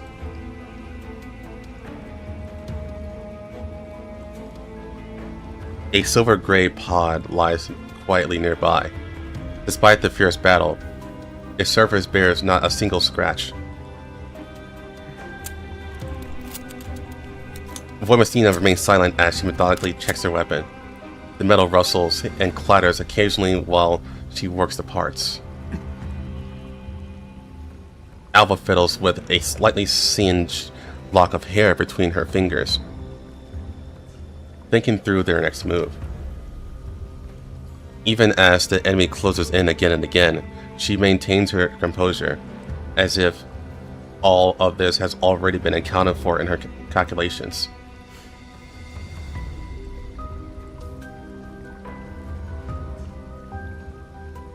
The silence continues until Voimastina finishes checking her weapon. She looks up at her partner, her tone calm yet resolute. Destroy it.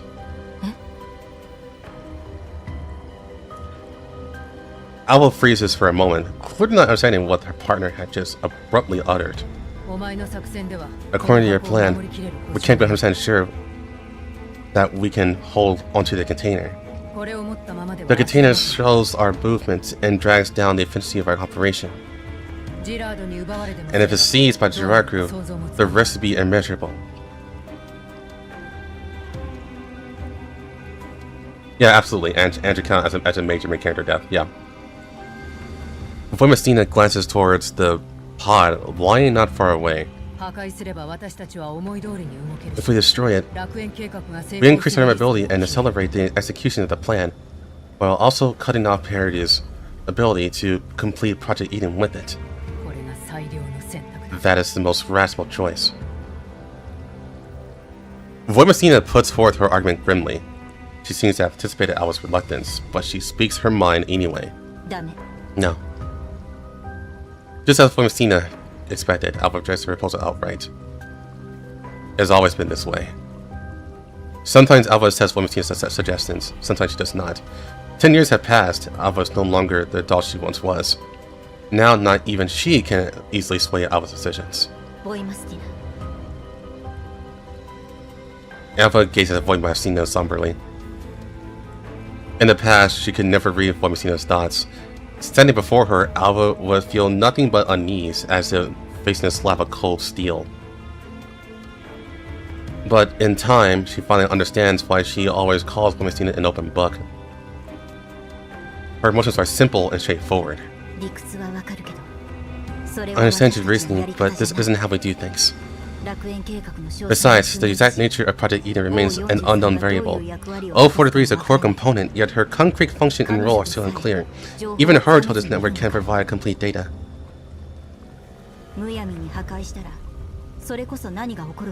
Destroying her rashly could trigger unpredictable chain reactions.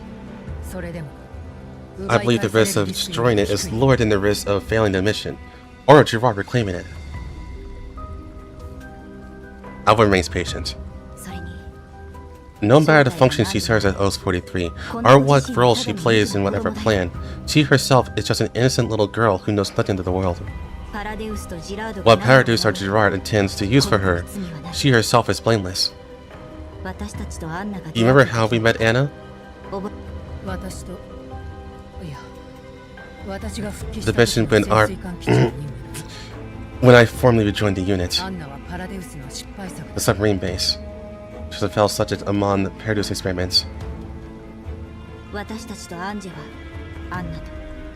We and Ange found her along with other sisters. Ange chose to save them. That was her choice. And it was Task Force Defy's choice. We cannot lay hands on innocent children, Voimastina. That goes against the very reason we're all doing this. If you believe saving people comes first, then we can abandon this mission and have Kevin distract us. We won't get another chance. And the conclusion is obvious. We have a mission that must be completed. With our current capabilities, we cannot secure this container. If Paradeus reclaims her, the suffering she will endure will far exceed what she's facing now. Destroying her is mercy. Hakai! The debate is suddenly interrupted by a clear childless voice coming from right between the two of them.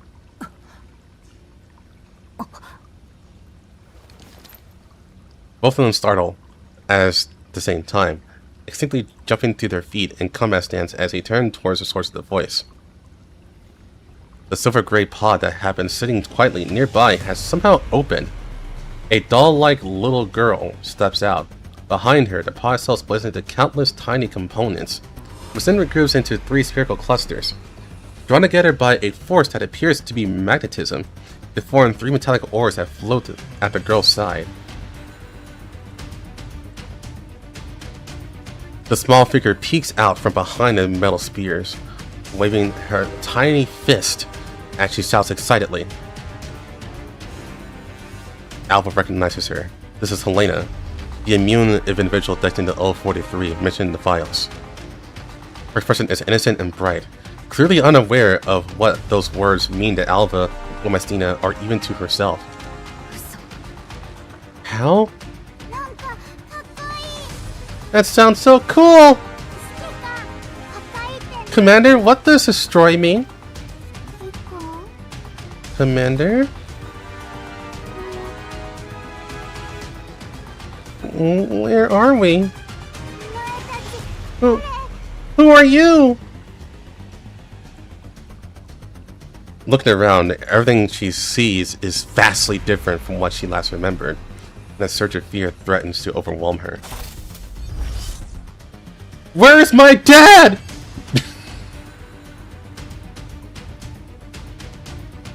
When she notices the 2 T-dolls watching her, Helena quickly retreats several steps.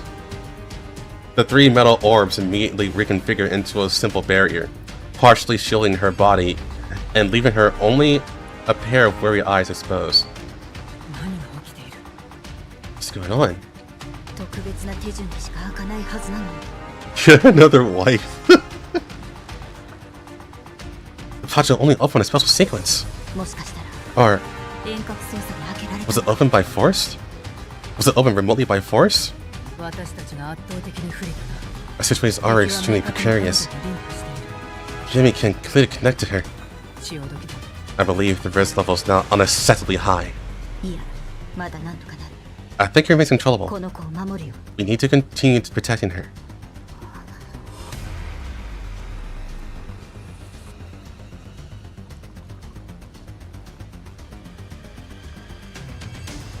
Helena stays on guard behind the metal barrier, her gaze darting back and forth between the two as if assessing the threats. The 3 metal oars vibrate faintly, ready to react defensively or offensively at any moment.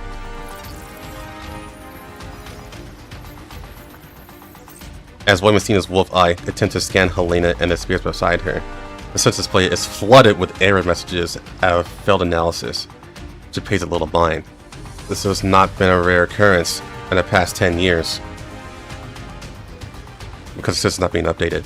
She takes a small step forward, intending to investigate further, but her movement immediately triggers Helena's alarm. Oh, move! Helena's voice is filled with fear, yet edged with threat. The 3 metal oars instantly shift into a more aggressive formation. A flood of warning alerts erupt the wolf and erupts in Wolf Eye, and Gomestina is uncharacteristically frozen in place.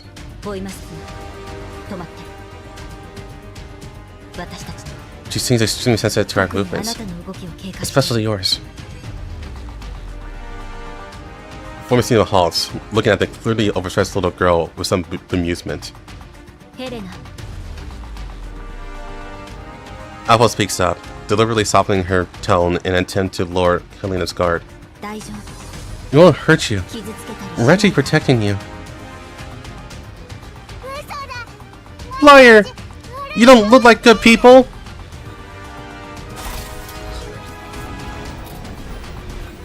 The metal orbs shake more violently, reflecting her emotional instability. It's true that we took you away from where you were before, That was for your own safety. Alva's brow furrows slightly as she comes to a sudden realization. そうするよう Oh, right. 指揮官に言われた The commander asked us to look for you. 指揮官 Commander? Helena's attitude softens a little. The glow of energy within the three metal orbs dim, though she remains highly alert. やっぱり嘘 Lying! 指揮官どこ Where is Dad? 指揮官が後で迎えに来る Commander, we'll come pick you up later. 今は大事なお仕事 He has to handle an important mission right now. 心配しない So don't worry, okay? 本当に Really? そしたらエルモ号に戻れる Yes. When the time comes, you'll be able to go back to the Elmo. 私たちは昔 Both of us are dolls who have served under the commander before. Please, believe 信 us. じて人形 Dolls? いいや Dolls are probably good. Helena lowers the hands she had been holding up in front of herself. The metal orbs ascend as well, no longer looking ready to fire.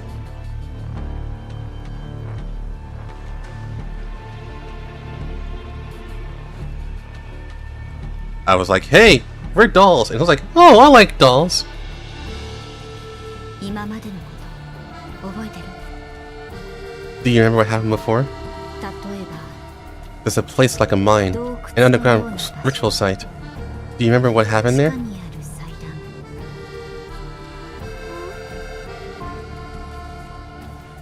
Helena's tilts her head, clearly not understanding what Alva means. Alva thinks for a moment, then decides to try a different angle. じゃ Helena, あ楽園 do you know what Project Eden is?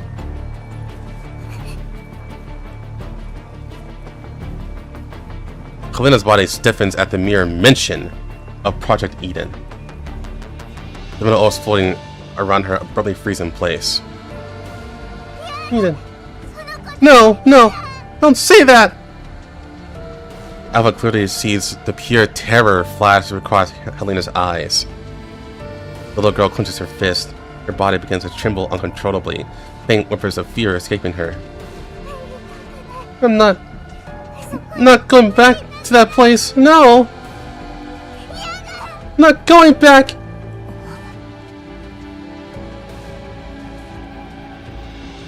A void machine to register Helena's fear, but she lacks experience in dealing with such emotional outbursts. She maintains her guard while turning her head slightly towards Alva. Like, I got nothing, man. 安心して It's okay, 誰 Helena. も連れて行 I く promise you, we won't let anyone take you back to that place. Alpha gently comforts the frightened girl with a far more practice. She cautiously extends her hand and takes hold of Helena's. Though it is only by a mimetic, her physical warmth is clearly transmitted to Helena's palm. 約束する I promise. Really? 指切り玄満 Of course. Wants to make a pinky promise?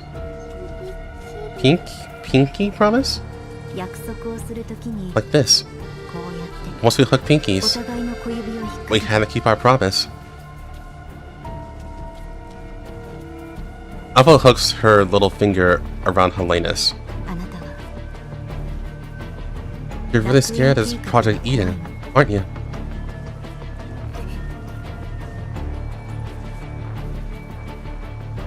Helena, whose emotions had just begun to settle, visibly tenses up again when Alpha brings up Project Eden once more. She takes off Alpha's hand and stumbles backwards several steps.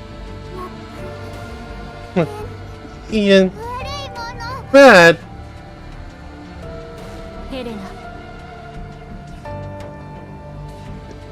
Instead of chasing after her, Alpha stays crouched where she is and continues to speak softly and patiently. 私たちもそれを悪いものだと We think so too. It's a terrible thing. だから止めに行こうとして That's why I want to stop it. でも何も知ら But ない if we don't know what it is, We can't stop it. 知ってることがあれば If you know anything, 何でもいい could you please tell us? 教えてくれる Please?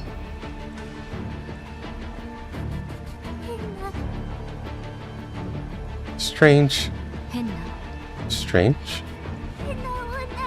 Strange woman. She wants to open the door. ドア A ど door? この What door?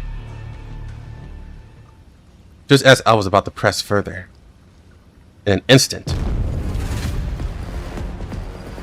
a thunderous explosion erupts from deep within the passage, shattering the suffocating silence and cutting off Alpha's thoughts. The shockwave, carrying rubble and debris, spread rapidly through the tunnel, causing visible structural damage. Multiple walls are blown through, forming irregular holes as stones and dust rain down in thick clouds.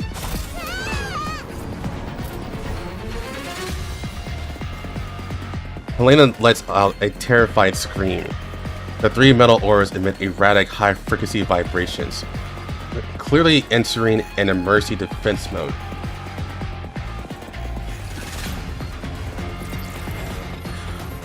Voimastina turns towards the source of the explosion, instantly entering full alert. Wolf-Eye activates high-spectrum scanning, attempting to assess the threat level of the approaching enemy. 追っ手が罠にはまった Setting herself a trap. 移動する Fall back!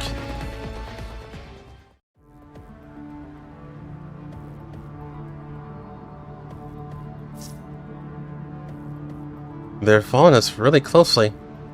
Looks like our movements were revealed after all.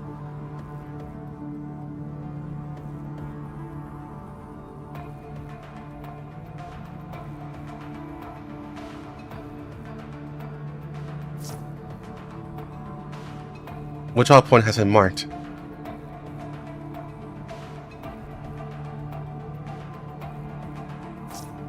Got it.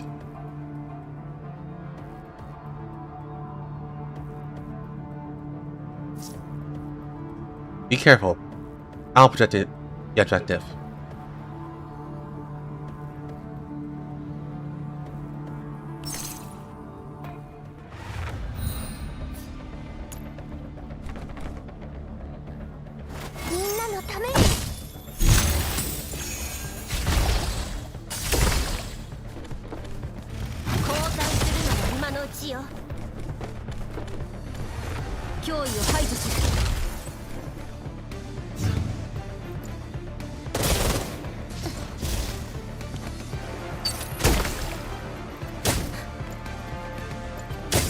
Oh, fuck, I forgot again.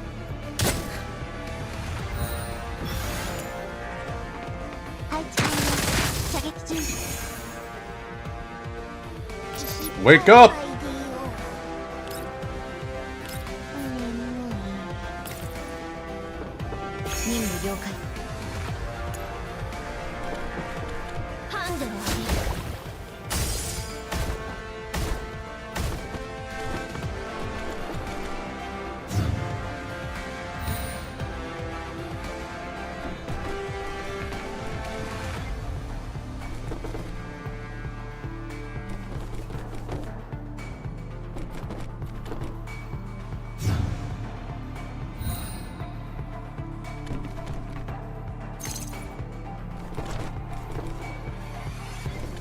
Yeah, Alpha seems pretty good with kids.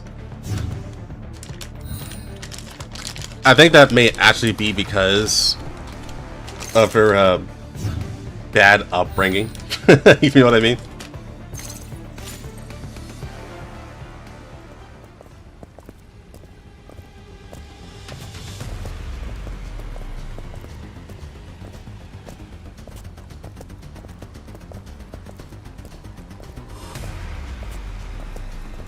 In a narrow passage, the sound of flowing water is completely drowned out by movement. In its place are three distinct sets of footsteps, along with breathing rhythms distorted by environmental pressure.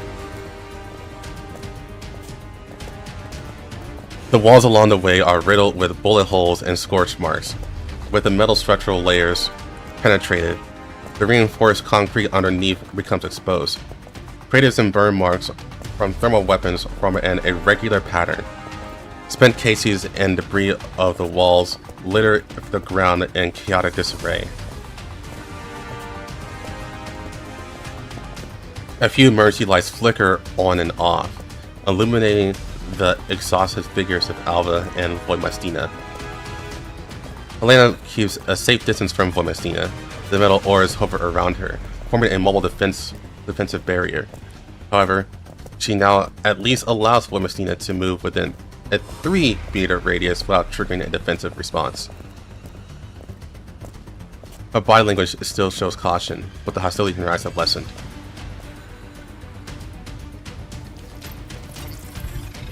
Voimastina suddenly halts and turns back towards the way they came, Wolfeye activating its resource acoustic analysis module.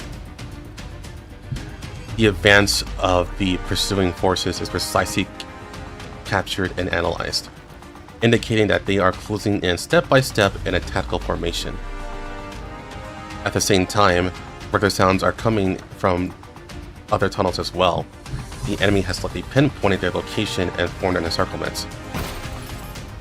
Voimastina casually peels off a severed limb of a combat automaton, still clinging to her, then touches the broken military knife at her waist, with only the hilt remaining.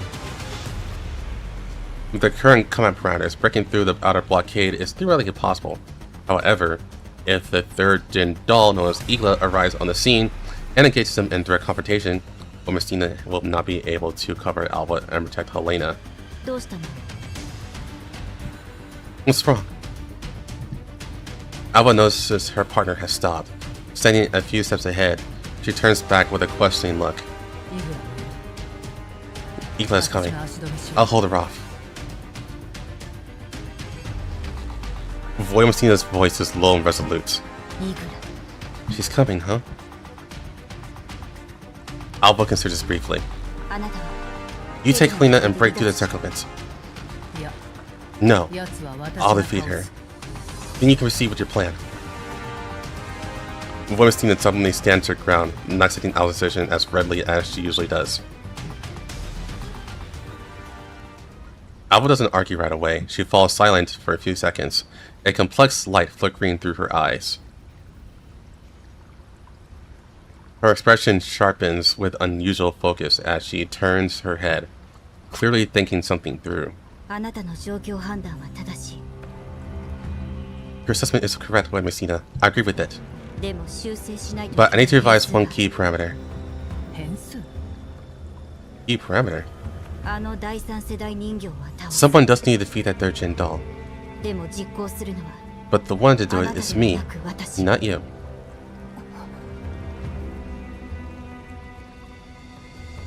Voimastina's eyes widen in extreme confusion and dissent. I can see why she's confused.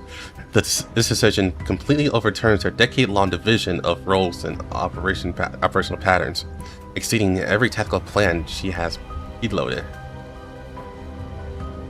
Voimastina finds herself paralyzed. She wants to voice further objection, but her available vocabulary fails to provide an appropriate way to express them. The parameters is irrational. I am the combat type unit. Exactly. Which is why you're the best choice to protect Helena. And I'm counting you to deliver that final breakthrough. The lab is directly above us. Wait for my signal. Alva's eyes flash with resolve and unquestionable confidence. Voimastina understands that, at this moment, she has no choice but to trust and obey. Alright. Alva nods to Voimastina, then walks over to Helena and gently strokes her hair to calm her. She points at Voimastina and speaks as softly as she can. This lady here may look scary, but she's actually a very kind and gentle doll. She'll take you to find the commander. You have to stay very close to her, okay? Okay. Helena is still highly wary of Voimystina, but sensing the urgency of the situation, she carefully trots along behind her. Voimystina leads Helena off into the opposite direction. Before leaving, she turns back to and says to Alva, "Good hunting."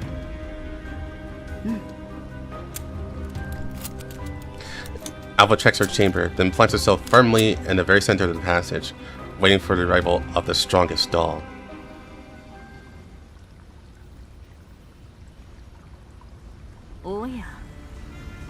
Oh?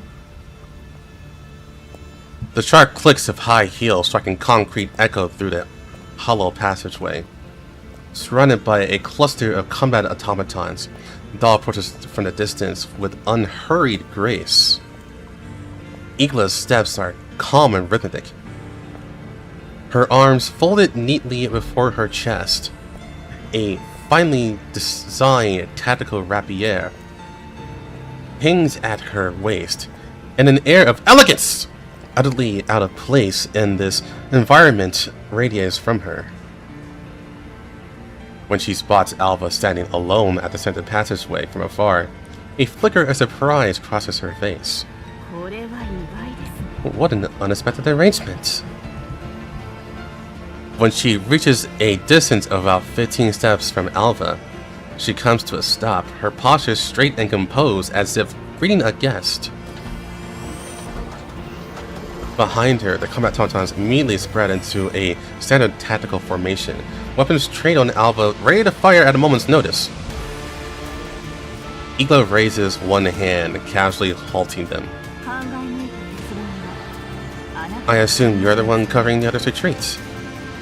After much careful deliberation?" Alva remains silent, offering no response to the seemingly offhand question. Just as she anticipated, this Durden doll before her possesses not only exceptional combat ability, but also sharp analytical and observational skills. I understand the implication for this tactical decision. Though you lack frontline compatibility, or capability, you clearly possess the admirable quality of being willing to sacrifice yourself for your team. Such spirit is truly worthy of respect. Igla gives a light, polite clap. Alva still says nothing. In this situation, every second delay is precious time bought for Voimysina's retreat. Since the other party is willing to spend time on this exchange, Alva is more than happy to oblige. In consideration of your courage, please allow me to offer a small courtesy. I am willing to wait here for 1 full minute and refrain from any pursuit. 1 minute? As a gesture of respect for your noble conduct.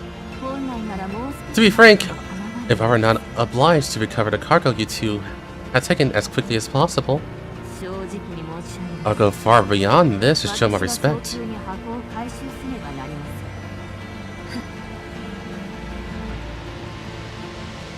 So beneath that elegant exterior lies such arrogance. Alva studies this doll's exquisite face as her index finger lightly brushes the index of her weapon twice. It's a rare opportunity, isn't it? After all, it is an honor for me as well to be able to converse face to face with a member of the legendary Task Force Defy.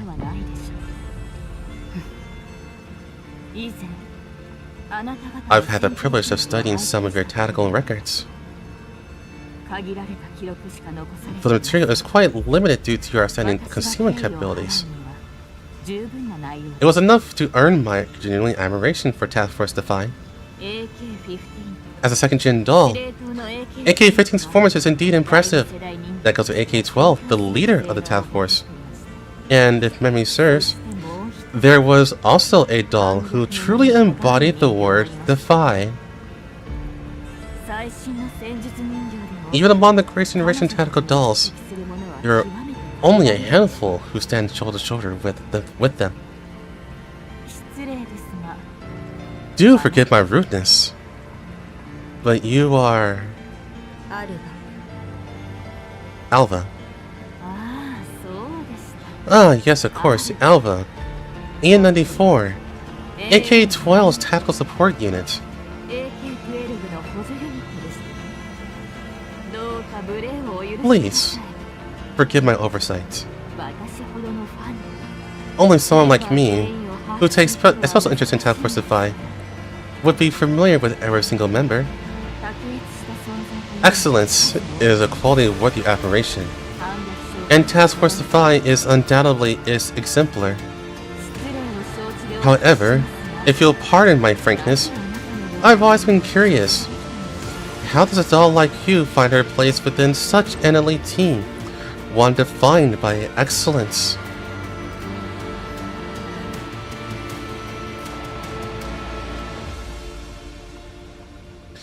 Alva purchased her less briefly. 相当念入りに調べたようだね。 You do seem to know quite a deal about us. お褒めに預かり光栄です。 Your praise is an honor. Ela inclines her head graciously in response. 優秀な人形には常に Outstanding dolls always earn my sincere respect and attention. They deserve such recognition, 評価を下したまでです。過去にその名を and Task Force Defy's reputation is indeed impossible to ignore. 確かに私たちは有名になってしまった。 We have indeed garnered a reputation since 10 years ago, フルトの出来事。 after what happened in Frankfurt. 偽装が意味をなさない。 That's why we abandoned our old code names, aliases, and other identities. Our concealment has lost all meaning. そして私は And as for me, お前の you're right. I am the weakest one in the 一 team. 番弱い人形だ。誠実な返答、誠にありがとう。 Your candor is admirable. In that case, I can't help but ask, why didn't you choose to retreat? 逃げるのに十分な時間 We gave you ample buffer time. From a purely tactical standpoint, you could have escaped. I have no particular interest in you personally. 私が期待していた What I truly look for is an exchange with an AK-15. それとも Or あなた do は you believe you possess a character that makes you my equal? 試してみないとわからない。 I want to try.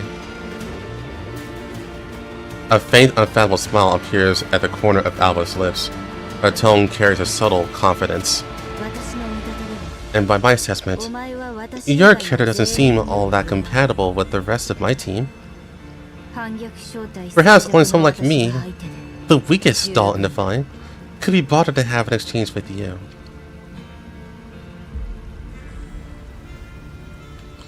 Ela retains her flawless smile, but a chill flickers deep within her eyes. Her expression shows no obvious change, yet the atmosphere suddenly shifts. Ela adjusts her stance and lightly smooths out her sleeve. 相当独特な評価軸をお持ち Your confidence is impressive. It seems you hold a rather unique evaluation of your own abilities. その自信の根拠 In that case, please allow me to personally verify the basis of that confidence. She takes an elegant step forward. The sound of her heels striking the ground ringing clearly through the passageway. She finally unfolds her arms. With her left hand, she draws the finely crafted tackle rapier from her waist, and with her right, produces a beautifully made pistol of silver and gold.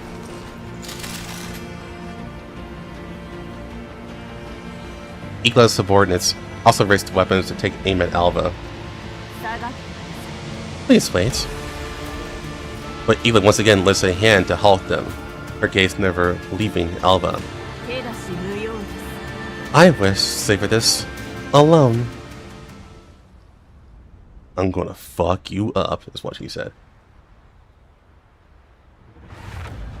想定通りの勝利です。本当はもう少し完璧に終わらせられたはず。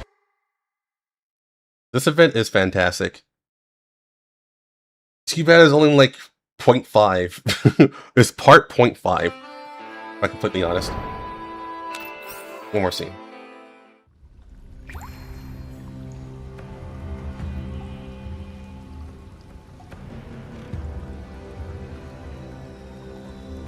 This sewer branch lies far enough from the previous main battlefield that's temporarily free from direct pursuit, forming a short-lived buffer zone.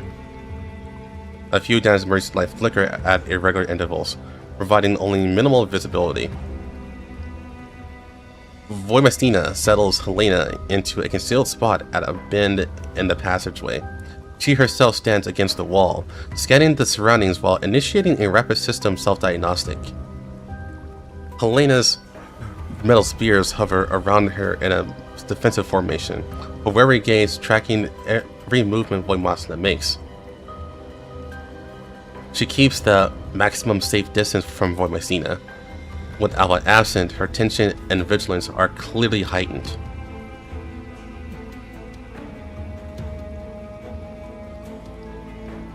Voimastina looks at Helena, her expression inscrutable. She lets out a soft sigh and drives a fist into the wall.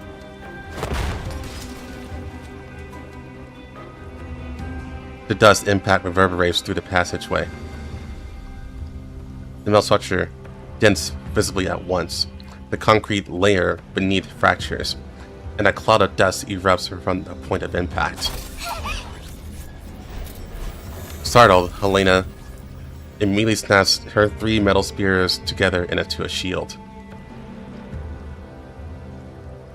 Her body tenses, fear and defensiveness filling her eyes, ready to respond at any perceived threat. She looks ready to open fire if Voimastina makes even one more strange move. Voimastina notices Helena's reaction. Her brow furrows, but she makes no attempt to comfort her.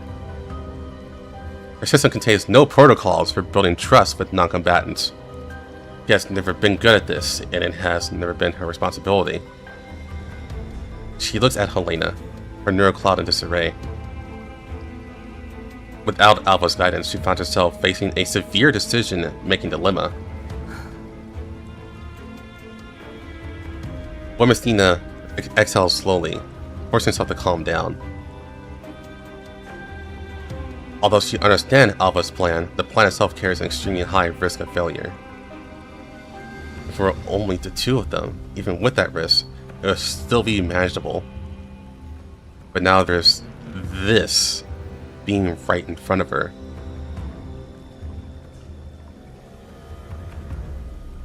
She must consider that even the slightest misstep during the operation could result in 043 and Nelly falling back into the hands of Gerard Group and Paradis.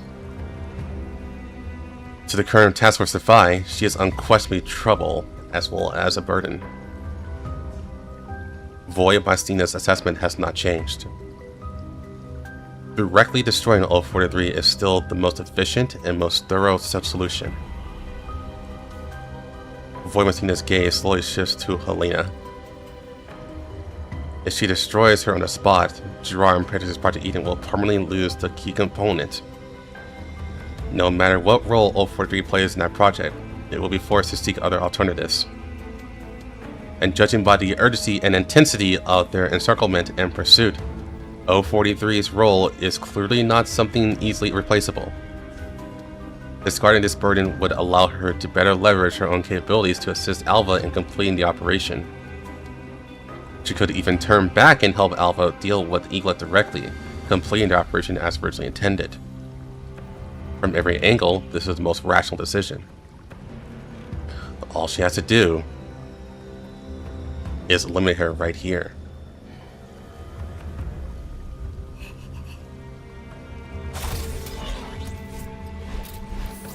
Helena remains on guard, but the defensive formation of the metal spears loosens slightly. Alongside fear, a trace of cautious observation appears on her face. She is highly sensitive to changes in emotion and atmosphere. You're not going to do anything to me, are you? The simple question is like a key, unlocking something sealed deep within of Voimastina's neural cloud. She closes her eyes.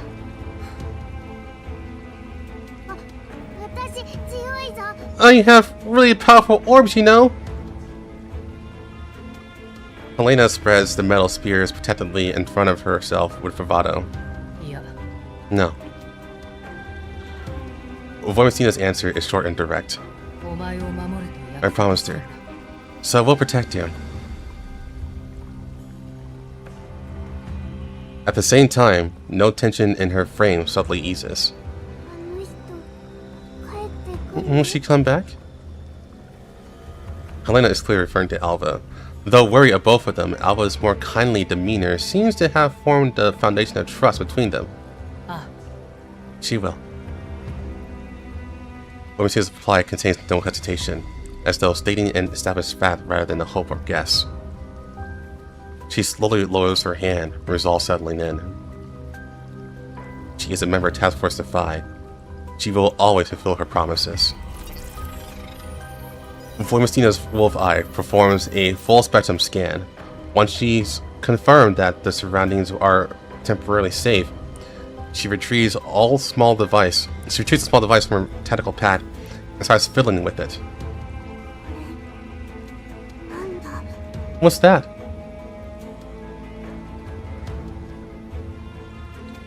Helena's question still carries caution, but now also a hint of curiosity. The metal spears remain in a defensive state, though no longer as poised to attack. A communicator. Voimestina's answer curtly as she continues to tune the device. 通信装 Communicator? Doesn't look まじゃないのか like one jammer? Voimestina glances at Helena, quite surprised that she knows such a technical term. It's different. Different? Yes. Voimestina answers each of the girl's questions, but unlike Alva's patient way of doing it, it is with an air of indifference towards both the conversation and her Okay, what a word. Interlocutor. Responding almost robotically. Even so, for her, this is already remarkable progress. To Helena, Voimestina's blunt manner of speech is unexpectedly reassuring. The two of them continue to talk in short, fragmented exchanges. 前たち楽園 You will 壊す destroy Eden? Yes. 計画 You have a あ plan? るのか Yeah. Voimestina's replies remain brief, but her demeanor has grown slightly milder. Helena takes a small step forward. She still maintains a safe distance, but the subtle approach signals the beginning of tentative trust. Voimestina watches Helena's cautious advance and recalls what her former partner would do in situations like this.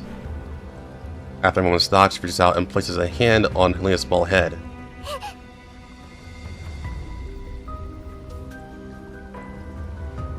Like a startled cat, Helena instantly recoils and darts back around behind cover.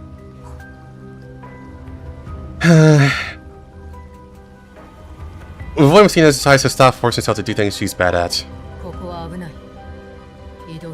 We need to move. This place isn't safe. どこ行く Move? Where? Though hiding from Voimestina, Helena continues to converse with her to complete the mission. Voimestina replies curtly as she stands up and prepares to carry out Alpha's plan.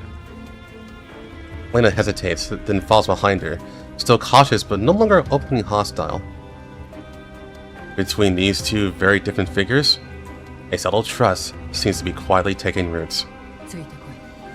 Stay close. Voimestina suddenly blurts this out, her tones as stiff as ever, but the words themselves carry a promise. Helena doesn't respond, and she simply follows along in silence. In the depths of the sewers, two figures, one tall and one short, move on wordlessly, one behind the other.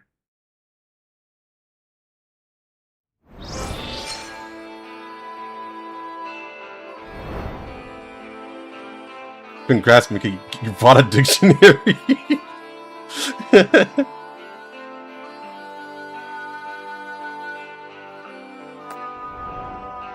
Still as good as I remember reading it. Yeah, that was part 1. Well, yeah, part 1. More like a part 0.5, to be honest. Hey, Tristan, how's it going?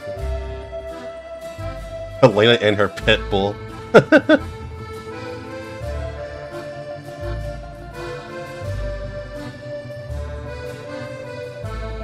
Yeah, it's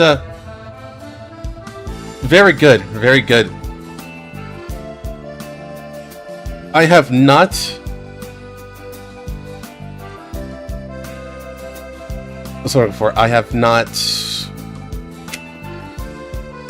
my opinion on this one has not lowered at all. It is still as good as I remember it. Oh, but part 1.5 is going to be even better. And then part 2 is even better than 1.5. Can't wait for that. And we'll only have to wait a week.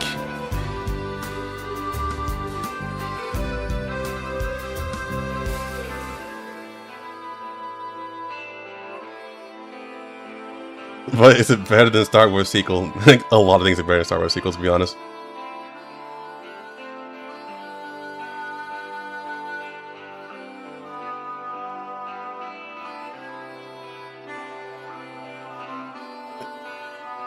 But yeah, you can basically say that part 1 is basically dedicated to reintroducing Task Force Defy into the story. But also set up the stage for the Commander's story to actually continue. And that's all going to come together in the next part.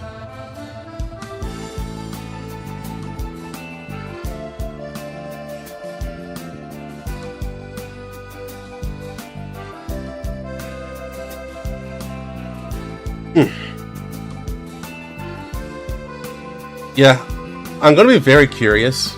I'm going to be very curious on how the global community, well, let's say the English community's opinion of the story is going to be after Corposant ends. I'm going to be very curious about that.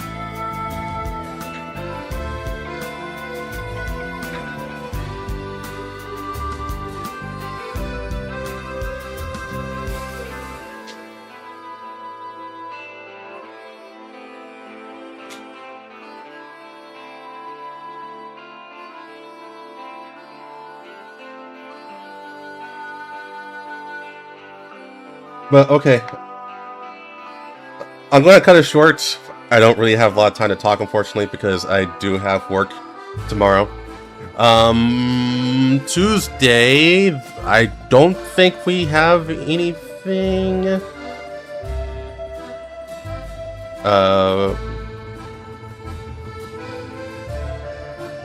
Yeah, I don't think I have anything, so I think it'll just be going back to PNC.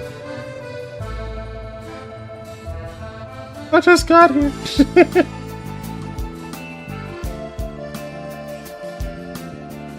Sorry, son. Go to bed.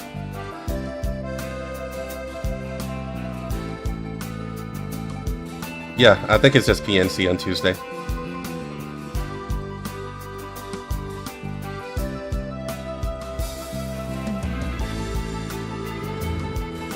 You cursed me. Hey, that was good.